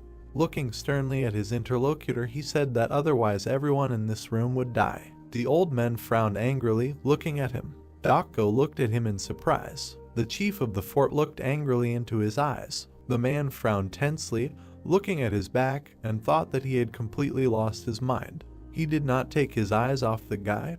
I continue to think that he provoked not only the chief of the fort, but also all the elders. One of those present looked angrily at him and called him an impudent bastard. The men jumped up from their seats and grabbed their weapons. The guy looked at them serenely. He calmly got up from his seat. The leader looked him in the face and said that he was a fool because he was given a chance, but despite everything, he thirsted for bloodshed. The guy looked him in the eyes and said that he was the only fool in this building because he was the one who gave him a chance to survive, and they thirsted for bloodshed. Dako looked at them tensely. The leader lowered his head onto his hand and ordered to kill the guy. The men quickly rushed into battle. The young master easily dodged the first blow. He slightly tilted his body and counterattacked the man. The bald old man flew back a few meters. His sword flew into the air. The dark-haired man directed an attack at the guy. The young man parried his blow, blocking his hand. It pierced the old man's body. The next second, the young man dodged a spear strike. He lunged and threw his opponent back. One of the elders threw his shells at the guy. The hero waved his arms, lowering his head. With one movement of his hand, he parried the flying sticks. Metal shells stuck in the floor. The two men rushed into battle. The blade, spinning in the air, began to fall to the ground. The young man quickly grabbed it. With one movement of his hand, he cut the bodies of the attackers. Scarlet blood gushed onto the floor. The men fell lifelessly to the ground. Jaha looked at them angrily. He looked up at the surviving opponents. The leader sternly watched what was happening. The old men stood in a stance, looking tensely at the guy. Dark energy began to emanate from the guy's body. Dako pursed his lip, watching what was happening. The young master took a step forward and asked why they did not approach him. The old men were scared, but turned pale. He frowned angrily and decided that he would approach himself. The next second, he approached the opponents. The man attacked him with his spear. The guy quickly dodged. The next second, he hit the man on the shoulder. The bald old man lunged forward to attack the guy. The hero tucked the blade of his blade into his armpit. He turned around and hit him in the stomach with his palm. The young master quickly turned around on the spot. He turned to the other opponent and attacked him with his sword. The surviving opponents rushed into battle again, running past the slain ally. The boy looked at them angrily. He made several blows, cutting the bodies of the men. Scarlet blood and fragments of weapons scattered on the floor. Dako frowned in fear. The head of the fort watched what happened carefully. The hero stood in the middle of the bodies of his opponents. The edge of his sword was covered in blood, and the man lay on the floor and groaned in pain. The head silently looked at his face. He lowered his eyebrows and said that the man did a good job. The young man frowned and asked him to stop acting so pompous, after which he said that all he did was just watch his subordinates die, waiting for the guy to run out of steam. The man frowned angrily. He pulled out his blades. The man swung his arms and attacked the guy. The young man made a sweeping blow. Their attacks clashed with each other. Suddenly, a huge amount of dust and smoke rose into the air. The guy quickly approached his opponent. The old man attacked him. The young man blocked his blow. The man made another lunge. The boy ducked back from the blow. The old man continued to attack without stopping. The boy blocked each of his blows. Their swords suddenly crossed. The lightning-fast blows of the opponents met again and again. Streams of smoke rushed through the room. The old man frowned angrily. The boy confidently looked into his eyes. They attacked each other, creating a powerful flash. The abundance of smoke hid their images from prying eyes. Dako closed his eyes from the fragments. The dust began to settle. Little by little, the bodies of the defeated opponents began to become visible. The men stood in the middle of the room, crossing their weapons. Sparks emanated from the place of contact. Suddenly, the boy's blade cracked. He jumped back, dodging the blow. The boy looked at his opponent with displeasure. The blade on the hero's sword broke off and flew to the side. The boy frowned. The old man grinned. He swung his blade and exclaimed that the young man was now unarmed. The brunette dodged it deftly. He gathered scarlet energy in his palm. The sword was back in his hand. Gosing looked in shock as the weapon simply pulled itself back to the hero. The opponents crossed their swords. The guy grinned and said that the blade was gone, but now it was here. The fort leader frowned. He made a sharp lunge and cut the air. The young man parried the attack. They continued the battle. The ringing of metal could be heard. The wooden flooring changed. Energy emanated from the enemies. The hero swung his blade. The brunette narrowed his eyes and thought that the old man was not bad.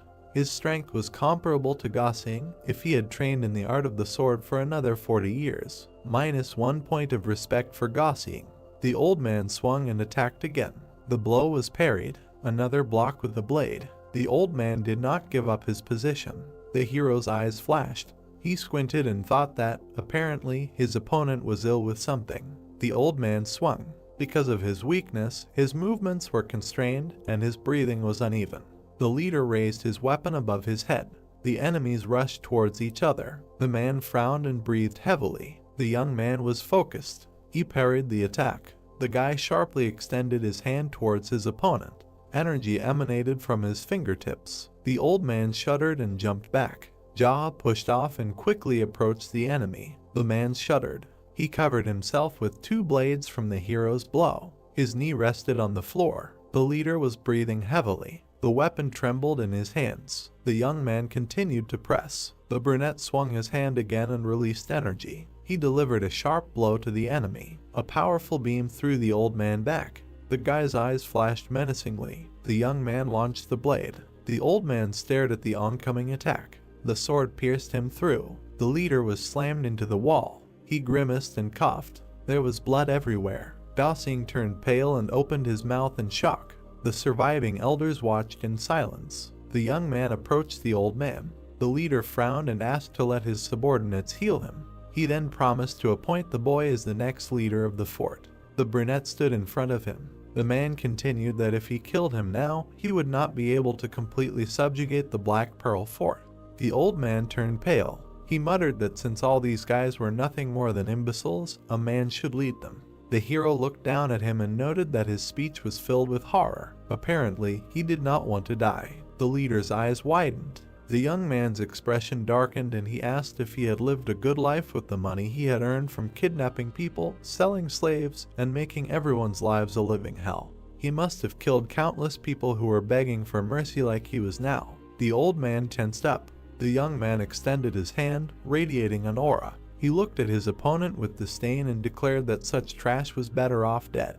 The man watched in horror as the massacre approached. Blood gushed. Gosing looked on in fear. In front of the young man, there was a bloody mess on the wall. The hero turned around. The elders turned pale. Gosing frowned and said that Jaws should be the next head of the fort.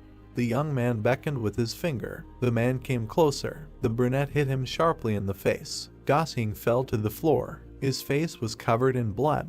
The hero grabbed the man by the hair. The young man looked at his interlocutor with a predatory expression and asked why the hell he was still pestering him. Did he really want to go after the fort leader? The man clenched his teeth in anger. They looked at each other. Gosing looked at the young man angrily and exclaimed, "What else should he do when he killed the leader?" The guy looked at him carefully. He narrowed his eyes and remembered the old man's words. Jaha let go of the man, who collapsed on the floor. The hero ordered them to return to the hall as soon as they gathered everyone under their command, and also healed all the old people who were lucky enough to survive. The young man turned around and headed for the exit.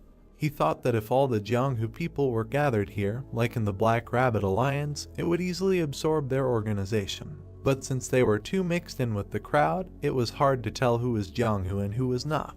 The hero crossed his legs and sat down. The boy exhaled and thought that he would have to pay for beating someone to death. Jaha sat at the head of the chair. Men sat on either side of him. The boy said that he would be brief. All his clothes were covered in blood. He said that he thought the best solution would be to appoint a fort leader and thus take all of Black Pearl under his control. Those present looked at him silently. The hero looked at Gosing and said that he would appoint him the next fort leader. The brunette turned to the man and said that his first task as leader would be to mobilize all those who could help in destroying the fortress walls. Gosing looked intently at the new master. He frowned and asked why. The boy scratched his chin in displeasure and asked if he really needed to have everything explained to him. Everyone present answered in the affirmative. The brunette leaned on his hand and exhaled. He explained that while they may believe that the walls protect them, they are absolutely useless against the Jianghu martial artists. The fact that the leader of the Black Pearl Fort, the strongest among you all, could not stand up for his life proves all of this. The people present continued to look at him silently. The young man propped up his cheek and continued that due to their isolation, they could not even negotiate with anyone outside the walls. Don't they think that they need to understand all of this for anything to begin to change? The men of the Leo looked on emotionlessly. The hero assumed that they did not buy what he was saying at all. Jaha sighed heavily and muttered that he was tired. He closed his eyes and waved his hand. The boy suggested that they start by tearing down the fortress and also advised going out more often.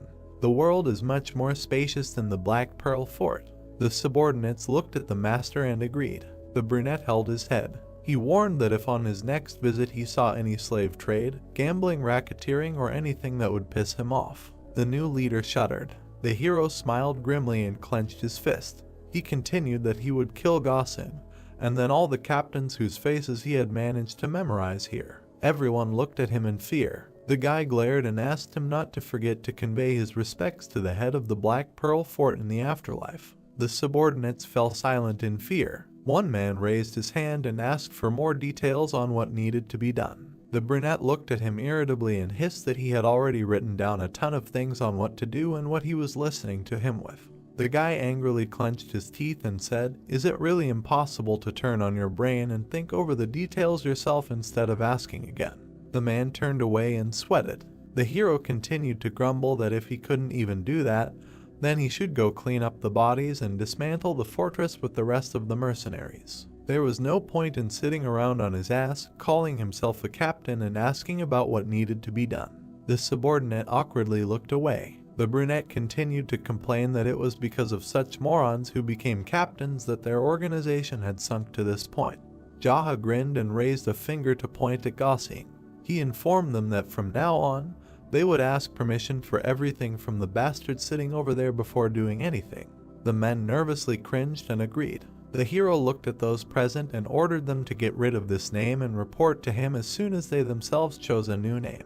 He asked not to use the word black because they could come up with something that would clearly show that they were from the dark faction. Someone raised their hand. The man with round eyes suggested using the word white. The young man turned to him irritably and asked if he really thought that they were from the white faction. The interlocutor calmly looked at the gentleman and answered negatively. The hero looked at him displeasedly and wondered what he had forgotten here, if even renaming his forces caused so many problems. The brunette looked at the interlocutor with hatred and demanded no more questions until the meeting was over. He gloomily lowered his head. The young man put his hand to his forehead in displeasure and ordered them to reduce the number of their rules to 3. One of the captains looked at the owner and clarified that he wanted to reduce more than 100 rules to 3. The guy exhaled and was surprised by their number. He repeated that they should start with 3. If they really needed to add more, they should discuss the pros and cons among themselves before adding anything.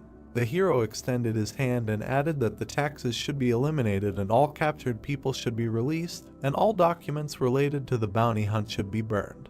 Also, the captains were not allowed to take money from the fort leader's vault. The men looked at him, puzzled. The boy ordered that they use it to help the people in dire straits and build proper houses here. He gave the task of involving people from outside and building a couple of buildings. The young man looked at the audience and clarified if everything was clear. The captains watched silently. The boy frowned and asked what kind of atmosphere was in the air. One of the men raised his hand and noted that Captain Gossing had already said much of this. He looked at the other men, who confirmed his words. The brunette turned. Gossing frowned and looked at him. They stared at each other silently. The guy narrowed his eyes and told him to try. The man agreed. The young man asked him to get him a change of clothes because his current ones were too soaked with blood. Night. The man stopped in front of the gate. The guard turned in that direction and asked who was coming. The hero came closer to them and answered that he was their leader. The men shuddered. One of them sweated and looked at the young man. The guards bowed sharply. The guy passed by. He looked around and muttered that it was too quiet. Are these bastards really shirking their training, even though he only left it for a moment? An old man ran up to him and greeted him. The guy narrowed his eyes and asked why no one was training. The interlocutor answered that it was not like that, it was just that the golden boar was here. The brunette frowned and clarified that one of the 12 heavenly generals was here now.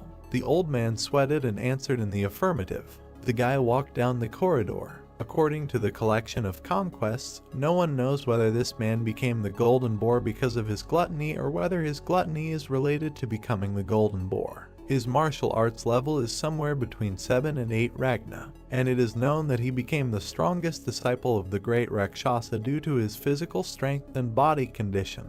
Presumably, he is the young leader of a rich group of merchants who brings huge amounts of money to the great Rakshasa. The young man entered the hall. A fat man was sitting at the table and eating.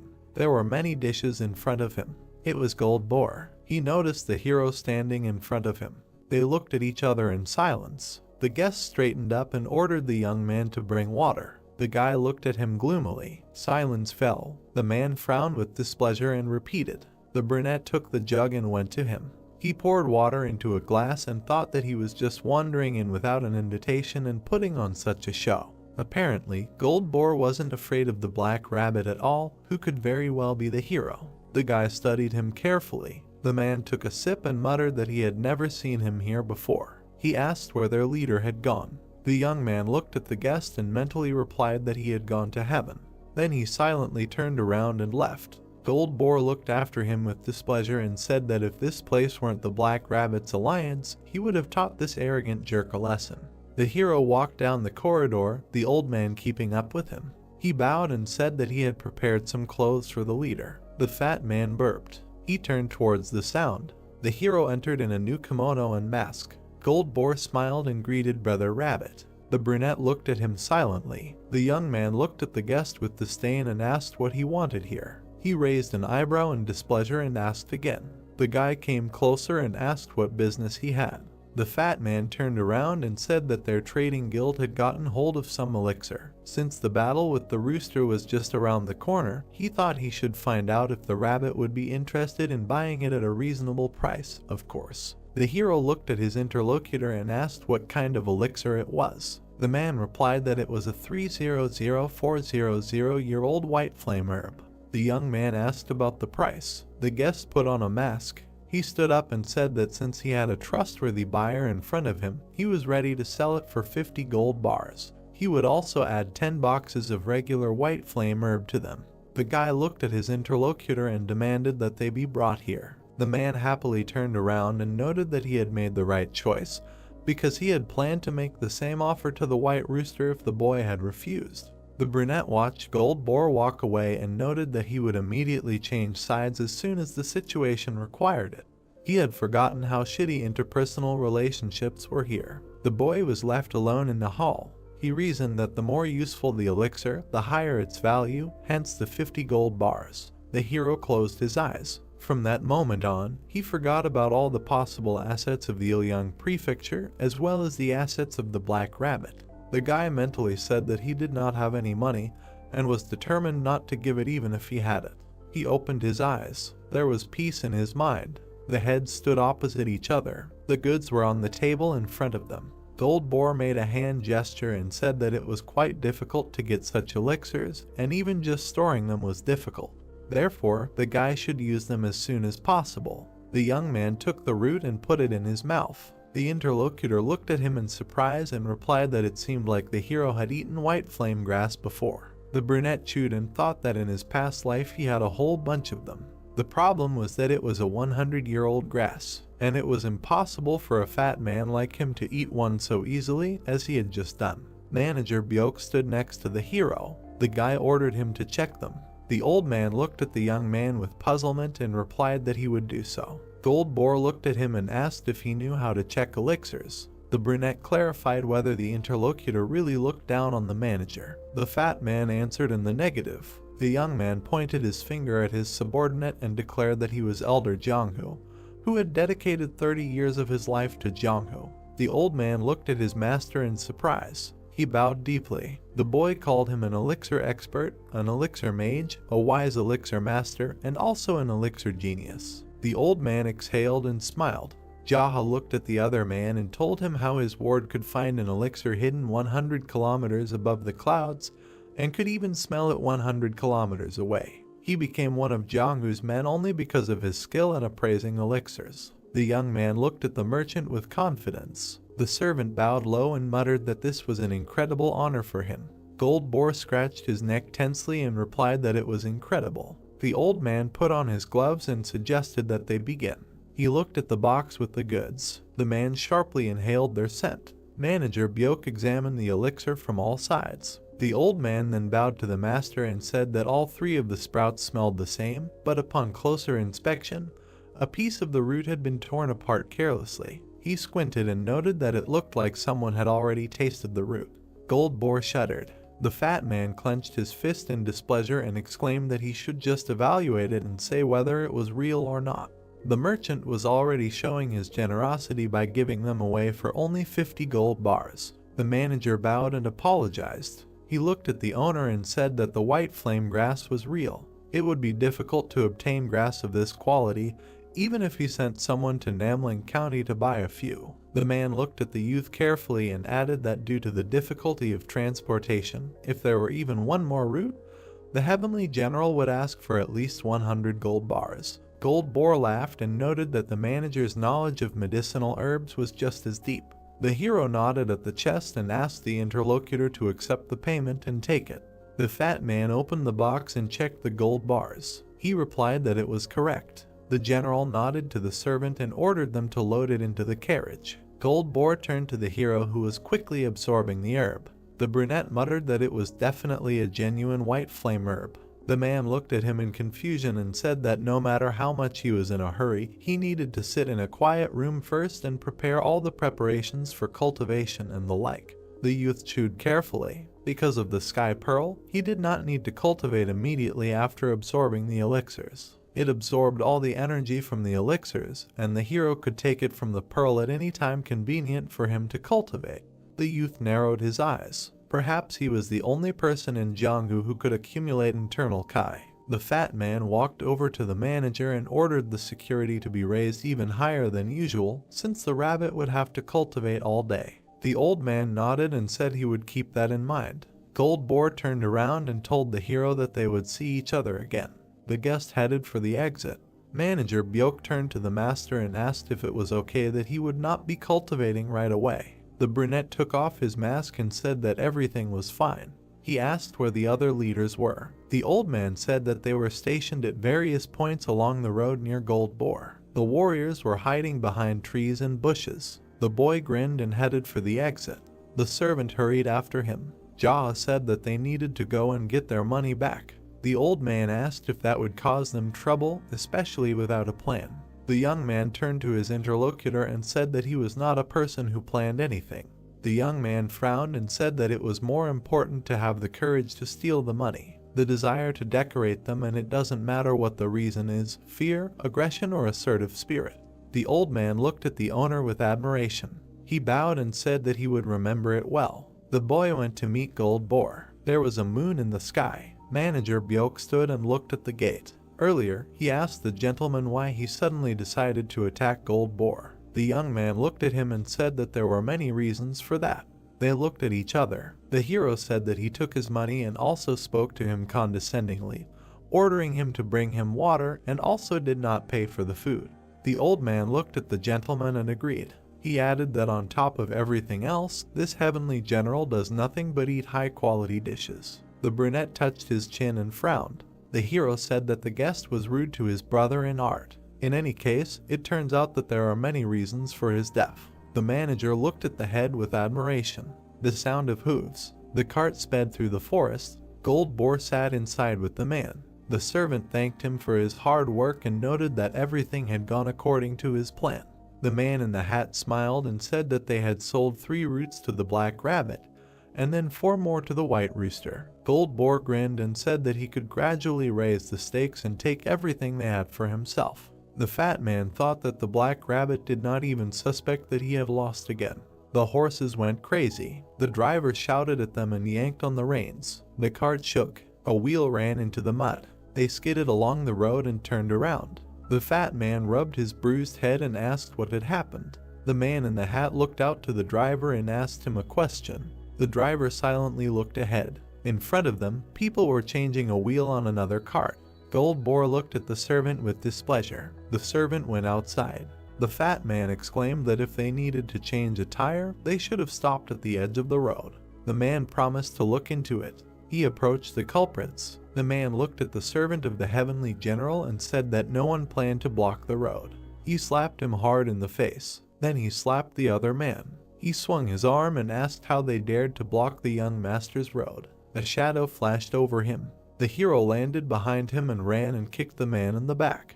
He flew back and hit a tree. The guy looked at the man who had fallen to the ground. The brunette frowned and muttered, how dare he raise his hand against a coachman from an ignoble clan. The men approached him and reminded him that they were just disguised as coachmen. The fat man went outside and asked if the guy was really a servant. He put on a mask and asked what all this meant. The brunette looked at him and replied that servants do whatever they want, so he should ignore him. Gold Boar got angry and grumbled he would not turn a blind eye to all this just because the boy was Rabbit's servant. The hero watched silently. The fat man narrowed his eyes and wondered what kind of mood this servant was in. They looked at each other. The heavenly general lowered his head and said that this was their task. The man assumed a fighting stance and said that they must have already known that he was a disciple of the great Rakshasa, as well as a representative of the Golden Mountain Merchant Guild. The fat man added that if they were all Black Rabbit's subordinates, then the entire alliance would not be able to hide from his master's wrath. He looked forward with hatred and said that if someone paid them to do all this, their merchant guild would find out. The man pointed a finger. Gold Boar pointed at the hero and noted that he did not look like a servant at all. In any case, it was just a piece of the puzzle to figure out who he was and where he got his money from. The young man walked towards his opponent and said that he didn't care what he was going to do. The fat man frowned. He put out his hands and rushed at the boy, emitting yellow energy. The brunette put his hands forward. Their palms froze a short distance away. The road beneath them cracked. Energy emanated in all directions. They looked at each other. Light continued to emanate from their palms. Both felt the pressure. Gold Boar grinned and was surprised that the hero decided to challenge him, the one who ate countless elixirs from the wealth of the Merchant Guild, to a duel of internal Kai. The boy knitted his brows and remained silent. The fat man stood and smiled. He declared that if this was a battle of internal Kai, even if he stood against any of the disciples of the great Rakshasa, he could not lose. The man shuddered in surprise. Jaha emitted scarlet energy. Ghostly hands reached out to his opponent. The brunette looked closely and thought that this must be the ability of the Sky Pearl. Golden light, the enemy's energy, penetrated his body. The youth narrowed his eyes and straightened his arms. Gold Boar was nervous. His Kai was leaving his body. He exerted more strength and shouted for him to move away from him. Waves of light and air emanated from them. The boar's mask split. The man sweated. He realized that his opponent was not pushing away. The brunette looked closely at the enemy and thought that it was absorbing the enemy's Kai much more mercilessly than the youth could have expected. The fat man closed his eyes and tensed up. The hero was focused. If the guy suddenly stopped this, he could receive many internal injuries from Gold Boar's palm art. Jaha frowned. The guy thought that if he did not stop now, the enemy would part with his life. His death would not be such a big deal, but he did not want his vengeful soul to be locked inside the Sky Pearl. The opponent turned pale. The brunette narrowed his eyes and thought that at this rate, he would be no different from the leader of the demonic cult. He exhaled. The guy broke the connection. His body was surrounded by golden and scarlet energies. The enemy flew back. The hero brought his palms together and concentrated his power in front of him. A ball glowed in his hands. Flashes of fire spread around. Everyone watched as the young man extinguished this energy. Gold Boar sat on the ground and stared at his opponent in fear. Jaha looked down at him. The guy wanted to steal some money, but stole some Kai energy. The fat man looked at the hero in shock and asked what he had just done to him. The brunette watched silently. He lifted his chin and declared that he had saved him out of his great kindness. The man began to sweat. Is this how his enemy sees the whole situation?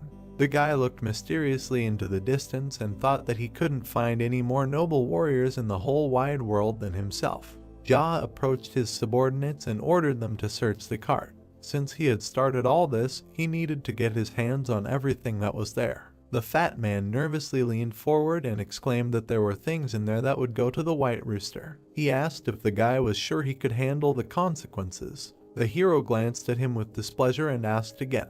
The young man demanded that his men make sure they would get everything out of there. The brunette noticed the chest in the hands of the servants. It was a box that contained 100-year-old roots. He demanded that they bring him this small box. The fat man shuddered and protested. The servant put the chest on the ground and opened it. Inside were roots. Jaha frowned and said that the enemy's way of doing business was unfair. Having sold 3 roots to the black rabbit, he intended to sell 4 to the white rooster. The fat man frowned tensely. The young man looked at him and said that the other man was involved in gambling on death matches and had also been caught fixing matches. The hero asked if he wanted to completely eliminate the black rabbit from the game with these actions. Gold Boar looked at him with a smirk and asked if he had any evidence. The brunette came closer. The heavenly general recoiled. The guy slapped him and replied that there was, of course, no evidence. The fat man was shaking and holding his face. The young man leaned over him and said that if the head of the Black Rabbit clan had something on this matter,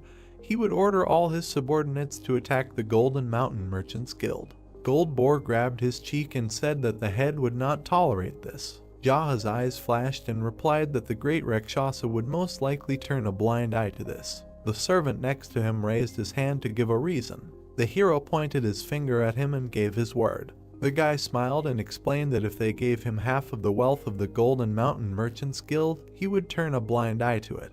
The guy confirmed his words. The servant clenched his fists joyfully, and they applauded him. The fat man looked at the hero with fear. He turned to his subordinates and asked who he would rather talk to, the Black Rabbit Union or the Great Rakshasa. The men crossed their arms and replied that it made no difference to them. Another young man raised his hand and suggested telling both. The brunette shook his head and replied that it would be a little more difficult that way. He was doing all this to enjoy life, but if the guy did something like that, it would be boring. The subordinates looked at the master approvingly. Jaha looked at the enemy and asked what he had to choose, who to tell. The man looked away. He was sweating heavily. The brunette shook his hands and hurried him. The fat man looked at his interlocutor, dumbfounded. Gold Boar frowned and muttered that if he had anything against him, the general would be dead by now. The man asked what the boy wanted. A voice was heard, announcing the girl's return. The servants turned around. Red Monkey was walking towards them. The fat man turned around in shock and asked why she was here. The girl looked at him and asked if he had been caught too. She was holding a mask in her hands. She handed it to the hero and said that her ambush had failed. But she had fought him and now the ranks had been reorganized. Now her enemy was in heaven. The brunette smiled and took the trophy. He praised her for her work. Red Monkey folded her hands and asked for an antidote. The fat man looked at them in surprise and did not understand why she was calling the boy brother. The hero looked at his interlocutor. She complained that she could not fight normally because she constantly needed to go to the toilet because the diarrhea did not go away. Gold Boar stared at her, dumbfounded, surprised that the girl could talk about diarrhea so easily in front of everyone. Jaha looked at her and said that he would keep his promise. They turned to the fat man. He exclaimed who he was. The brunette frowned. The girl flinched, noticing the hero's reaction. She slapped Gold Boar sharply, then another. The fat man looked at her questioningly. The girl glared at him with displeasure and asked how dare he show such disrespect to his brother. The man held his face with tears in his eyes. He did not understand anything. Red Monkey bowed to the boy. He praised her. The hero turned to the servants and ordered that all the boxes be loaded back into Gold Boar's carriage. The rest could clean up and return. The boy asked to take those who were unconscious and later he could be released. Yahello looked at the fat man and demanded that he call his coachman because the three of them had somewhere to go together. The interlocutor was about to protest. The brunette exchanged glances with the girl. She approached the heavenly general and swung her arm in warning. She demanded that he stop bothering their brother. They exchanged glances. The fat man received another slap. He grabbed his cheeks and asked what it was for. The hero approached them and noted that fighting brothers and sisters should not hit each other so hard. The girl nodded and replied that she would take this into account. The mask in his hands glowed. The young man put it on. Green energy emanated from him. The fat man stared at him in shock, trying to understand what he was planning. Red Monkey bowed and greeted Brother Dog. The hero narrowed his eyes and noted with satisfaction that she grasped everything on the fly. The girl looked menacingly at Gold Boar. He winced and repeated her bow. The guy looked at them and said, "At ease." The interlocutors straightened up abruptly. The three of them were sitting in the carriage. The fat man looked at the hero and tried to understand who he was and how he managed to become such a strong martial arts master. The man glanced sideways. The girl smiled awkwardly in front of the young man. Gold Boar thought that she did not dare open her mouth in front of the great Rakshasa, but she behaved this way with him. The fat man winced. The brunette turned to him. He quickly turned to him. The young man was looking out the window. He made a remark that Gold Boar thought too loudly. Just because he was smart did not mean that a man was able to understand everything in the world. The girl threateningly swung at the fat man.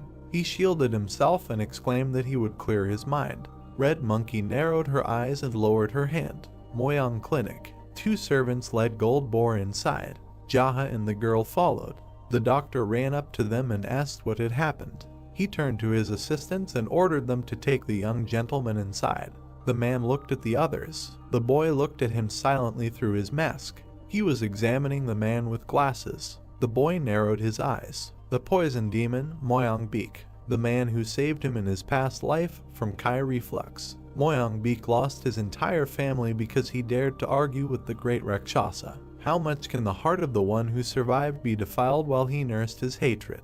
The man who clearly demonstrated this on himself, the poison demon. He became stronger due to his deep knowledge of the body and medicine, and when this was not enough, he began to study poisons. He even tested them on his own body. In a constant cycle of self-poisoning and healing, the doctor became an entirely different person. Ultimately, he became the one who finished off the great Rakshasa. The poisonous demon did not leave aside even the disciples of Rakshasa. But even among the followers of the 12 heavenly generals, there were those who renounced their past and chose the path of a calm and quiet life, but he found and killed them. The hero met him after he killed the great Rakshasa. The doctor hated not only the members of the Jianghu, but also hated people as such. Because of this, he swore that he would never save anyone's life again.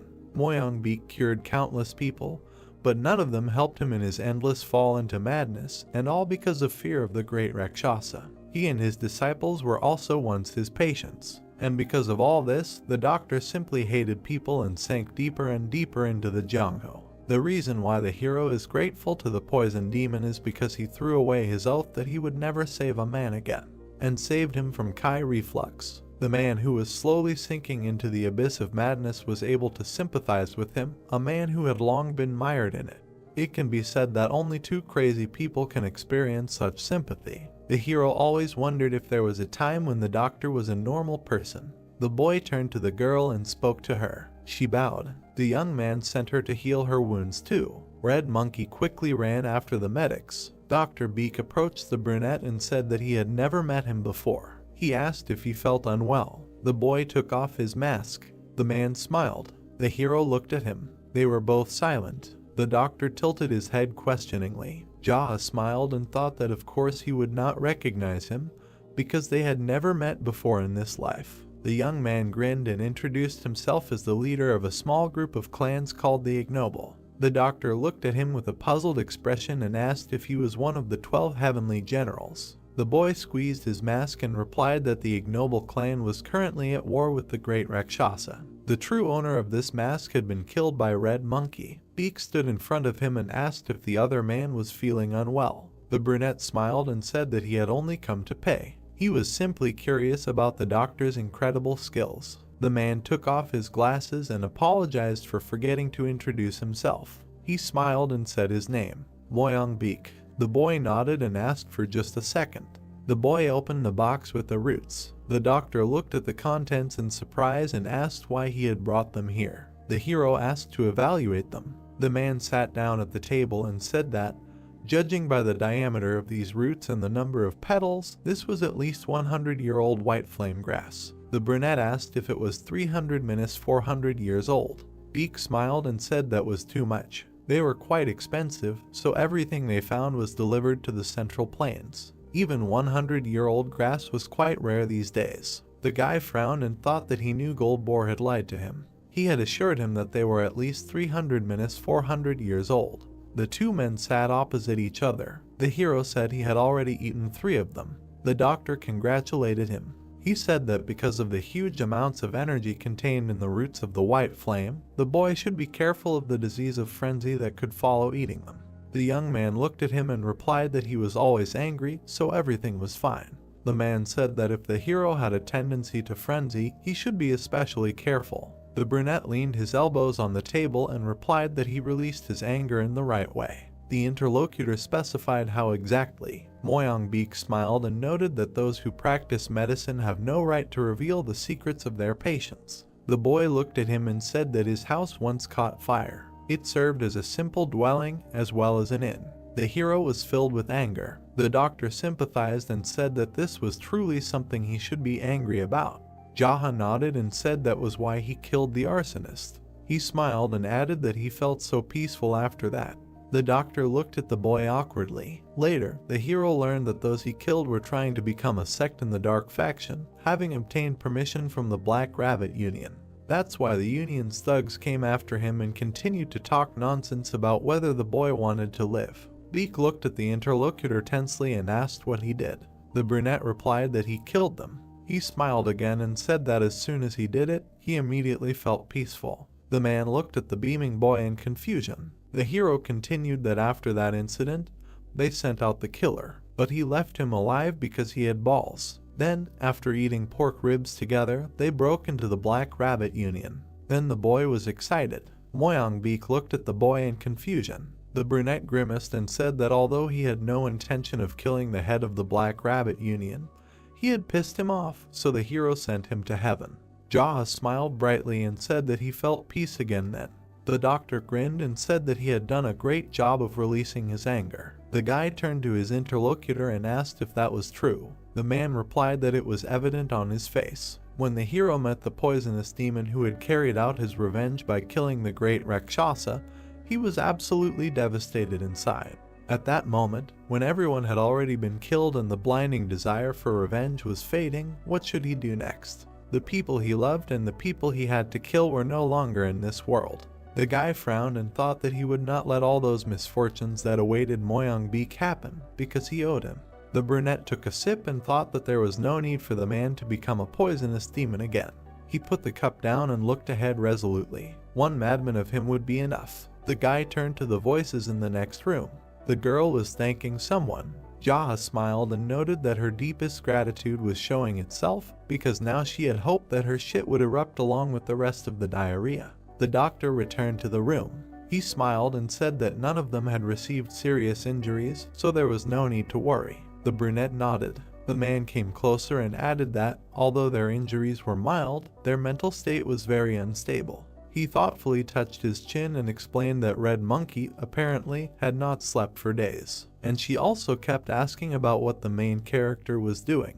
In addition, the girl was suffering from diarrhea. The brunette was sitting opposite him. The doctor said that Red Monkey begged him on her knees to stop her diarrhea. The two men looked at each other in silence. Beak chuckled. The hero looked at him and said that he had fed her laxatives and made her think they were poison. The young man said that he had fed her a ton of laxatives and nothing had stopped them. The boy had ordered her to deal with one of the three most vicious heavenly generals, the green dog, the yellow horse, or the white rat. The young man clenched his fist. He frowned and said that he would have had no choice but to kill Red Monkey if she had continued to resist him, just as the leader of the Black Rabbit Alliance had done. Therefore, only the laxative he had fed her was keeping her alive. Deke looked at him in surprise and asked again. The brunette frowned. He clenched his fist and declared that he called it the laxative theory. The doctor looked at him in shock. The man lowered his head and muttered that he had never even heard of laxatives saving people. The boy looked away and said that since she had already dealt with the green dog, let the doctor do as he promised. The other man nodded. He sat down opposite. The young man suggested changing the topic. Deke looked at the hero and said that Goldboar seemed to have suffered some kind of mental shock. The brunette looked at the man and explained that he had lost a huge amount of his internal money energy while fighting him. The doctor nodded and asked if the boy was an enemy of the great Rakshasa, then why did he come here to treat his students? The hero narrowed his eyes and muttered that he was hitting the mark. He tapped his fingers on the table and told her about a man in Jianghu. The brunette frowned and continued that if this man started killing everyone who came his way, even those who could be spared and strangers, then what would happen? The boy looked at the doctor. He narrowed his eyes. Jia frowned and replied that he would become part of the demonic faction. The man looked at him in surprise. The boy ran his fingers across the table. He said that if you only kill the cruel bastards and the people who burn the house to the ground, and leave those who can be useful alive. The brunette looked ahead and said that there were many people he had spared. The man looked at him and asked if this was the way of the dark faction. The boy objected that this was his position regarding their paths in life. The doctor touched his chin and repeated. The boy stared at him and explained that he treated people in the hope that they would improve one day. Even if he could be betrayed in the future, he was ready to endure it. Moyangbeek looked at the boy and asked if the hero was a member of the Light faction. The boy replied that it would be difficult for him to join them now. The doctor asked why. The brunette replied that he was not a virtue. The bespectacled man narrowed his eyes and noted that it was unlikely that everyone in the White faction had valor. The guy exhaled and added that there were a lot of such people among the clan's founders and top officials. In addition, they were also very strong. Jaha looked closely at his interlocutor and explained that people who lacked valor were part of the Light faction because they were their students and the students of their students. This is the power of heritage. If you look at it this way, the hero is not like that. His house served as an inn and became ashes, and he was an errand boy. They looked at each other. Jaha said that because he lacked heritage, he needed time and strength to become part of the Light faction. The doctor thought about it. The brunette looked at him with a smile and thought that the poisonous demon was a normal person. The man shuddered. The young man opened the chest with gold. The doctor asked what it was. The hero answered that it was payment for treatment. The brunette smiled and thought that giving such a huge amount to the one who saved his life was not a pity at all. Moyangbeek bowed and muttered that this was too much. The boy objected and asked to prepare a quiet place for him to sleep while he waited for their treatment to be finished. The man took 3 ingots and smiled. He noted that even this was excessive. The boy frowned and insisted that the doctor take all of them. He refused with a smile. The brunette frowned and thought that the man was stubborn even before becoming a poisonous demon. Jaha pointed to the box of roots and suggested that he take that at least. The man replied that in order to completely absorb the white flame herb, he would need at least 10 days to cultivate all the energy. He smiled and explained that patients came every day and he could not leave them. The boy puffed out his cheeks. The doctor bowed and thanked him for thinking so highly of his backwoods clinic. He suggested that the boy take the roots himself to cultivate. The boy frowned. The doctor smiled and beamed. Jaha sighed and thought that he had lost the argument of words again. That was the kind of person he was. Night, Moyangbeek looked at the sky. The girl bowed and said that the hero had started cultivating in his room. The man asked her to be especially careful with him. He turned away and muttered that the boy had some special kind of anger disorder. He thought he saw the hero's face on the clouds. The doctor left. The discussion of diarrhea was still in his head. Petals fell on the water. Jaha was meditating. A voice behind the screen asked if he was awake. The man opened his eyes. He opened the screen. Moyang was holding a tray and telling him to drink some herbal tea. The brunette took the mug. Looking at his reflection, he thought it was dark medicine for a poisonous demon. The doctor smiled and said that it should be drunk in one gulp. The protagonist looked at him and agreed. He began to drink the decoction. The brown-haired man smiled and asked how it was. The man licked his lips and replied that he felt some relief in his chest. While he was putting the mug on the tray, Moyoung asked if this meant that his soul had become lighter. Jahe replied that it was something like that. The doctor smiled contentedly and said that he was glad, and then asked to visit them from time to time so that they could monitor his pulse, even if he was busy. The brunette, standing opposite, said that he would come with a light heart as soon as he killed the great Rakshasa. He pursed his lips and thought that only by doing this could he cross the line of misfortunes that had haunted Moyoung all this time. The men went outside. Standing in front of the brown-haired man, Jahe thanked him for these 2 days. The doctor smiled and wished him luck, asking him not to hesitate to visit them if he felt bad. The protagonist smiled back and asked him to be wary of the Jianghu people and to contact him if anything went wrong so that he could help in person.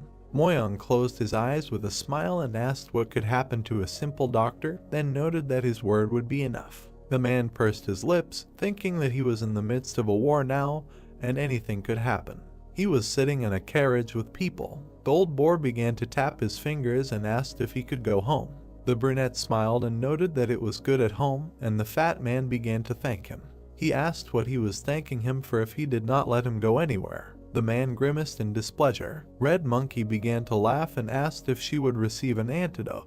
Looking at her, Jahe replied that he had already done so. She began to compare when it was. The protagonist gritted his teeth and replied that the poison of the cursed purple fog was a laxative, and the doctor had already cured her diarrhea. The girl's eyes widened and she wondered if it was poison. With a shocked expression on her face, she began to think that it was no wonder that she had such severe diarrhea, and that on top of that she had made such a rampage, thinking that the laxative was poison. She perked up when the man asked why she couldn't control herself. The brunette began to laugh nervously. Looking at his comrades, the brunette turned to Red Monkey's sister and Gold Boar's brother. He narrowed his eyes and asked if they found it funny that someone like him, who had just met them, was calling them brother and sister. Their faces darkened and they answered in the negative. The protagonist, sitting opposite, said that if the two of them took the side of the great Rakshasa and the streams against him, then he would stop this cart right now. The people listened in silence as they were told that since the poisoning and the incurable wounds had been somewhat cured, they would have to leave the cart and they would go with different bullets. Jahe looked at them and said that they were not his slaves or the slaves of the great Rakshasa, so they were free to do whatever they wanted. Red Monkey asked with a surprised face if it was true that they would not get away with it. Gold Boar waved his hand and said that his entire house could be slaughtered if he betrayed the great Rakshasa. He asked if he could reveal his full strength to him, as well as the size of his army. The man grinned and said that he believed that he was not a merchant from nowhere. He asked if he wanted to make a detailed analysis and comparison of their forces. The fat man apologized with a sad look, noting that it was not only his life that was at stake. The brunette looked at him and asked that if they were on the side of the great Rakshasa and he lost, would their lives have any meaning? The interlocutors froze. Continuing to look at them, the protagonist said that he would continue to order them to believe and bring him money, bring women, and they would have no choice but to be his slaves until they died. Leaning against the wall of the cart, he said that comparing their military power was not the most important thing. Jahe narrowed his eyes and asked that even if he was weak, do they want to live as slaves or not? Gold Boar lowered his eyes. The man turned to him and noted that he was born into a rich family and received everything he wanted, and he should have at least some pride in the clan, but just look at him now. He asked if he thought that this money belonged to him. The merchant perked up. The brunette asked, "Isn't his house now the warehouse of the great Rakshasa?" He bowed and asked him to answer if he disagreed. He asked if he really was rich, then wouldn't the method of spending money be more important than the endless, pointless collection of money? The fat man looked away and apologized, then asked him to buy him some more food. The protagonist frowned. Red Monkey perked up when he addressed her. She exclaimed that she was also a little hungry. Gold Boar clenched his fist and explained that he was asking her if she would side with Rakshasa. The girl smiled and said that no matter what happened, she would side with her brother. The man asked her why, with a gloomy expression. She replied that he had taken her to the toilet and to the doctor and then fed her pork ribs. The merchant listened with an indignant face to her words about how she had been a little sad that he had fed her some poison, but it had turned out to be only a laxative. The brunette looked at the floor and asked what would happen if the great Rakshasa fed her poison. She asked if she would definitely die, because it would not be a joke and he would not take her to the toilet and she would have to hide in the bushes. Red Monkey smiled and said that she was afraid to even think about it, so she would be on her brother's side.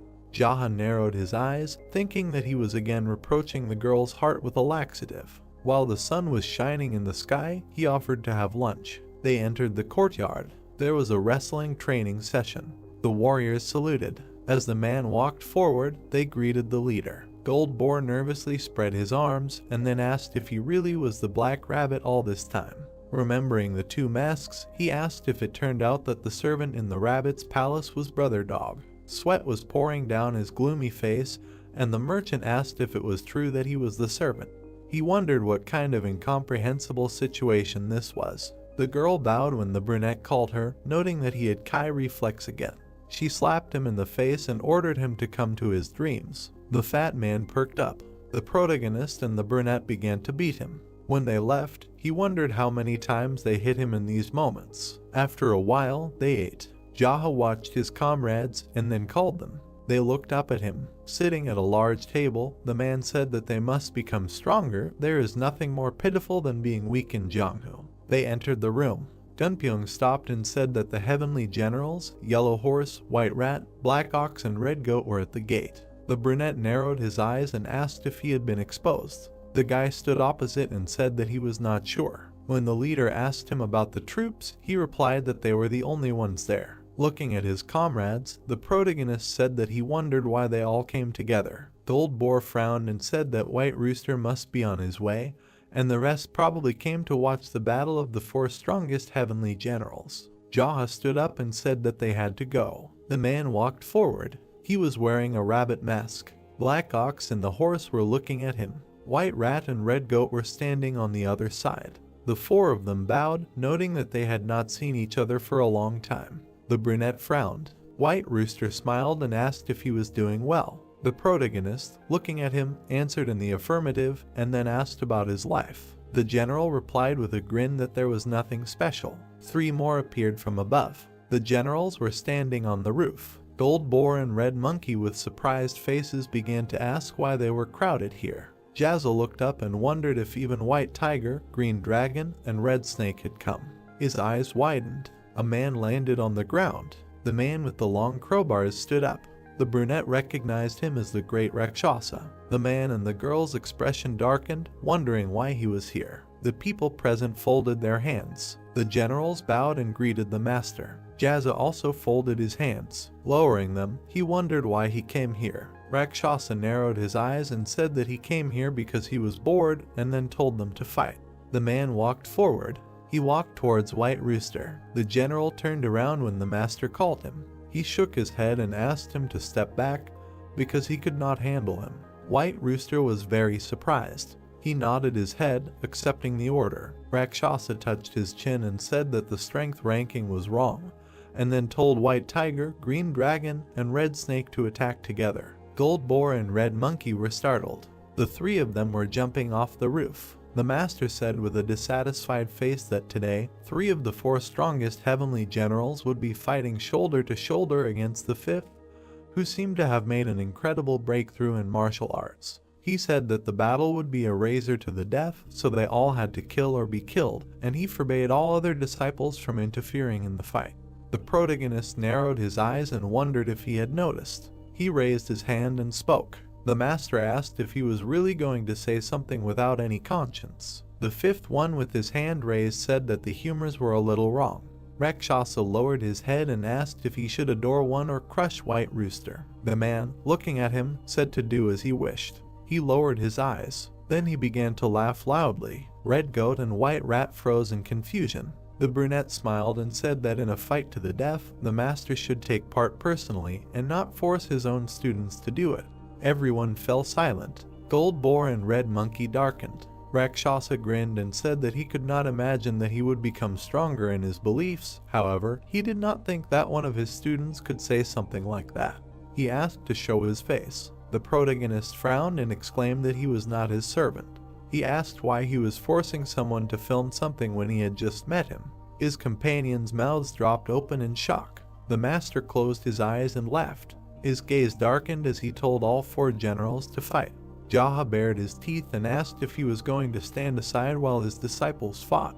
He asked if he was really doing his business that dirty. Rakshasa pursed his lips. The 5th one waved his hand and said that if the 4 heavenly generals attacked at the same time, he would simply run away. He pointed out that his knowledge of Kingdom was much deeper than his fighting skills, and then suggested that they play tag across the globe.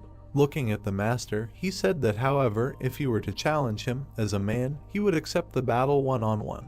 The brunette pointed his finger and said that rumors of him being afraid of a fight would spread far beyond Manhwa prefecture since he was quite talkative. Rakshasa continued in a darker tone. The protagonist stood and spoke to the 12 heavenly generals. He asked them why they thought their leader was making them fight first. He noted that it was obviously to find out how strong he was as he beat them to death. Jaha grinned and asked how much wealth and prosperity the old man planned to enjoy when he sent his disciples to hell. He pointed to Black Ox and noted that he was obviously young, then asked how old he was. He asked if he thought the old man would be sad if he died. Looking at the generals, the man said that all he would do was give his mask to someone else since they had already replaced more than 1 or 2 generals. He asked if they were really going to die like this, obeying their master. Rakshasa smirked and said that apparently some madman had been hiding under the mask of some disciple all this time. The brunette smiled and agreed. He said that the masks increased their madness,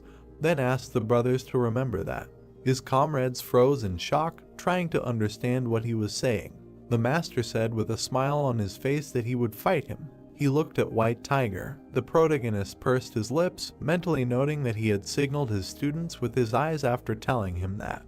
He thought that he knew he would do it before he was surrounded. He reached for his weapon. Jaha began to take out his sword. He struck. White Rooster covered himself with his fan. The 5th jumped. He began to run. The 3 rushed after him. Then the rest of the generals beat him. They complimented the man. Looking at White Tiger, he said that they did not need to worry about anything.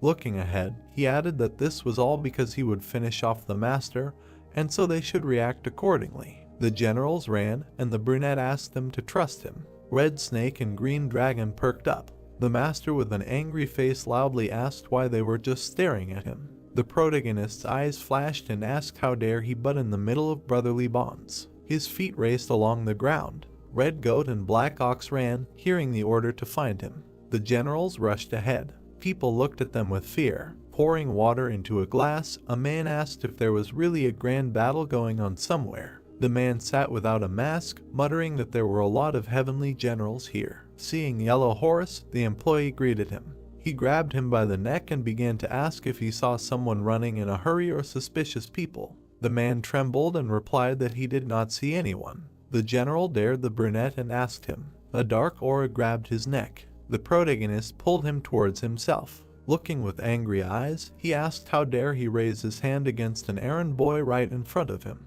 He was squeezing Yellow Horse's neck. Jaha swung his fist. He hit the general. He flew to the side. The employee watched this in fear. The 5th one dared him and told him not to be surprised because this was commonplace for Jianghu. The guy looked down and agreed. The man poured alcohol on his wound. Then he began to pour it into a glass. Holding out the jug, he offered to pour. The frightened guy held out the glass and thanked him. Looking at him, the protagonist said that they thought that the errand boys were weaklings, that's why they yelled at the slightest thing.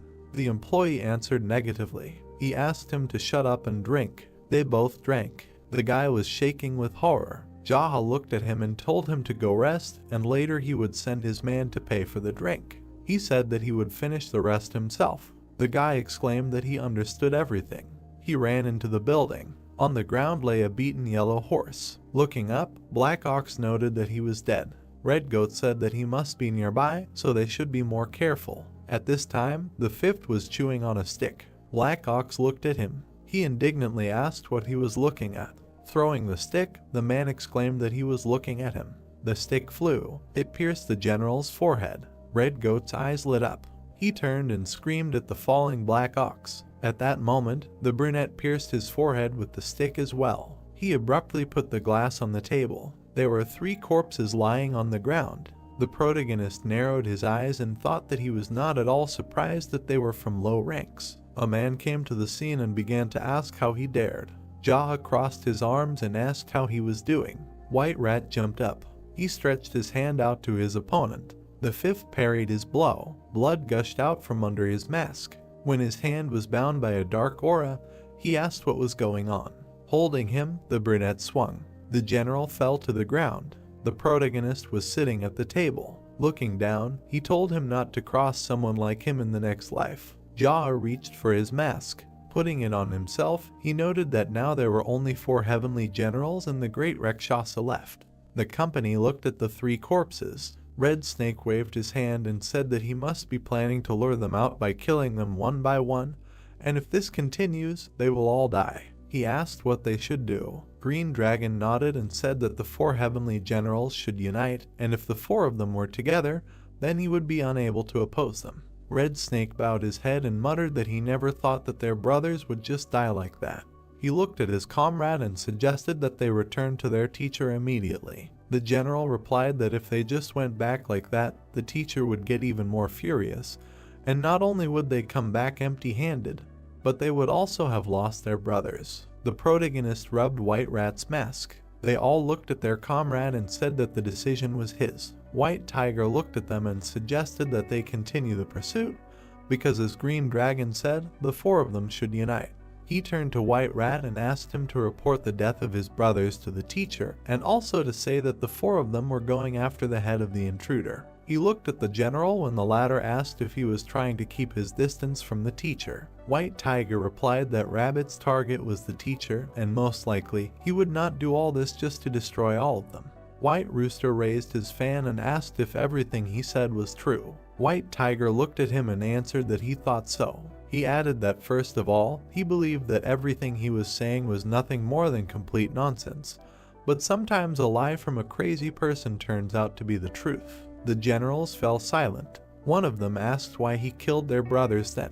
The man, his eyes flashing, replied that it was because he was crazy. The protagonist and the others nodded. He smirked and thought that, as expected of an elder, he was making a very reasonable conclusion. White Tiger turned to the others and said that he was sure of it, because he had told them from the beginning that he was only doing a personal duel with the teacher, and as long as they did not pursue him, he had no need to fight them, and he would only appear where the teacher was. The brunette shook his head and thought that the more he listened to him, the more he. The masked man gritted his teeth and said that if he killed the teacher, they could just start all over again, making White Rat one of the heavenly 4 generals. He looked at Green Dragon and asked, as he said, how long are they going to be his slaves? He added that, to be honest, he was already tired of watching him fraternize with the youth. Jaha crossed his arms. He raised his head and asked why in that case they didn't just kill the teacher themselves if that would be the end of it all. The generals looked at him silently, saying that he was no beauty. The 5th man's eyes widened.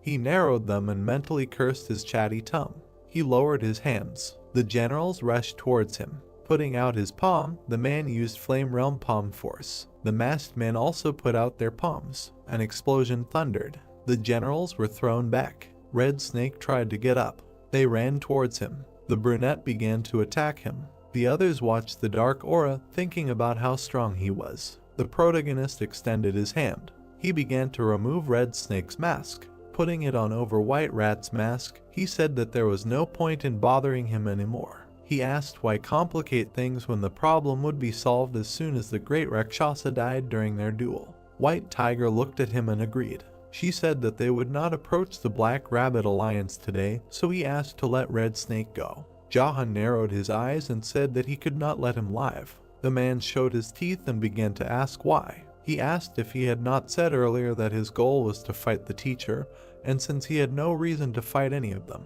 Looking at him, the 5th said that it was so, but Red Snake had kidnapped defenseless women and given them to the great Rakshasa. The others perked up. The brunette turned his head and said that he had heard that he had recently given him a blue-eyed beauty, and then asked if it was true. The others became gloomy, sweating. They wondered if he was saying that he would kill him because he had kidnapped defenseless women and given them to the master, or because he had given the blue-eyed beauty. The protagonist swung his fist. The general was thrown back from the blow. He crashed into the wall. Looking at him, Jaw thought that Red Snake was the most loyal general of the Great Rakshasa, and without a shadow of a doubt, he did everything for the Great Rakshasa, and this was enough for him to finish him off. He turned around and said that from now on there were not 4 generals, but 3. The others stared at him silently. The 5th one turned around and said that he went to fight the Great Rakshasa. He noted that if they did not value their lives, they could fight him 4-on-1 in the alliance of the Black Rabbit.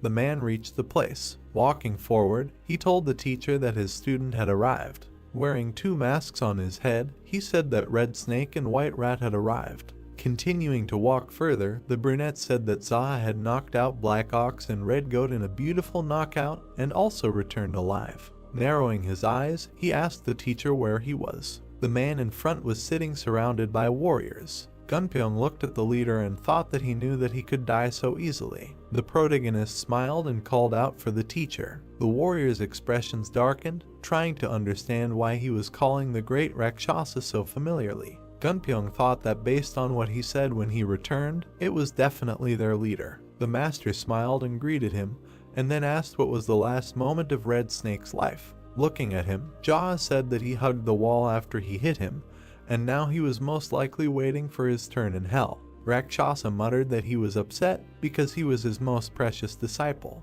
The 5th one lowered his head and said that there was something that he had always wondered about.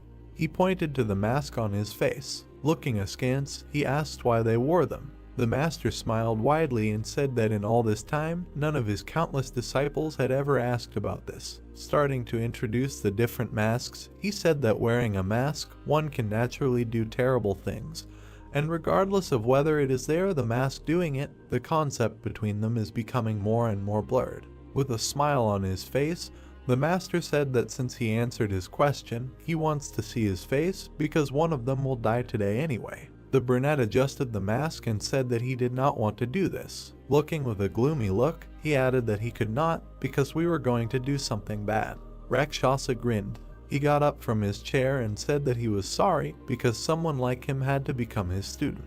The protagonist looked at him and said that even if he were his student, he would still kill and, like today, asked why they wear masks. Descending the stairs, the master said that this is how a man should live. His sleeves fluttered. Jaha narrowed his eyes, thinking that he was not so popular among the common ladies, despite the fact that he had a beautiful side. Looking at Rakshasa, he wondered why someone like him was mating all along the east and west. His eyes flashed, thinking that he was suddenly filled with rage. Walking up to the general, the master asked him how he wanted to fight and then asked him to choose a martial art.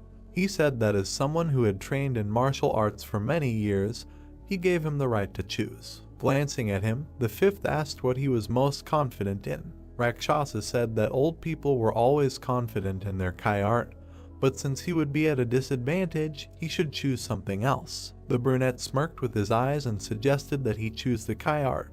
The man smiled and thought that judging from his voice skin, he was still young, but he was eager to fight him in the Kai art with someone who had trained in it for several decades. He extended his hand forward. The protagonist did the same.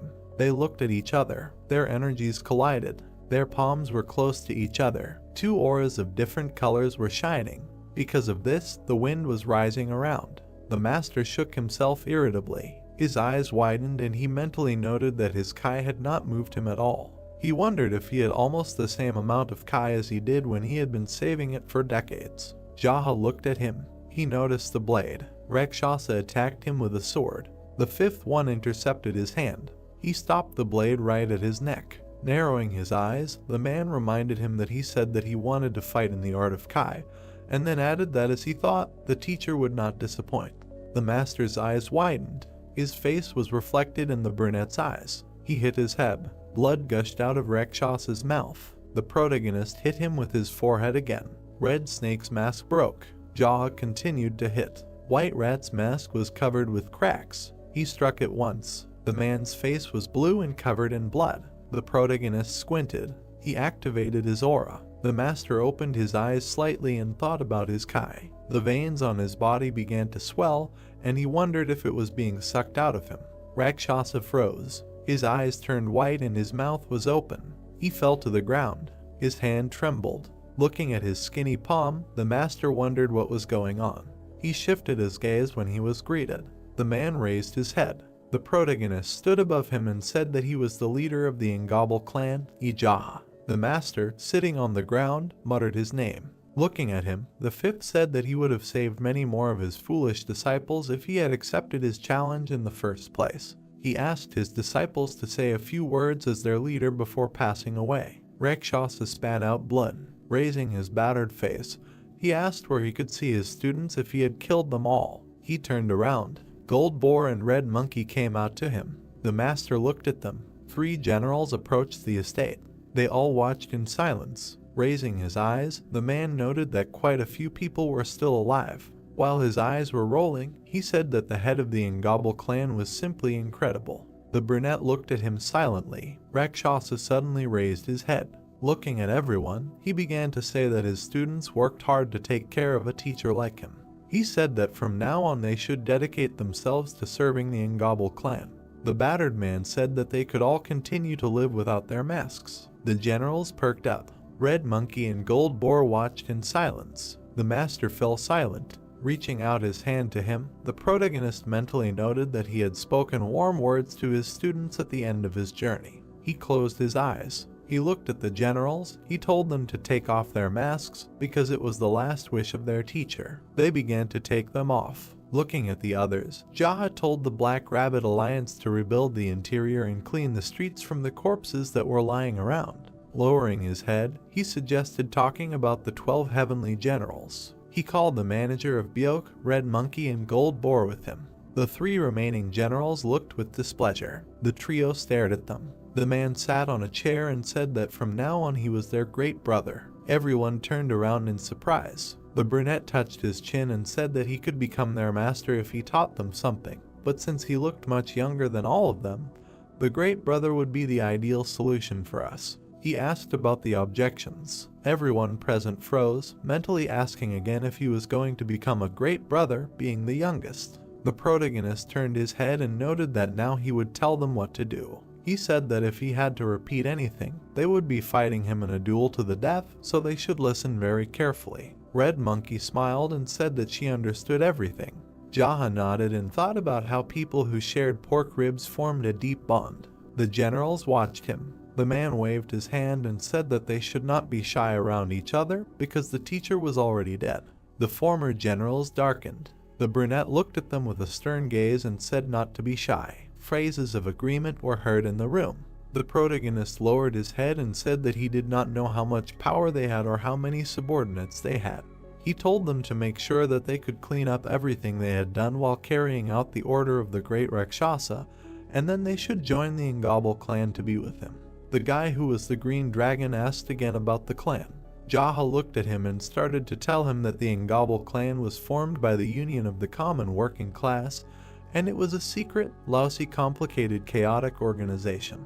He asked what they thought they should do first for the clan. Silence reigned in the room. The man also fell silent and thought that of course they did not know this, just like he did. Looking at his comrades, he said that they could report to him from time to time what was happening and could come with problems in the future. The brunette added that he would leave them now and they would be on their own. Narrowing his eyes, he said that they should clean up everything that the dark faction had done. The man, who was White Tiger, replied that everything would be done. The protagonist nodded. Looking at those present, he said that there was no point in giving orders to adults, and since they had taken off their masks, they had to change. Sitting on the chair, Jaha said that he was not a good person, and also not very patient, and it was 10 times harder for him than for an ordinary person to restrain himself from killing someone. The generals darkened when he noted that it was like when he gave them. White Rooster looked up and said that he was worried about something. The man turned around and asked. White Rooster said that the teacher had both enemies and allies. He folded his fan and began to say that he was especially close to the old king of the hornless dragons, who received a lot of money and women from Rakshasa. He added that he would be the most furious when he learned that he had died. Green Dragon looked at the leader when he asked if there was anything else. He He said that there was a society of rain clouds. Imagining the battle, he said that they were one of the teacher's most troublesome enemies, and indeed the master's hand was cut off by the leader. The guy with an indifferent face said that unlike the old hornless dragon king, there were many people besides them who held a grudge against Rakshasa, and they could not predict their reaction. The protagonist's eyes flashed and asked if that was true. He sighed loudly and said that it was a relief. Red Monkey turned to him and asked what was the reason for her joy. Jaha looked up and said that he was glad that there were so many people he could kill. The room fell silent. Introducing the women, the brunette asked if Rain Cloud was written in the Rain Cloud Society with the same letters as fornication. White Rooster with a tense face answered in the affirmative. The protagonist looked at him and said that it was a very provocative name. He bowed down and addressed the manager, telling him to send a letter to the Rain Cloud Society in the name of the Black Rabbit Union and write that they should live chastely. The old man smirked and asked if they should send a declaration of war under the guise of a letter with good intentions. The protagonist looked at him and called him resourceful. The manager smiled sheepishly. White Rooster frowned and said that there was no reason to mock the forces of the Rain Cloud Society. He asked if it was really necessary to provoke them first. Looking at him, Jaha called out. With a serious face, he told him to shut up. The man gritted his teeth and agreed. Sitting on the chair, the brunette asked what the problem was with declaring war on the Rain Cloud Society. He said that they were already at odds with them. He thought about it. The protagonist slammed his fist on the armrest. Everyone in the room tensed up. Jaha, with an angry face, started shouting that he could not leave a clan with such an indecent name alone. He told the manager that there was no need to disguise the letter as a sign of goodwill and he should just send them an obvious declaration of war. Everyone in the hall darkened, and Goldboar wondered if he was going to declare war on a clan just because he didn't like their name. Jaha clenched his fist in indignation and shouted that the Rain Cloud Society were also enemies who tore off their teacher's arm. He asked if it wasn't obvious that as his students, they should take revenge. The generals and comrades caught on. Looking at the leader in fear, they wondered if he really wanted to take revenge on someone who tore off Rakshasa's arm if he was the one who killed him. The man glared angrily and asked what the answer was. Everyone began to agree and say that they should do it. The brunette argued with them. Everyone sat tensely. Standing in front of them all, he said that they should be more cheerful. Clouds floated across the blue sky. While the sun's rays illuminated the Union, the man said that he was busy. The protagonist walked out through the arch. The warriors turned to look at him. The warriors bowed to the leader. Gunpyeong turned around. Jaha waved his hand. A petal flew past him. The man turned around. In front of him was a large rose tree. He began to approach it. The brunette began to meditate near it. He sat with beast eyes. Petals fell on his shoulders. Gunpyeong watched him. The sun's rays caressed the Union. Little by little, the sunset began to descend. The protagonist, strewn with petals, was still meditating. The warriors looked at him. He opened his eyes. Jaha began to rise. He reached for the sword. Everyone froze. The man began to wave his hand. He looked at the blade. The brunette looked back. He looked at the falling petals. His eyes widened. The blade began to move. The protagonist spun the sword. He struck. Then the leader swung again. Gunpyeong clenched his teeth, and the others looked on in surprise. The man moved like a falling petal. Energy oozed from his body. Gathering the petals into a pile, he controlled them. The brunette stepped to the side.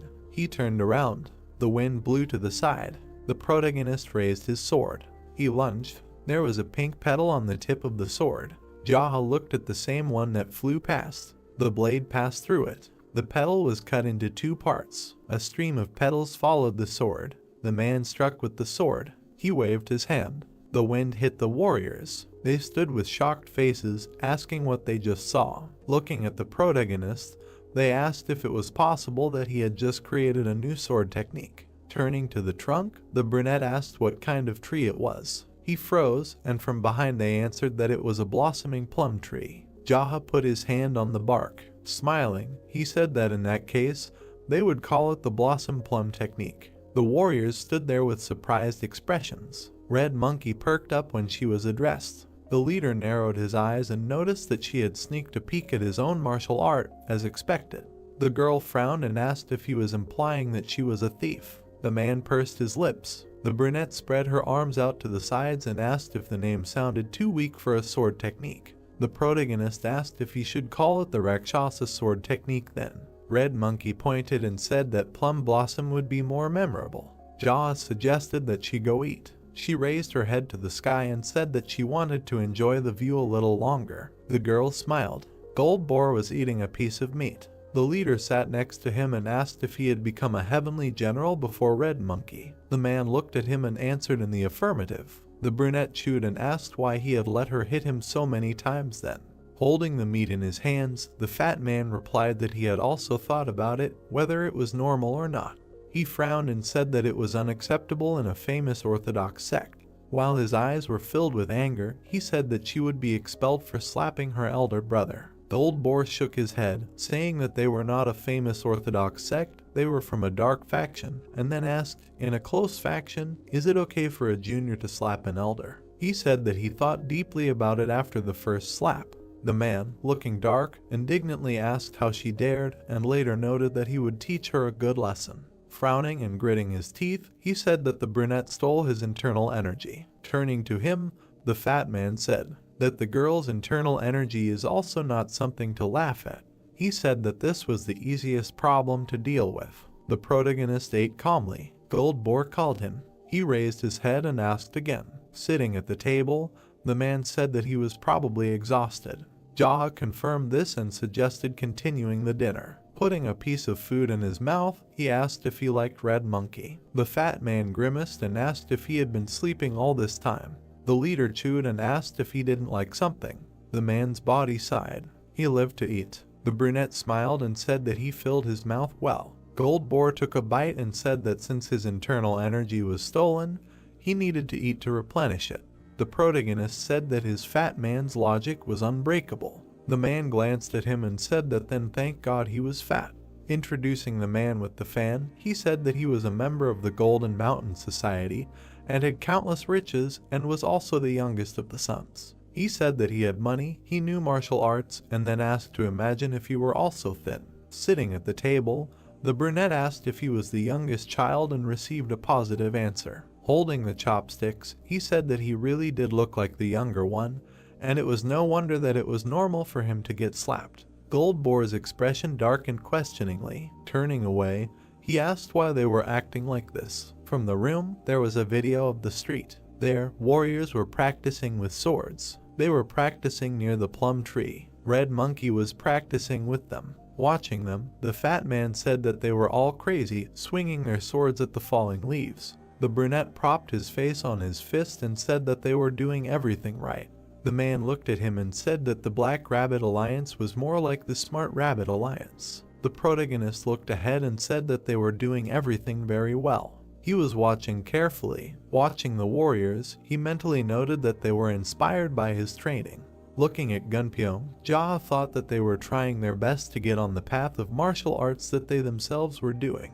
The tree was swaying in the wind. The leader smiled and said that they smelled the scent of plum blossoms in the falling leaves. He tapped his finger on the table. Gold Boar noticed it. Red Monkey and Gunpyeong were training. The plum petals continued to fall. The man watched with a smile. Then night fell. In the morning, the courtyard was strewn with petals. Everyone gathered in the hall. The manager frowned and said that in the surrounding area, they had received reports of the silver ghost Yusashing. Introducing the fighters, he said that in addition to the meteor wanderers who were causing money problems, several famous martial artists had also gathered in a large group. The protagonist looked up and asked him why. The old man looked askance and said that after the news of some of the 12 heavenly generals and the death of the great Rakshasa, he added that they thought that Manhwa had become weak. With a tense face, the manager mentally asked, are they now trying to seize the opportunity to seize Manhwa? The protagonist looked away and said that they knew that someone had killed Rakshasa. He asked why they thought that Manhwa had suddenly become weak. The eyes of those present widened. The two surprised boys agreed. The old man closed his eyes and said that greed would cloud common sense from time to time. Jawher remained silent. The man frowned and said that he could assume that the old hornless dragon king had joined forces with Professor Su. Standing in front of the leader, He said that since there were quite a few of them, he would inform the 12 heavenly generals, and if the old hornless dragon king tried to tear Manhwa apart, the generals would be in danger. The brunette leaned back and said that he could handle it, but the morale of the subordinates could fall due to the difference in numbers because there should be at least an equal number of them. Looking at his comrades, he said that one of them would go to Ilyang Prefecture and talk to Sima Bai and Chao Sungti, who would need to be told to gather the people who were bored and send them here. The protagonist looked away and said that someone else would need to go to the Black Pearl Fort. Gunpyeong gritted his teeth and asked again.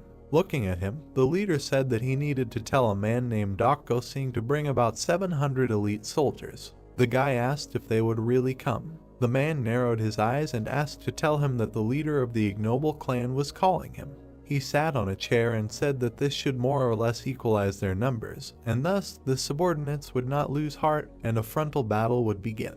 The brunette frowned and said that besides, since the idiots from the Black Pearl Fort had completely gone crazy, they should be careful and not provoke them. Gunpyeong clenched his fists and said that he understood. Looking at those present, the protagonist turned to the leaders. He looked ahead and asked if there was anyone on the side of the old king of the hornless dragons that he should not kill. Everyone began to exchange glances. Jahan narrowed his eyes and said not to be indignant later after he killed everyone there. The guys clenched their eyes. The leader was told that there were none. The protagonist on the chair said that they needed to continue and said to call the Heavenly Brothers generals. He said that he would personally go to everyone who answered the call and beat them to death. The brunette waved his hand and said that they could go about their business. The manager frowned and asked about the face sketch. The man leaned back in his chair and said that there was someone he had to find. The old man raised an eyebrow. He lowered his head and said that he would find everything he needed for him. The protagonist noted that he had a face like a sex maniac. Sitting on the cross, he said that he shared his impressions of him. Introducing a man with an open chest, he said that he was like a sex maniac. The long-haired, brown-haired man rubbed his chin. Jaha said that he had a cute face and soft skin. He could smile charmingly with just one look. Remembering his long hair, the head asked if he understood what he was talking about. The manager closed his eyes and said that he saw it. Looking at him, the brunette asked, was it really that fast? He asked him not to think and continue explaining. Darkened, he said that his drawing.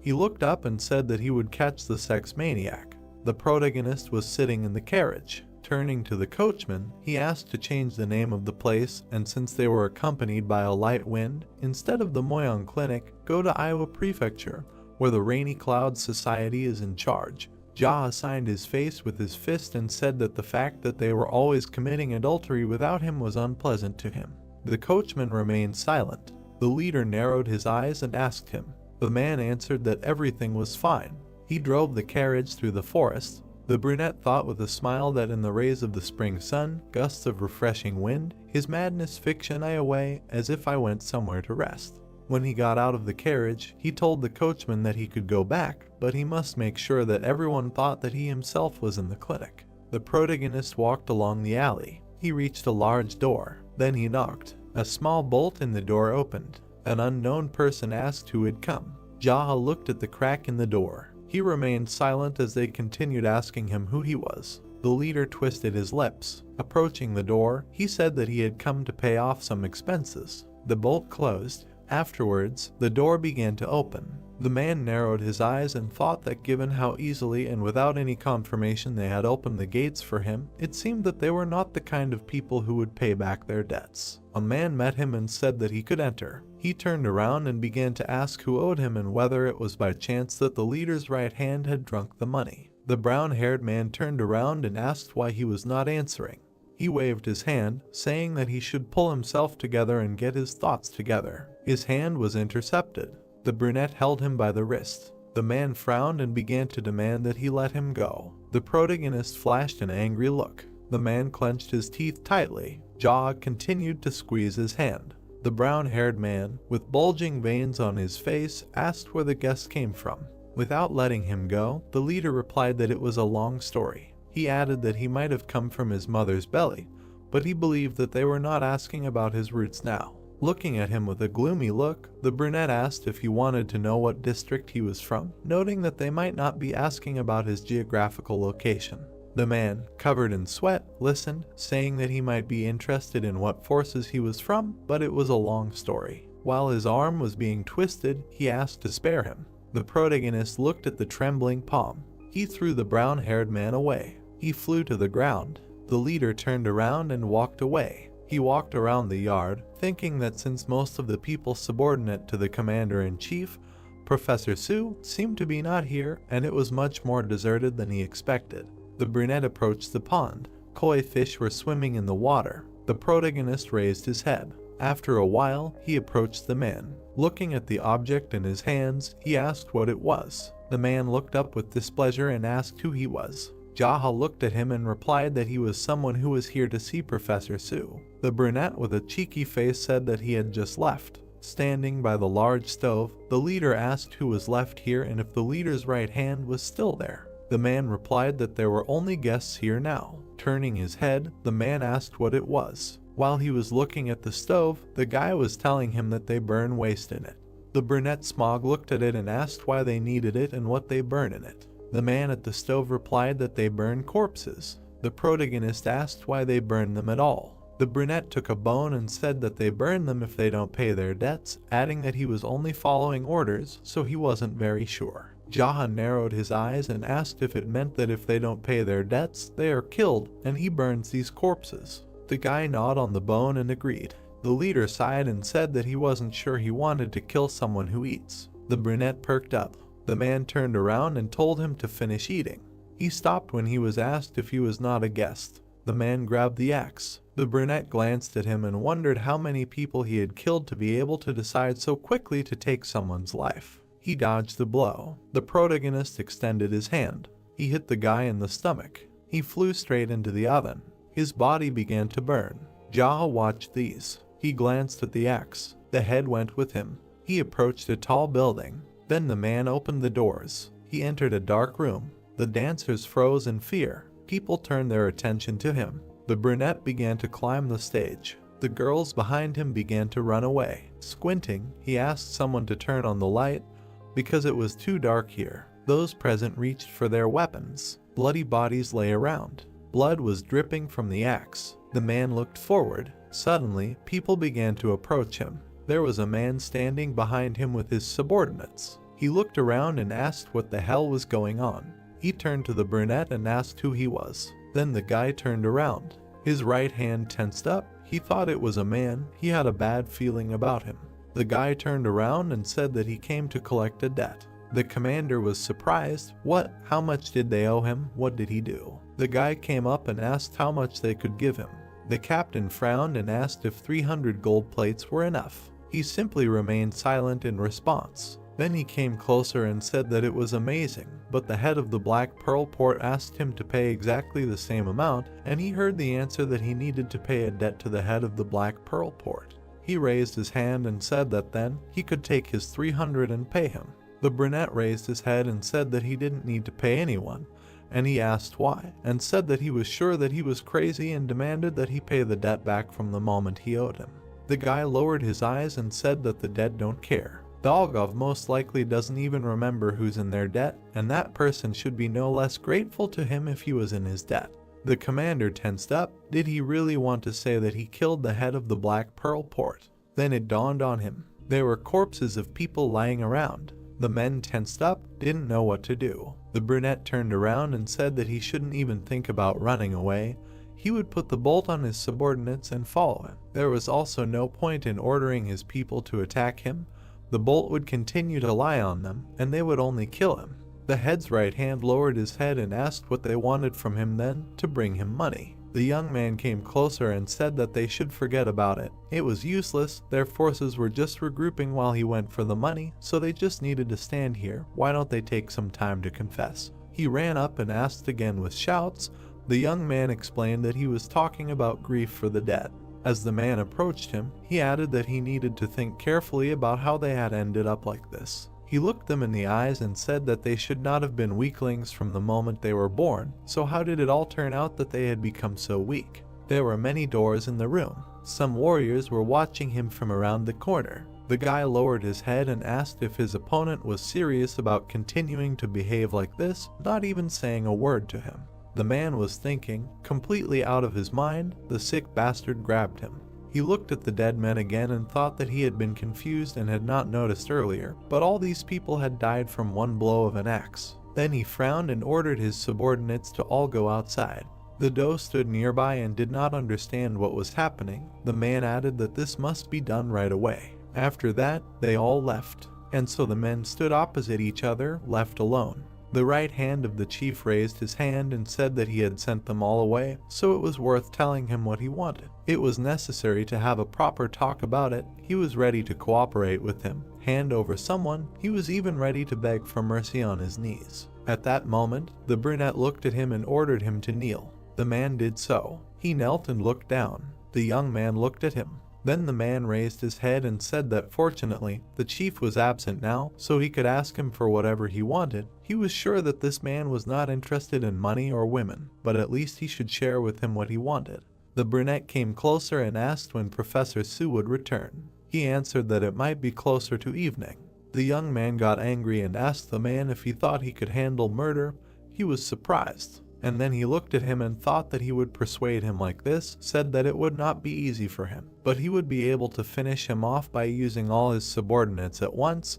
He would come back drunk, so it would be easier than it could be. He would cope and kill him. The brunette came up and said that this man was a traitor. Blood was dripping from his axe. The man got scared and began to ask to believe him. He could just kill him if he couldn't cope. In any case, he planned to kill him, and he would also be able to kill them all at that moment. The young man leaned over, put his head on his hand and said that he had heard that the professor's strength was comparable to the great Rakshasa. Well, the man thought that he could cope with him. He looked at him and said with a smile that this was only in an official duel. The guy looked at him carefully. Then he swung and struck right on the head. Blood flowed. The man fell to the floor. The brunette looked at him and said that if you think about it, none of the Rainy Cloud Society would be useful to him. Soldiers ran up to him and shouted that the leader's right hand had been killed. He looked at them, how many more had to be killed, and began to go down the steps. After some time, he approached the building. He went inside. The doctor met him and said that he was glad to see him. The guy raised his head and asked if he had come late. The man replied that everything was fine, besides, he had fought with someone again. The guy gritted his teeth and replied that he had fought quite fairly.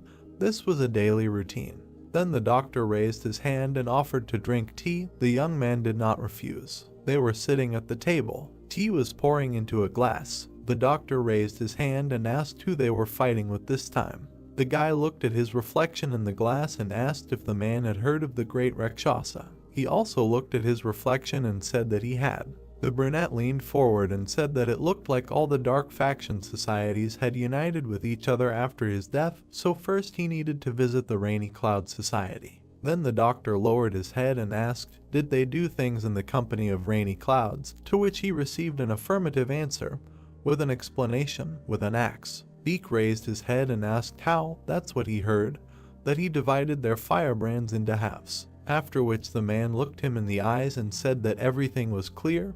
Murder is murder, no matter with an axe, a sword or a fist. Then asked if the young man killed someone who could not have been killed. The guy looked at him and answered that no. Then the doctor laughed and said that it was good. A strange silhouette appeared behind the young man. The man said that it looked like his inner demon was standing right at his gate. The brunette smiled and said that this is exactly why he came to visit him. From time to time, willy-nilly, he becomes his patient. The young man put the mug back. He looked up and thought that if he joined forces with the professor, he felt that he could really become an unstoppable crazy demon, so he restrained himself and returned to hang the doctor. The man was just drinking tea at that moment. The guy raised his mug. There was a demon behind him. He thought that he wanted to become a reasonable mad demon who strives to correct his mistakes, and not a mad demon driven by the thirst for slaughter. He lowered his head and thought that his goal was to become a slightly better mad demon. Deep night, the guy entered the building. He passed by his subordinates and thought that he felt much better, and after talking to the doctor. Then he smiled and thought that communicating with someone to whom you can open your heart gives a feeling of peace. He went inside. It was light. Others met him. For some reason they were surprised. The companions were glad to see him, and in his place sat a Sundegati. The man looked at him attentively. Then he stood up, greeted, bowed. Everyone else did the same, greeted the master, the great brother. He sat down in his place and looked around at his and ordered everyone to sit down. Then he asked his assistant if everyone had introduced themselves to each other. He answered that they had. The leader looked at him and asked why the man had suddenly sat down in his chair. He smiled and said that after all, he was the general of the Hao clan. The guy turned away and said that that was also true. The blonde looked at him and said that it was so, he was a general. The leader lowered his head and did not want to answer that yes, a general. The girl looked at him, turned and said that this man claims to be his right hand, is it true? The master asked again. Then he looked at him. The assistant's face twisted at that moment. She mentally prayed for them to say that it was so. And the chief turned away and thought that it was obvious that he had raised the cunning fox with his own hands. After which he replied that no, the words spoken had broken the man. The master put his hands on his knees and said that this man was only a clan general. They had no such thing as a right hand. However, the position of the general was very important one way or another, so he should be treated as expected. Then she added that they themselves saw that the man would immediately jump back from one or two of their blows, so it was worth protecting their fragile boy. Everyone began to laugh. The generals lowered their heads and decided to leave. The master called out to him. The man turned around, and then he turned to him and said that if there were objections, it was worth becoming stronger. The blonde looked at him and said that he himself would not mind. Everyone here met a strong teacher, became even stronger due to eating elixirs and studying the strongest martial arts. Then he lowered his head and added that he had no master, not even elixirs. He raised his sword only to survive. He frowned and said that therefore, he believed that he would have a chance if they fought without using internal energy. The brown-haired man got angry and suggested fighting without it, right now. Then the general looked at him and asked if he really thought that now was the time. He didn't know how to read the atmosphere at all. They would do it next time. He looked at him angrily and said nothing. The girl started laughing. In general, everyone around started laughing. The blonde was offended. The master exhaled and said that of course he would do it next time. It would be better that way. The general bowed and said that he would do as he was ordered. Yahello looked at the others and said that now, since everyone was gathered, they needed to discuss something, how best to crush them, so that rumors would spread more effectively, follow them or take defensive positions. There was no need to be shy. Everyone could express their thoughts. The general came up and asked who they would fight against. The master replied that the enemy would be the old hornless dragon king, Professor Su, and a couple of small groups of dark factions. The blonde realized his weight and said that he believed they should have more than 400 or 500 soldiers. Everyone looked at him, wondering how he even knew this. The master raised his head and asked if he really thought so. The man looked at him and said that he thought that playing defensively would be the best option. Then he lowered his head, and when asked why, he replied that because they lacked people. Besides, it would be a more fun choice. The leader asked if that was all. The man replied that it was. He lowered his head and said that then they should take a siege, defensive position. He raised his hand and added that he thought this option was the most fun at the moment. If anyone else had a better option, he could listen to them. Everyone looked at him and thought that the decision was seriously made because it was more fun. The brunette hit his knee with his hand and said that great, he would take it as the absence of other opinions, so they chose siege defense. He raised his head and added that they were evacuating the servants and those who did not study martial arts to the prefecture, since they could be captured during the battle and killed. Then he lowered his eyes and asked who wanted to escort the people to the prefecture. The enemies could move after them even tonight, so they needed to leave them immediately. Everyone looked at him and remained silent. Then the brunette looked. No one, in that case, could the general do this. He does not think that he will be of much use to stay here. The man turned and said that he was Sungti from the Hoa clan. He would stay here as a representative of the Yiliang prefecture. The master scratched his head and said that apparently everyone wanted to stay here. Then he would decide who would go. Turned to the manager. He would go. He nodded and said that he understood everything. Then the young man added that it was necessary to take full responsibility for the vanguard and leave the rearguard to spy by. The guy should send someone with quick feet ahead to scout their way. The men unanimously answered that they understood everything, after which they were removed from the room. Then the brunette turned around and told the young man to get out and follow them to the very end. If something happened, whether to report to him or not was at his discretion. The man stood up, folded his hands and said that he understood everything, after which he also ran out of the building. Then the head smiled and said that since they had nothing else to do, they could have a little drink. Everyone was happy and agreed. Night, headquarters. Everyone was sitting inside, eating and drinking. The guy was holding his tea. Then he looked to the side. People entered the room. A man with red hair entered and said that his older brother had arrived. The log looked at him and said again, "This sick son of a bitch." The man pointed back and said that as ordered, he took reinforcements with him. Everyone turned. People greeted them, said that they noticed that there were many masters here. Then the man sat down. He took a glass. He held it out and asked to pour him some. The general looked at him. Then he jumped up and said that this man could pour himself some. He got very angry. I added that, by the way, who is he to be called the senior of the head? Apparently he has completely lost his mind. The man looked at him and also got angry, but said nothing. They poured a drink into the mug. This man was sitting and taking care of himself. The general was sitting next to him, angry because the man decided to ignore him. Suddenly, someone from the side asked if this man decided to change his name. He looked to the side and said that although they were once a port of black pearls, now they are part of the Hao clan. In response, the question came, what kind of nonsense is he talking? Then the man stood up and said that they were a bunch of idiots and therefore couldn't choose a name for themselves. He should have expected this from people like them, so they just decided to remain the Hao clan. He frowned and added that the number of rules they were making had already exceeded 10, and that the head would be a heavy burden. The blonde was very surprised. He sat, looked at the man and thought, a port of black pearls, and also a head, are they someone there, this bastard? The blonde looked at him, then suddenly turned away and was surprised. The leader turned to the man and asked how many of them he had brought with him, and in response he heard that they had asked for at least 100, right? He smiled and said that he had decided to only want the elite and had brought 30. They would work for 100 soldiers, so there was no need to worry. The master looked at him and said that this was a great job. The man suddenly put down the glass and said that this alcohol was kind of weak. Could you really get drunk with it? They were funny guys though. Everyone looked at him silently. Then the guy rolled his eyes. He turned to the leader and asked what the plan was. In response to the fact that there was none, he asked how come they just need to kill them and that's it.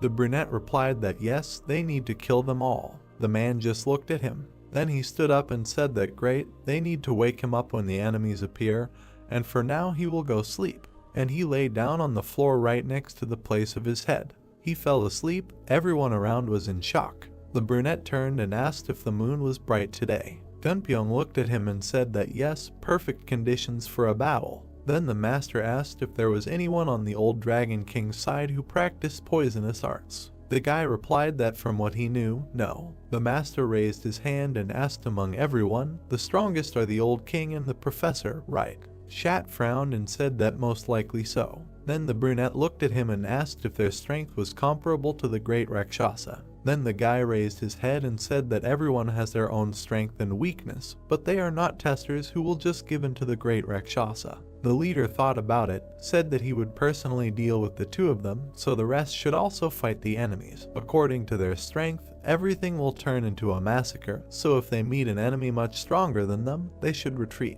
Everyone looked at him and said that they would do as ordered. A soldier ran into the room and shouted that the enemies were at the gate. Everyone turned around and was surprised. Horror was red in their eyes. The brunette turned around, ready for battle. Then he stood up and said that he needed to bring his mask. The brown-haired man came up and handed over the mask. The leader took it and put it on himself. They set out. The time had come. They went out into the street and followed them to the very gates. Then they approached the gates and opened them. There were people standing in front of them. The old man raised his head and said, well, the 4 junior heavenly rulers couldn't do anything to him, even when the great Rakshasa was with them, so he still couldn't understand why they suddenly decided that they could resist him now. The man smiled and said that if he killed the one who killed the right hand of the head of society, so be it. He would be generous and take them under his wing.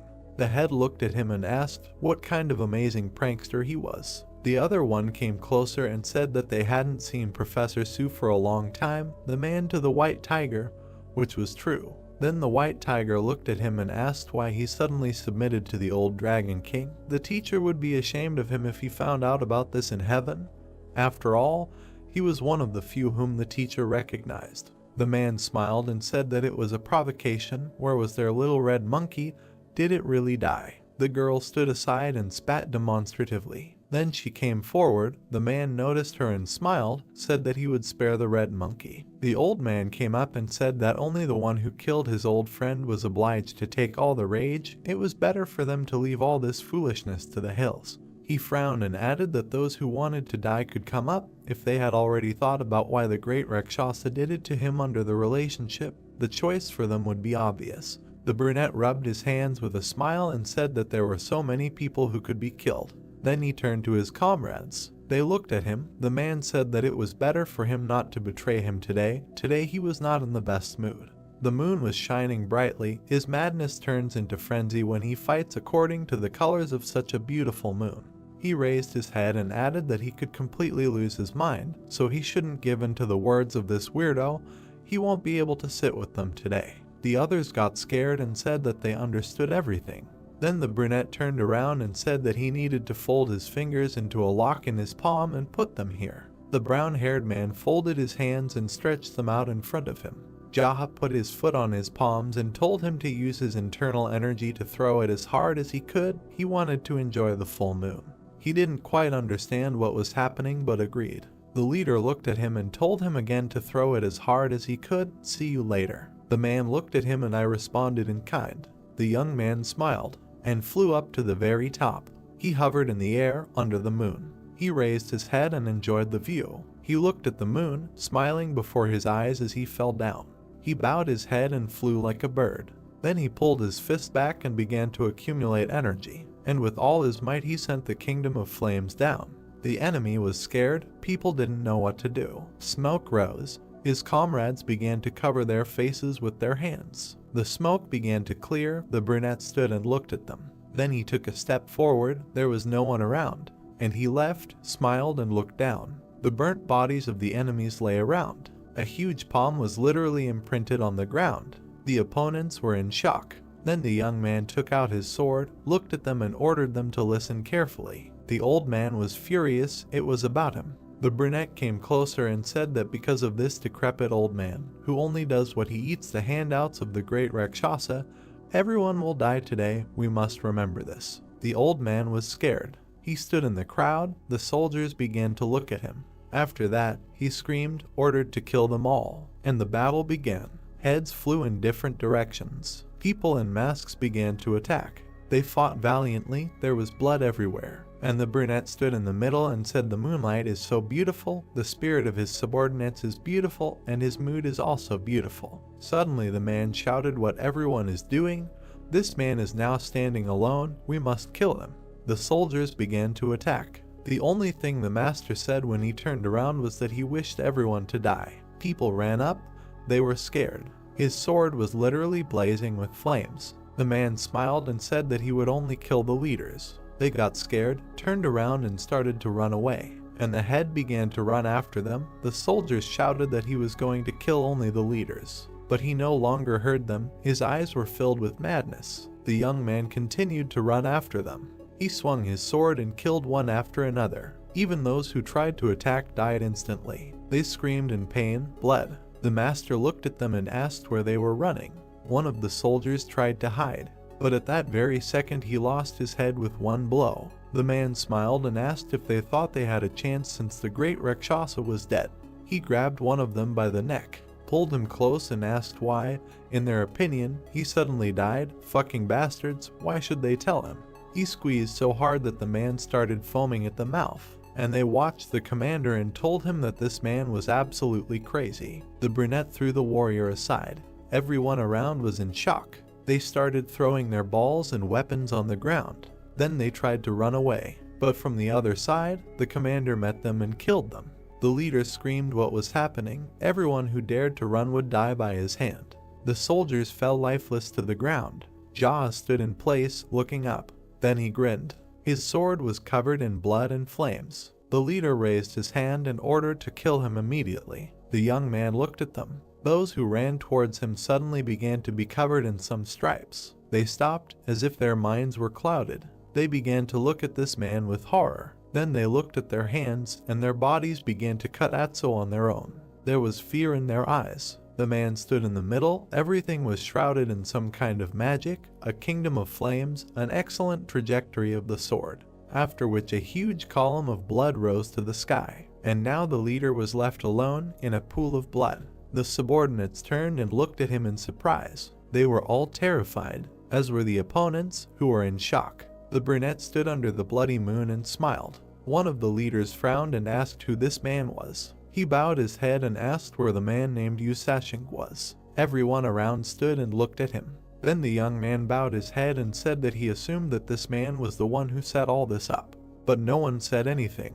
The general stood in the crowd and shouted that it was him. The soldiers started to turn around. Then the man raised his hand and pointed at someone. A man with black hair stood on the pole. This man was the silver ghost Yusashing. He looked at him angrily. The brunette turned around and asked why the general thought it was him. The man frowned and replied that in all this chaos, this man had done nothing, just like him. The master lowered his head and said that his comrade was an excellent detective. Then he looked at him and said that even shit can be useful, good job. The blonde smiled and thanked him. After that, the chief turned his head and looked at that man. In the crowd stood a man. He smiled maliciously and said nothing. Byoke came up and said that they received a report about the silver ghost. The brunette looked at him and asked who is he. The old man raised his head and said that he looked like an arbitration expert. But if you look at the root, he was just a gambler looking for big disputes that could bring him big profits. You can call him an expert in providing problems. He came closer and added that he did not have any faction behind him, but he often interfered in disputes between dark factions for the sake of big profit. What? And he has the skills for this. The brunette thought, for the first time he heard about him. Why was he so worried about him, even more than the professor and the old king of hornless dragons? The man turned to him and said that he was not a black dwarf. The headlook did not understand what was happening. He turned and said that it was true, it could not be that some black dwarf was so strong. The brunette lowered his head. He turned around and said to the professor and the old king, are they serious? They will continue to fight so ineptly, taking his money? They just looked away and were silent.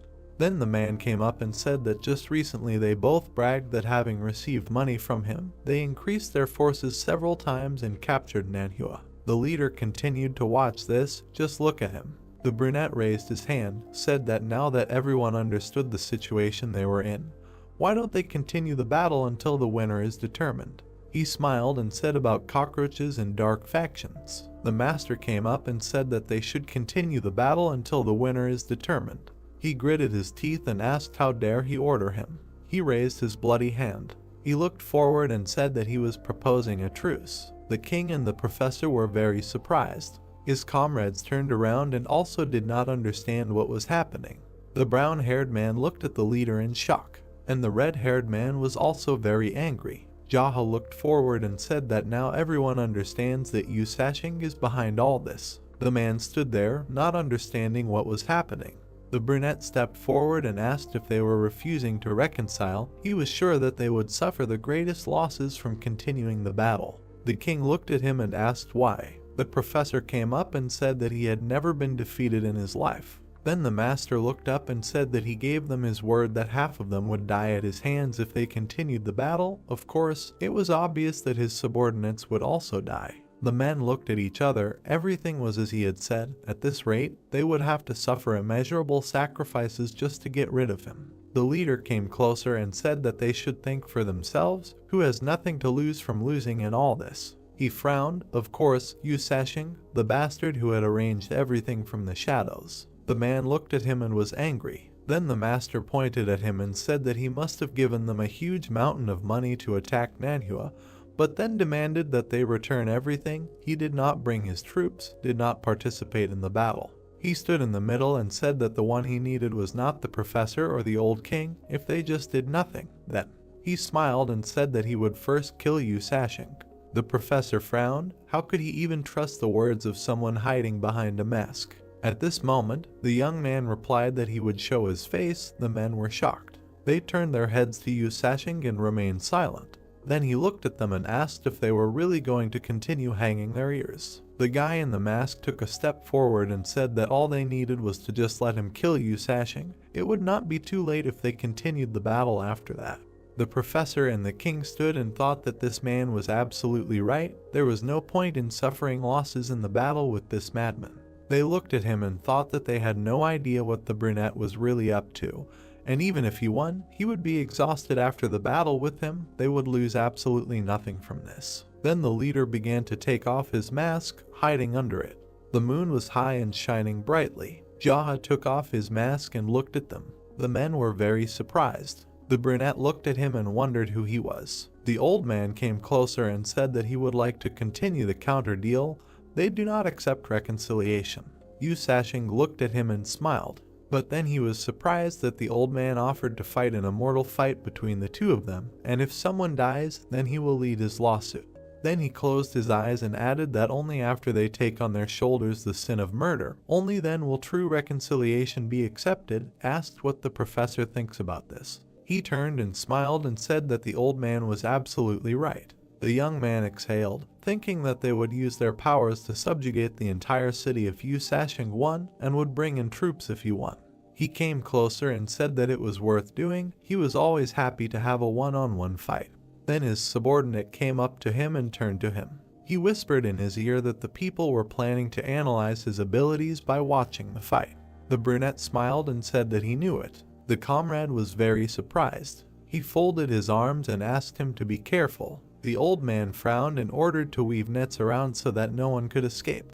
The men stood opposite each other. Yu Sashing smiled and asked if everyone had gone crazy. The king turned to him and asked again. He just needed to win. If he was really that strong, then he needed to prove it with deeds and not words. The man frowned and said that that was the whole essence of the trash from the dark faction. At that moment, the master approached him. They were approaching each other. Then the man took out his sword and rushed straight forward. The duel began. The opponents looked into each other's eyes. Their blows bounced to the side, raising dust. Yu Sashing was angry and struck again and again, but the master stopped his blows. Then the brunette got angry and swung with all his might. He screamed, threw several swords forward. With incredible speed he struck. Jaha parried it. Another blow, again missed, after which he tried to plunge the sword into his chest, but the young man was able to dodge again. He looked at him and thought that this was not some kind of sword technique that he learned on the street. It was obvious that he had been training only this one technique for at least 10 years. Yu Sashing was determined. Jaha looked at him and came to the conclusion that this man was from the light faction. The brunette smiled and swung. He struck again, but it was all in vain. The master dodged the blows very skillfully. After that, the man asked where his confidence had gone, and the young man jumped. He looked at him and said nothing. Yu Sashing struck again, screamed, and once again the leader parried him. The brunette continued to fight and thought that he could not understand what kind of martial art this guy was using. He decided not to keep him in suspense, and I will shout, "What style does this man use?" He looked at him and thought that it was not surprising that he could not recognize his martial art, since it was not like any other. He imagined himself on a mountain of corpses. His entire path from the bottom to the top is the root of his martial arts. He frowned and thought that of course, someone who relies only on our templates will not understand him. The battle continued. The man frowned, did not understand what was happening. He continued to talk, but he understood that the young man was parrying them all. Then the master laughed and said that this was very slow. He needed to attack faster. The man got angry and struck. He sent a few balls forward again, but this time he still couldn't do anything.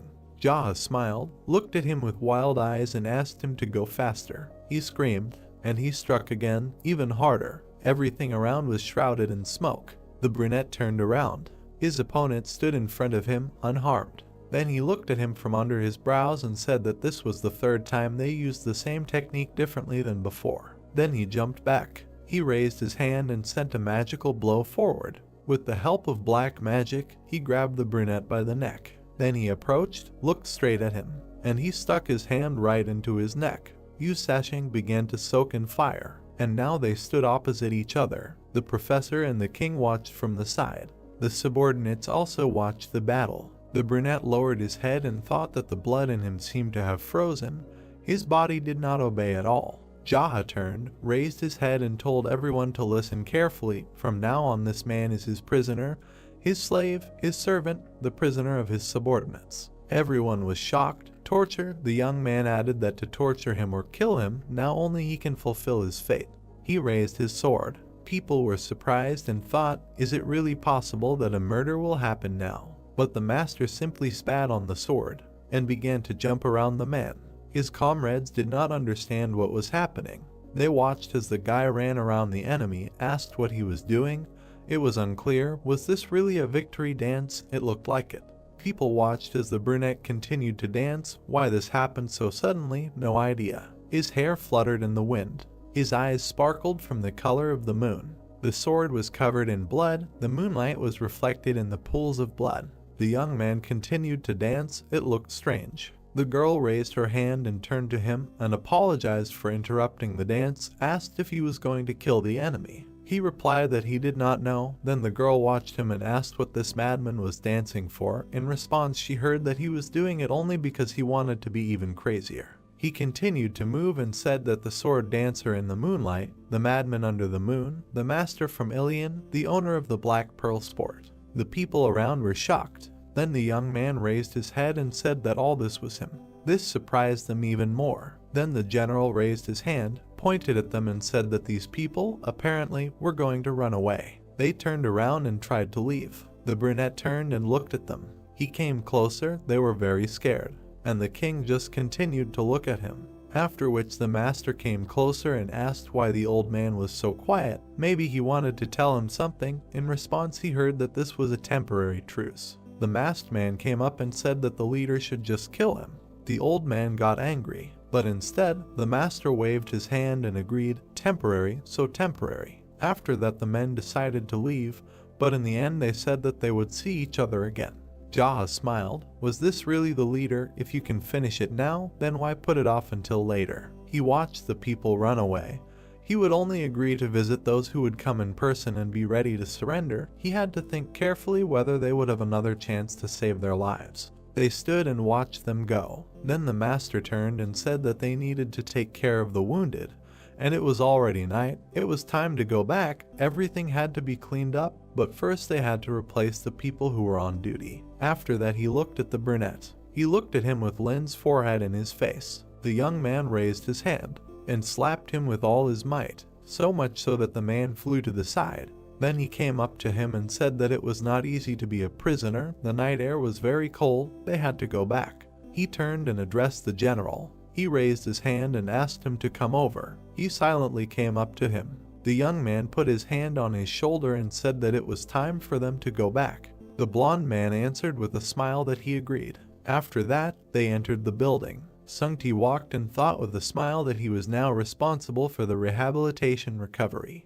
The master was sitting in his place. People around were enthusiastically discussing something, and the prisoner was sitting on the floor. A man with red hair came up to him, and with all his might he slapped him on the back of the head. Then he stepped aside. The man was sitting and shaking. The master raised his head and asked if anyone was injured. In response, he heard that no, everything was fine. The general raised his head and said that he was also fine. Then the young man looked at him and said that of course he was fine. He was just standing to the side and watching. The blonde man simply decided to remain silent in response to this. The brown-haired man came up and asked what they were planning to do with the old king and professor in the future. The brunette drank his drink and replied that they would simply cross over. The damage to their sides was much greater. After seeing the demonstration of their powers, they would be puzzled, and their subordinates must all be in shock. White Rooster turned around and said that his dance was incredible. He simply had to dance with him. The young man smiled and said that then they would dance together next time. A subordinate came up and addressed him. The sword technique is something that a person cannot learn in the dark faction. At this moment, Yusashin glistened. The leader asked to explain to the others why, because among them there are people like Sangti. The guy was offended by this. The brown-haired man raised his hand and explained that he had the feeling that in his attacks, first of all, there is an emphasis on training his stance, and only after. The sword technique, I remember how consistently and smoothly the movement of his sword began. One can say for sure that his sword technique is clearly spontaneous. Jaha turned and agreed with him. Then the man with the scar got angry and asked if he was a member of the light faction. He walked up to him and hit him with the club with all his might. The girl turned around and said if she understood correctly that they pressed his silence point. He didn't say a word from the very beginning. The brunette turned around and said that it was possible. Then the girl raised her hand and asked if she could restore it, to which she heard that she couldn't, and he couldn't either. Then he raised his hand and said that he had pressed it so many times before, but it was problematic to restore it, so he didn't even try. He didn't put much kai into it, so it would soon restore itself. The girl stood up and said that the silence point was very dangerous. Perhaps a person wouldn't be able to speak for the rest of his days if he didn't return to normal soon. The leader tensed up a little and said that he missed the part where it should be his problem. She smiled and said that everything was correct. Then a soldier entered the room and said that the head of the Muak clan had arrived at the gate. Having laid down all his weapons, what would he order to do? The guy raised his head and said what else, since he had come himself, then let him in. Everyone began to whisper, why did this man come? And the master sat and thought, could it really be the head, who immediately understood what was happening? The door opened. A man entered, followed by his subordinates with some kind of chest. They put it at the feet of the master. After that, the man folded his hands and introduced himself, the head of the Muak clan, Young Yijo. The guy looked at him and greeted him. The man gritted his teeth and said that they came here today to tell him that they would never again consider him their enemy. They made an unforgivable mistake because of their ignorance. The brunette looked at him and agreed. Then the head raised his head and said that he was grateful to him with all his heart for his generosity. He would never dare to listen to the orders of the dragons and the professor again, so he asked him not to worry about it. He opened the chest and asked to accept this token of goodwill. There was gold in it. Everyone around was very surprised. The brunette lowered his head and said that it was not worth bringing such a thing. Now they are friends. Then he raised his glass and said that despite the fact that their first meeting did not work out, everything is fine. Since they are meeting here with each other, they are in no way enemies, because this is how their life is arranged. Agree. The man bowed his head and said that he completely agreed. The master sat in front of him and said that in Jianghu, from time to time, his enemies become allies and vice versa. In the process of all this there will always be victims, so there is no need to bother your heads with this. He replied that he would keep it in mind. Then he raised his head and said that it was probably too late, apologized, asked them to leave. The brunette wished them a good journey. It was not worth dragging all this in the middle of the night, thanked them for fussing. After which the chief said goodbye to him, turned around and left. And at the last moment the young man turned to him. The man tensed up. He smiled and suggested having lunch together sometime. After which the chief turned around and agreed with a smile, said see you later. There was a minute's pause in the room. The man with the scar came up and asked what kind of nonsense. These people were so eager to program their site the other day, and here they are licking their heels. The brunette giggled to the side, hiding behind a fan. The master lowered his head and said that it was funny to hear it from his lips. Everyone around laughed. The prisoner said nothing. After that, the man with the scar looked at him, came up and hit him again, raised his hand and asked why he was laughing. Did she really press some point on his face? Someone came in there again. The man said that Madame Celsium had come there in connection with it. Jaha looked at him and asked why he was asking such a thing, making them freeze outside. Of course he should let her in. The woman entered the room. The leader turned to her and asked if she really was Madame Celsium. He remembered one of the battles, said that he had seen how good her people were at throwing hidden blades from behind their backs.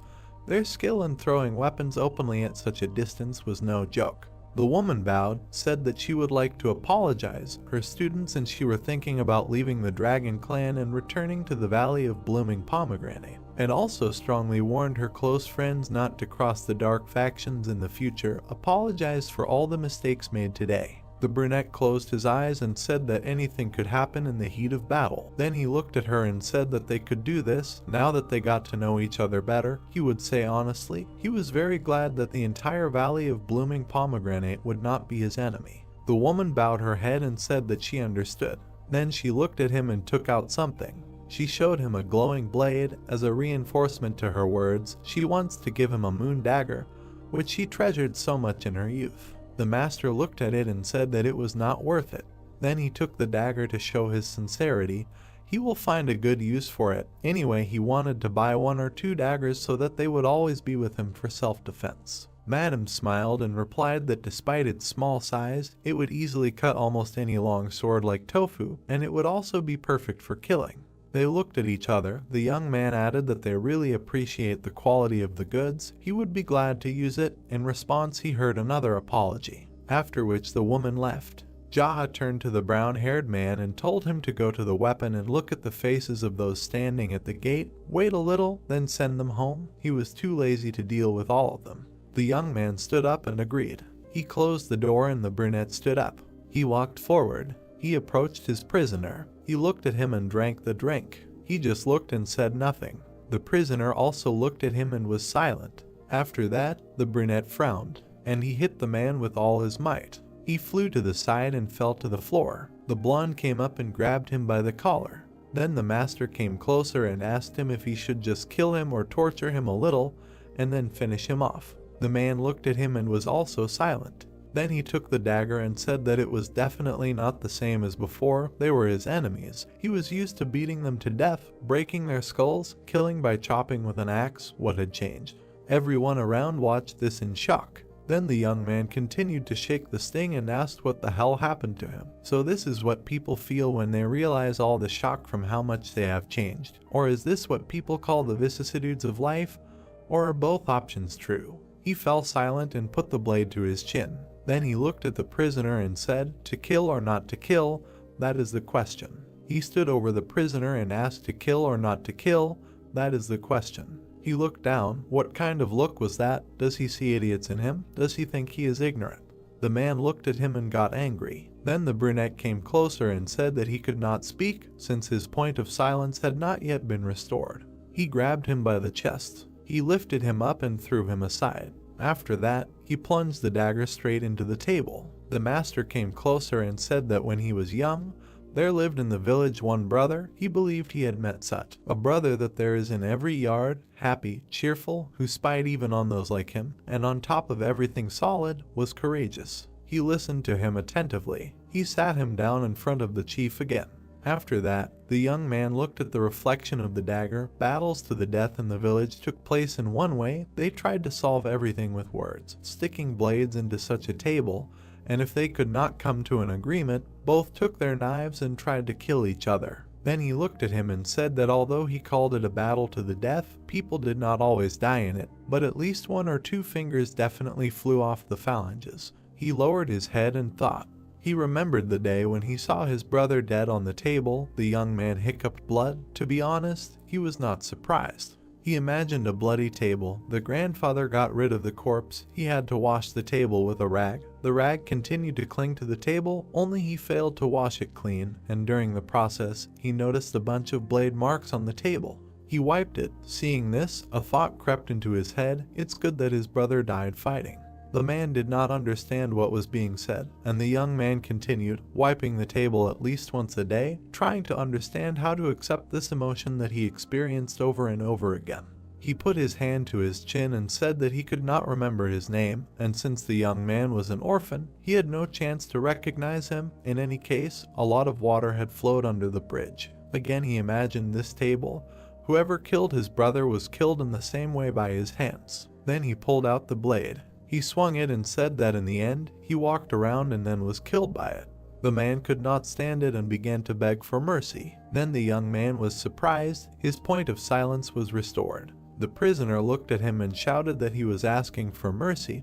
He would tell him everything he knew. He would show all possible assistance. He swears. The brunette said that he had no idea what he was going to tell there, but he somehow did not care. He cut his ropes. He took his hand and said that it looked like only the point of silence had returned to normal, and he could no longer control himself. He was experiencing chi reflux. He needed to breathe evenly. The young man smiled and asked why he needed to kill him. He was simply horrified. After that, the guy sent energy down his hand. A bright light enveloped him, even his eyes. Everything around was on fire. The man screamed. He was in pain. Then the master lifted him up and stuck a blade into his hand. The guy looked up and told him to close his mouth. If he woke Dako, he would come and break his spine. Isn't it better to endure the pain than to die? Then he stepped aside. The man was shaking with pain. The master sat back down in his seat and thought that now, having sucked out his internal energy, he should cultivate.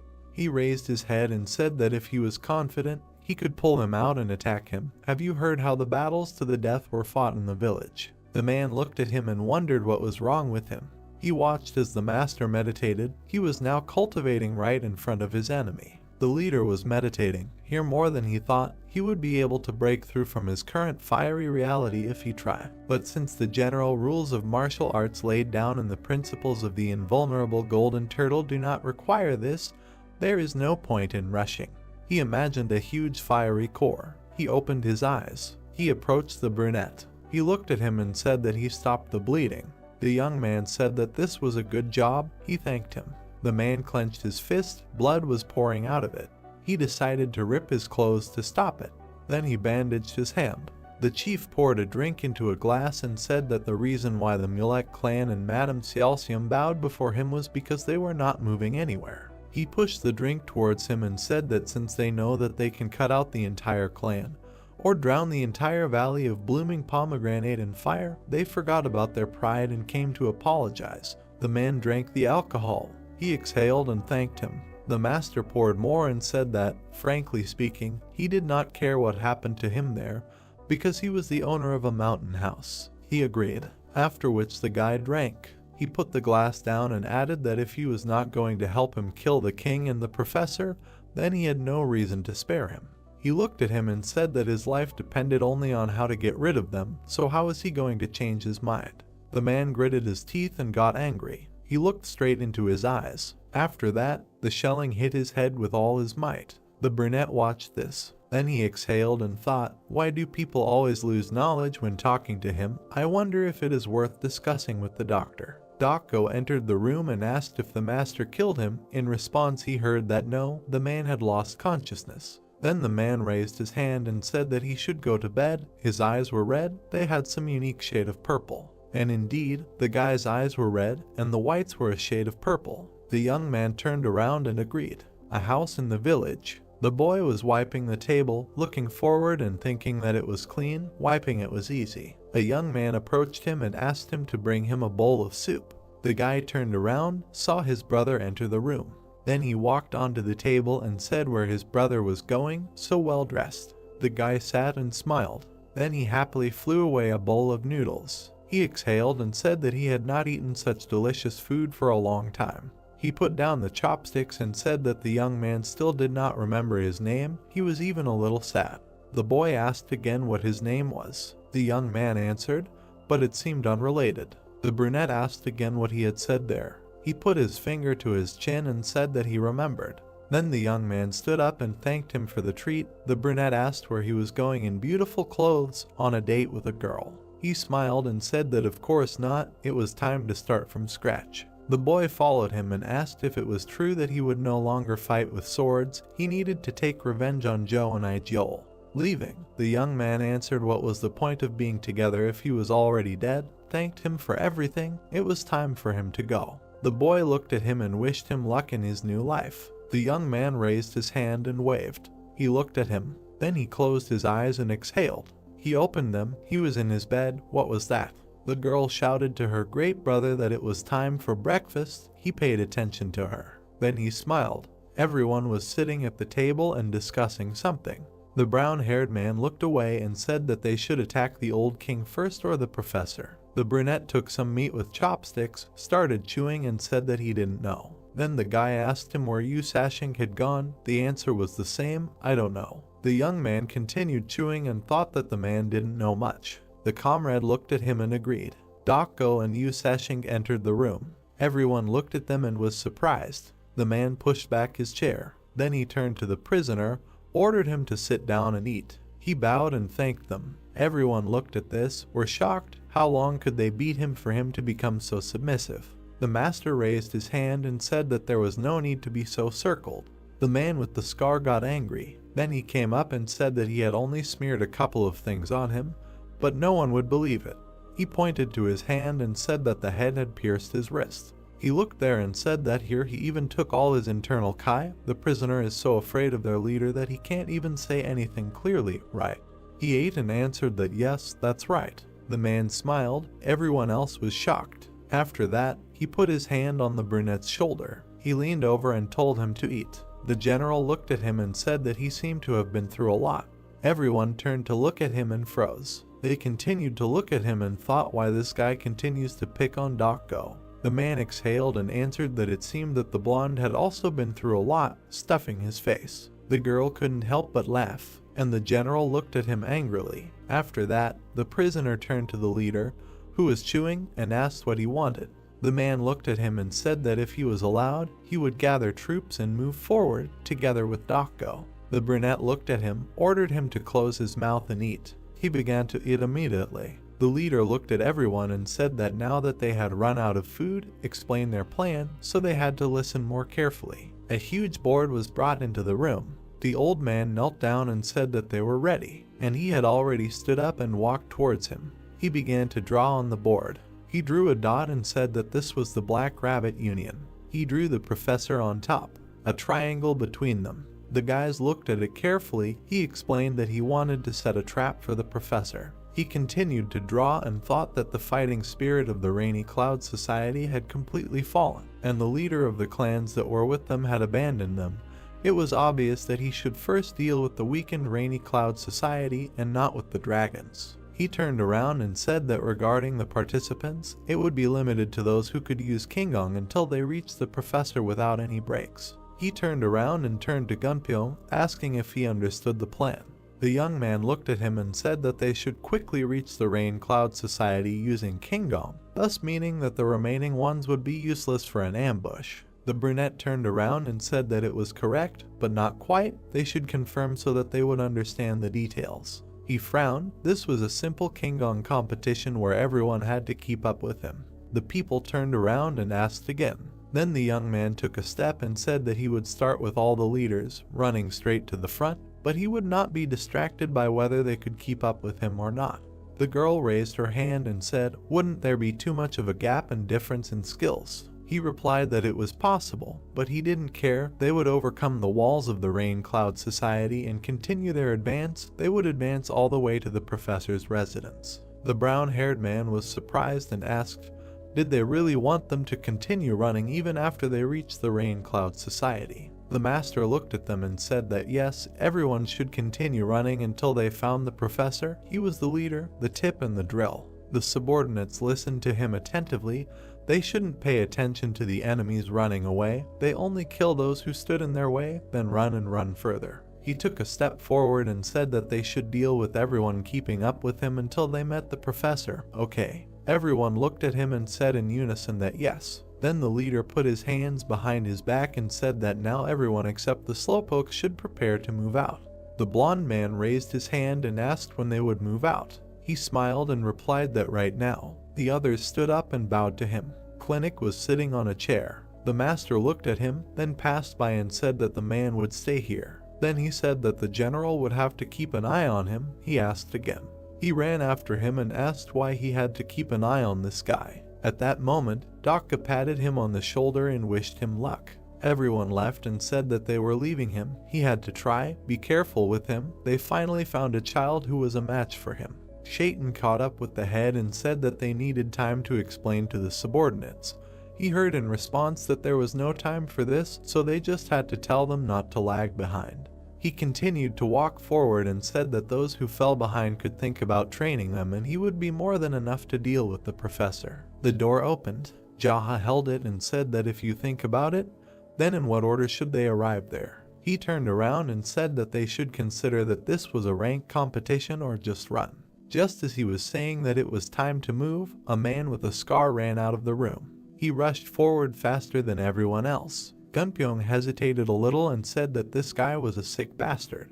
He looked at them and asked why everyone was standing there. Were they going to start? They asked again. Then the young man explained that he was actually faster than all of them put together. Then the girl ran out, and then everyone else. The master stood watching as the soldiers ran out. He lowered his head and smiled. Then he took off. They all ran, pursuing one goal. Several people ran quickly. Jaha overtook them and turned to Ujium, telling him to run faster. It seemed that the man was running at his limit. Jaha sped up, leaving his comrades behind. The hero made a leap through the treetops. Moving in leaps through the forest, he caught up with those who were ahead. Landing behind them, they were irritated. The guy ironically praised them. The girl moved on angrily. Jaha moved next to her. He asked if her stomach had recovered yet.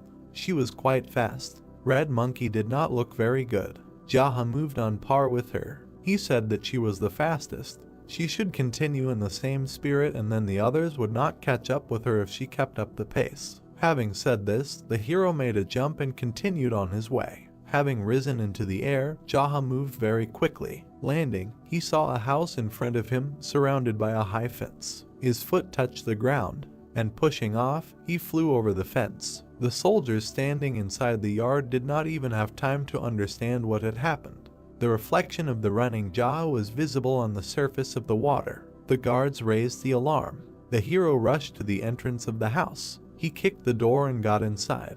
In front of him was an ascent to the stage in the center of the room. The guy quickly got on it and moved on. The soldiers on the stairs blocked his way. Calling him an intruder, Jaha quickly climbed up, striking his opponents. The hero found himself in a bullfight and headed along it, but another warrior appeared on his way. With a blow of his hand, the guy knocked him down, and he stopped, seeing 3 more in front of him. They asked him who he was. Jaha pulled his sword out of its sheath, calling himself Moonlight Executioner. One of them got nervous hearing this name, and he grabbed the sword. Jaha managed to strike first, and he tore their heads off their shoulders. Blood spread across the floor behind him. The hero smiled and looked ahead, asking if Professor Su slept well. In front of him in the room there was a bed on which there were several frightened people. One of them ran to a nearby table and reached out to the sword lying on it.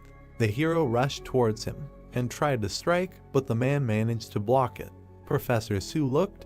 They looked at each other with their swords crossed. The guy threw punches, which his enemy blocked. The man fought, trying to hold up his pants, but Jaha put out his hand, casting a spell. He grabbed his opponent by the throat with a spell, and when he got closer, he grabbed him with his hand, and he struck him in the stomach, piercing him through. Blood came out of Professor Su's mouth. The hero began to push him forward, until they hit a wall. Moonlight Executioner grabbed him by the cheeks, and looked into the eyes of the defeated enemy, saying that this is his true face. Jaha pulled his sword out of him. The defeated man fell to his knees, bleeding. The guy brushed the blood off the blade, and put it back in its sheath. Something caught his eye. The 2 girls were afraid, looking at him, and covered themselves with a blanket. The guy lowered his eyes, and turned to Professor Su again.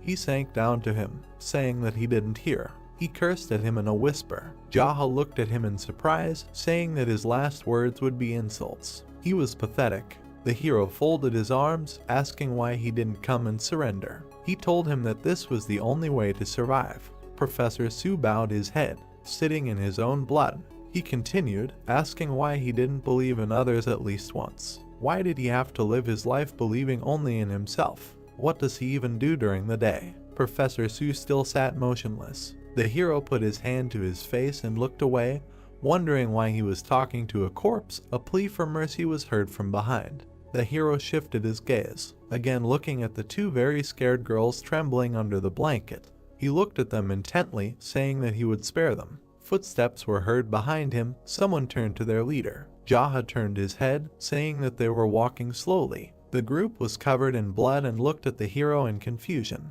They noticed Professor Su's body on the floor. The brunette and the red monkey standing next to him were surprised by what they saw, asking if it was all over. More footsteps were heard. Gossing entered the room, covered in the blood of enemies, and asked if that was it. Jaha stood up and turned to the team, telling them to deal with everyone downstairs, telling them that Professor Su was already dead.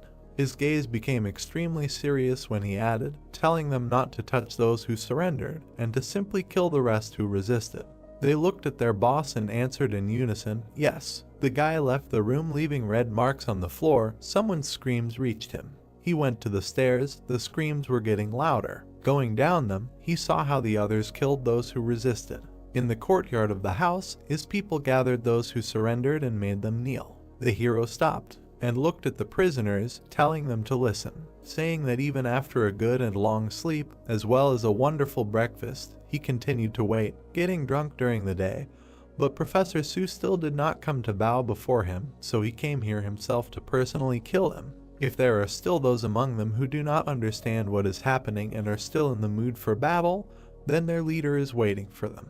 and those who do not want this, let them listen to what his subordinates say. That's all. The prisoners listened silently with their heads bowed. Jaha turned to one of his said that from now on they are part of the Rain Cloud Society. Wujiem was very surprised to hear this. The hero looked at the dissatisfied, telling them to change clothes. If they do not have enough clothes, they can take them from corpses or the wounded, or just look inside. Someone caught his eye. He turned to Gosing, telling him that he does not have to change clothes. He asked why. The red-haired man was dissatisfied with the answer, hearing that he already stood out too much and that it was useless for him to change clothes. Turning to Wujiem, he told him to stay here and clean up the area with his subordinates. The hero looked him in the eyes, adding that he should understand about division and power. He nodded, understanding the order. The subordinates took off their clothes, and the leader turned to Red Monkey. She looked at him with a smile. The guy looked her in the eyes, asking if women had discovered the secret of other women's hearts. The girl confirmed. Jaha pointed his thumb at the prisoners, saying that Gosing might not be able to restrain himself and kill someone. Let her stay here and look after the prisoners. He was thinking of sending all the women captured here to Ilion or just freeing them, so she should take care of them. Red Monkey smiled widely upon hearing this and said that she would do it. The male prisoners raised their heads. The hero approached them and dismissively asked who they were. The two looked at each other. They did not understand what he said, but decided that it was clearly something offensive. Jaha looked at them carefully, saying that he could kill them just for being members of the Rain Cloud Society, but since the hero decided to change with every step, he would become their ray of light. If the captives did not want to accept his kindness, then let them tear off their own arm or bite off their tongues from blood loss. The men bowed their heads silently. The guy's voice became lower, not hearing an answer. He said that in order to set an example, he would send one of them to Professor Su, then the other. The captives were scared and answered that they accepted. Jaha pointed his finger at them. From that moment they all, together with him, are part of the forces whose goal is to kill the old king of hornless dragons. He stood looking at them, remembering that they were all heralds without for the local women, waving them, forcing themselves to entertain, and then selling them to others. Or was he wrong? One of the captives answered in a trembling voice that it was so. The hero's eyes glowed red. He looked mad and grabbed his sword, noticing that he had gotten out of himself and was thinking about just killing everyone and going to hell after them. Wujiem ran behind him and grabbed him, trying to hold him back. He asked him to calm down, but the angry leader said that he would cut everyone into pieces and send them to burn in hell for eternity. His friend leaned closer to him, suggesting that he could kill them after they served as cannonballs, although that was too many casualties. Since Professor Su was dead, he could show them what it was like to start over like they once did. These words surprised and brought Jaha to his senses. He turned around and looked at his comrade in silence. The hero sheathed his sword and exhaled, saying that burning in hell for eternity was not Kamal Fa. Wujiem looked at him, replying that he would take care of them himself. He bowed to his leader, asking him to continue what he was saying. Jaha turned and asked him to remind him of where he had left off. His friend said that he had cursed at them, calling them unworthy. The hero folded his hands behind his back again and addressed the prisoners. He had an assignment for them. They were to be informed that Professor Su was dead and then they would unite. Their reward would be a bloody victory by infiltrating the old hornless dragon king on his pervert mountain. He looked at the people carefully, asking if they understood everything, but noticed that they were silent again.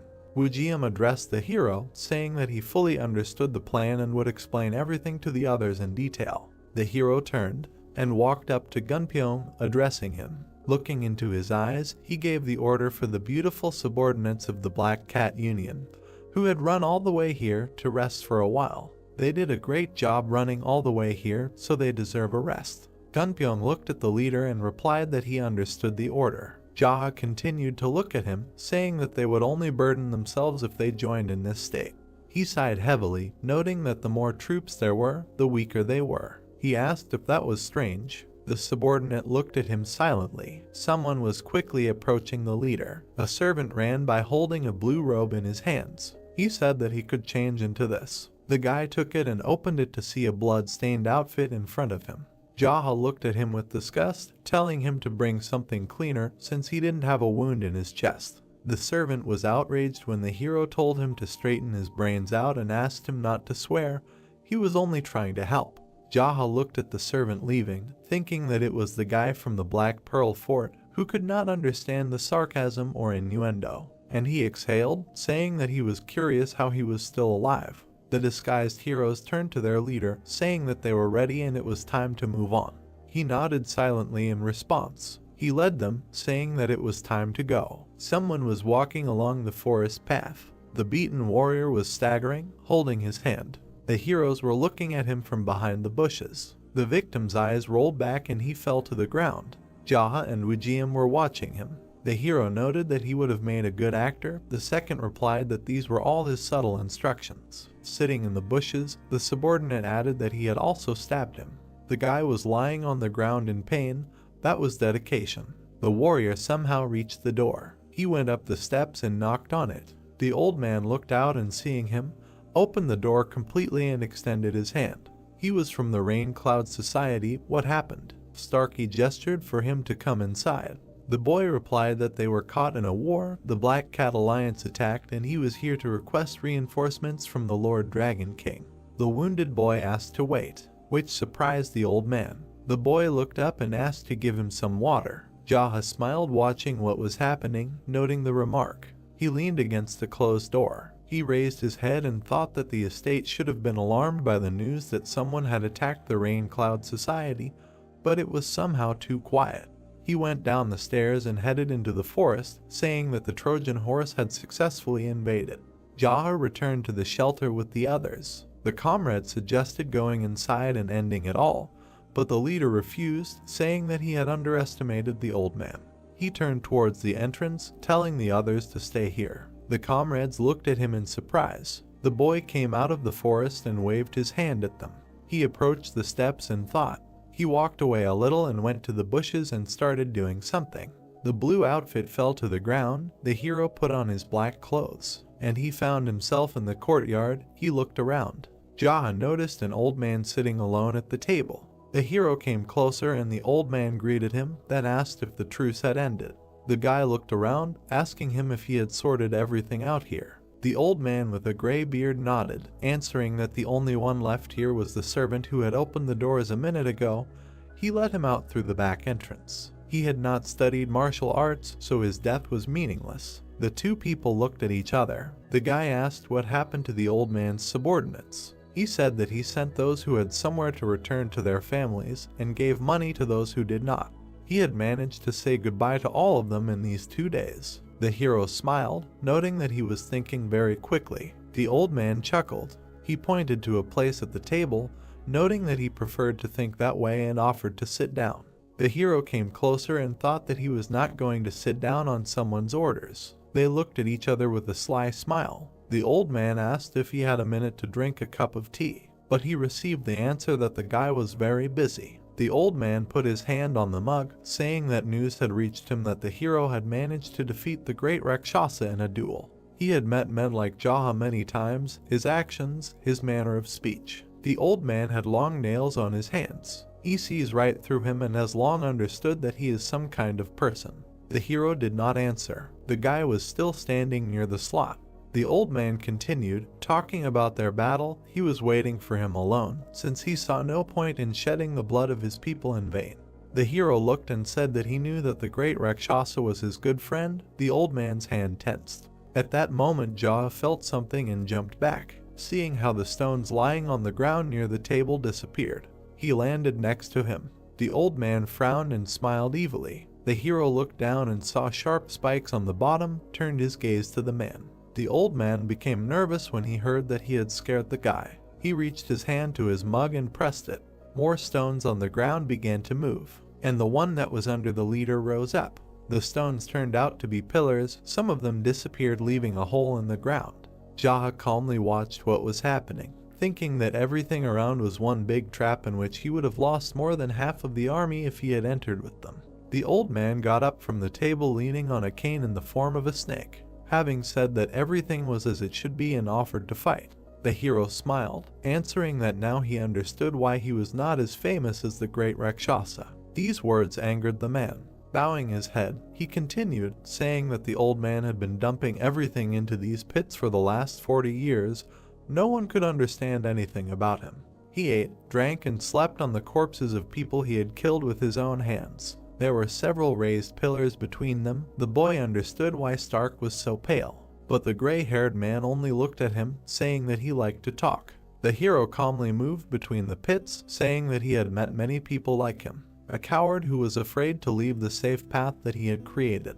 His feet touched the surface, doesn't come out, like a beast, does not make a long journey in search of strong opponents. The hero jumped again, saying that he wasted his time here, rotting and burying his subordinates, friends, and those who got in his way. He looked at the old man with disgust. Every time he dug and closed the pits, the hero smelled rotting bodies. The old man laughed, asking why he was running. The hero continued to move, saying that it was uncomfortable for him to stand there. He extended his hand, saying that this was not the way out. Jaha noticed something and looked behind him. Behind him were impassable thickets. There was no way out. He stopped on the pillar, saying that he was an interesting person. He even learned the arrangement techniques, imitating the master of the Ghost Valley. The old man frowned and asked how he knew about the master of the Ghost Valley. The hero watched silently, thinking that although he looked young, he was much older. The light illuminated his face. He was a child of heaven. Jaha shook his head, deciding that it was not worth saying such a thing out loud. The dark silhouette of a man with red eyes hung over the houses. The master of the Ghost Valley is an eccentric martial artist who lives as a hermit. He is the founder of the terraforming technique and the arrangement technique. His name was based on his residence, the mountain estate of the Ghost Valley. The person whom the master of memory hates the most is the master of the Ghost Valley. It was he who created the technique of the invulnerable golden turtle. White clouds floated above the boy. He said that the old man was much older than the master, but unfortunately for him, one of the hero's spiritual mentors was a man who had incredible contempt for people like him, who lived alone, accumulating evil inside. The old man stood near the table and asked who it was. His name was the Master of Memory. Maybe he hadn't heard of him. Jaha continued, saying that he studied martial arts under the constant reminder from him that they were created to be used on people like the old man.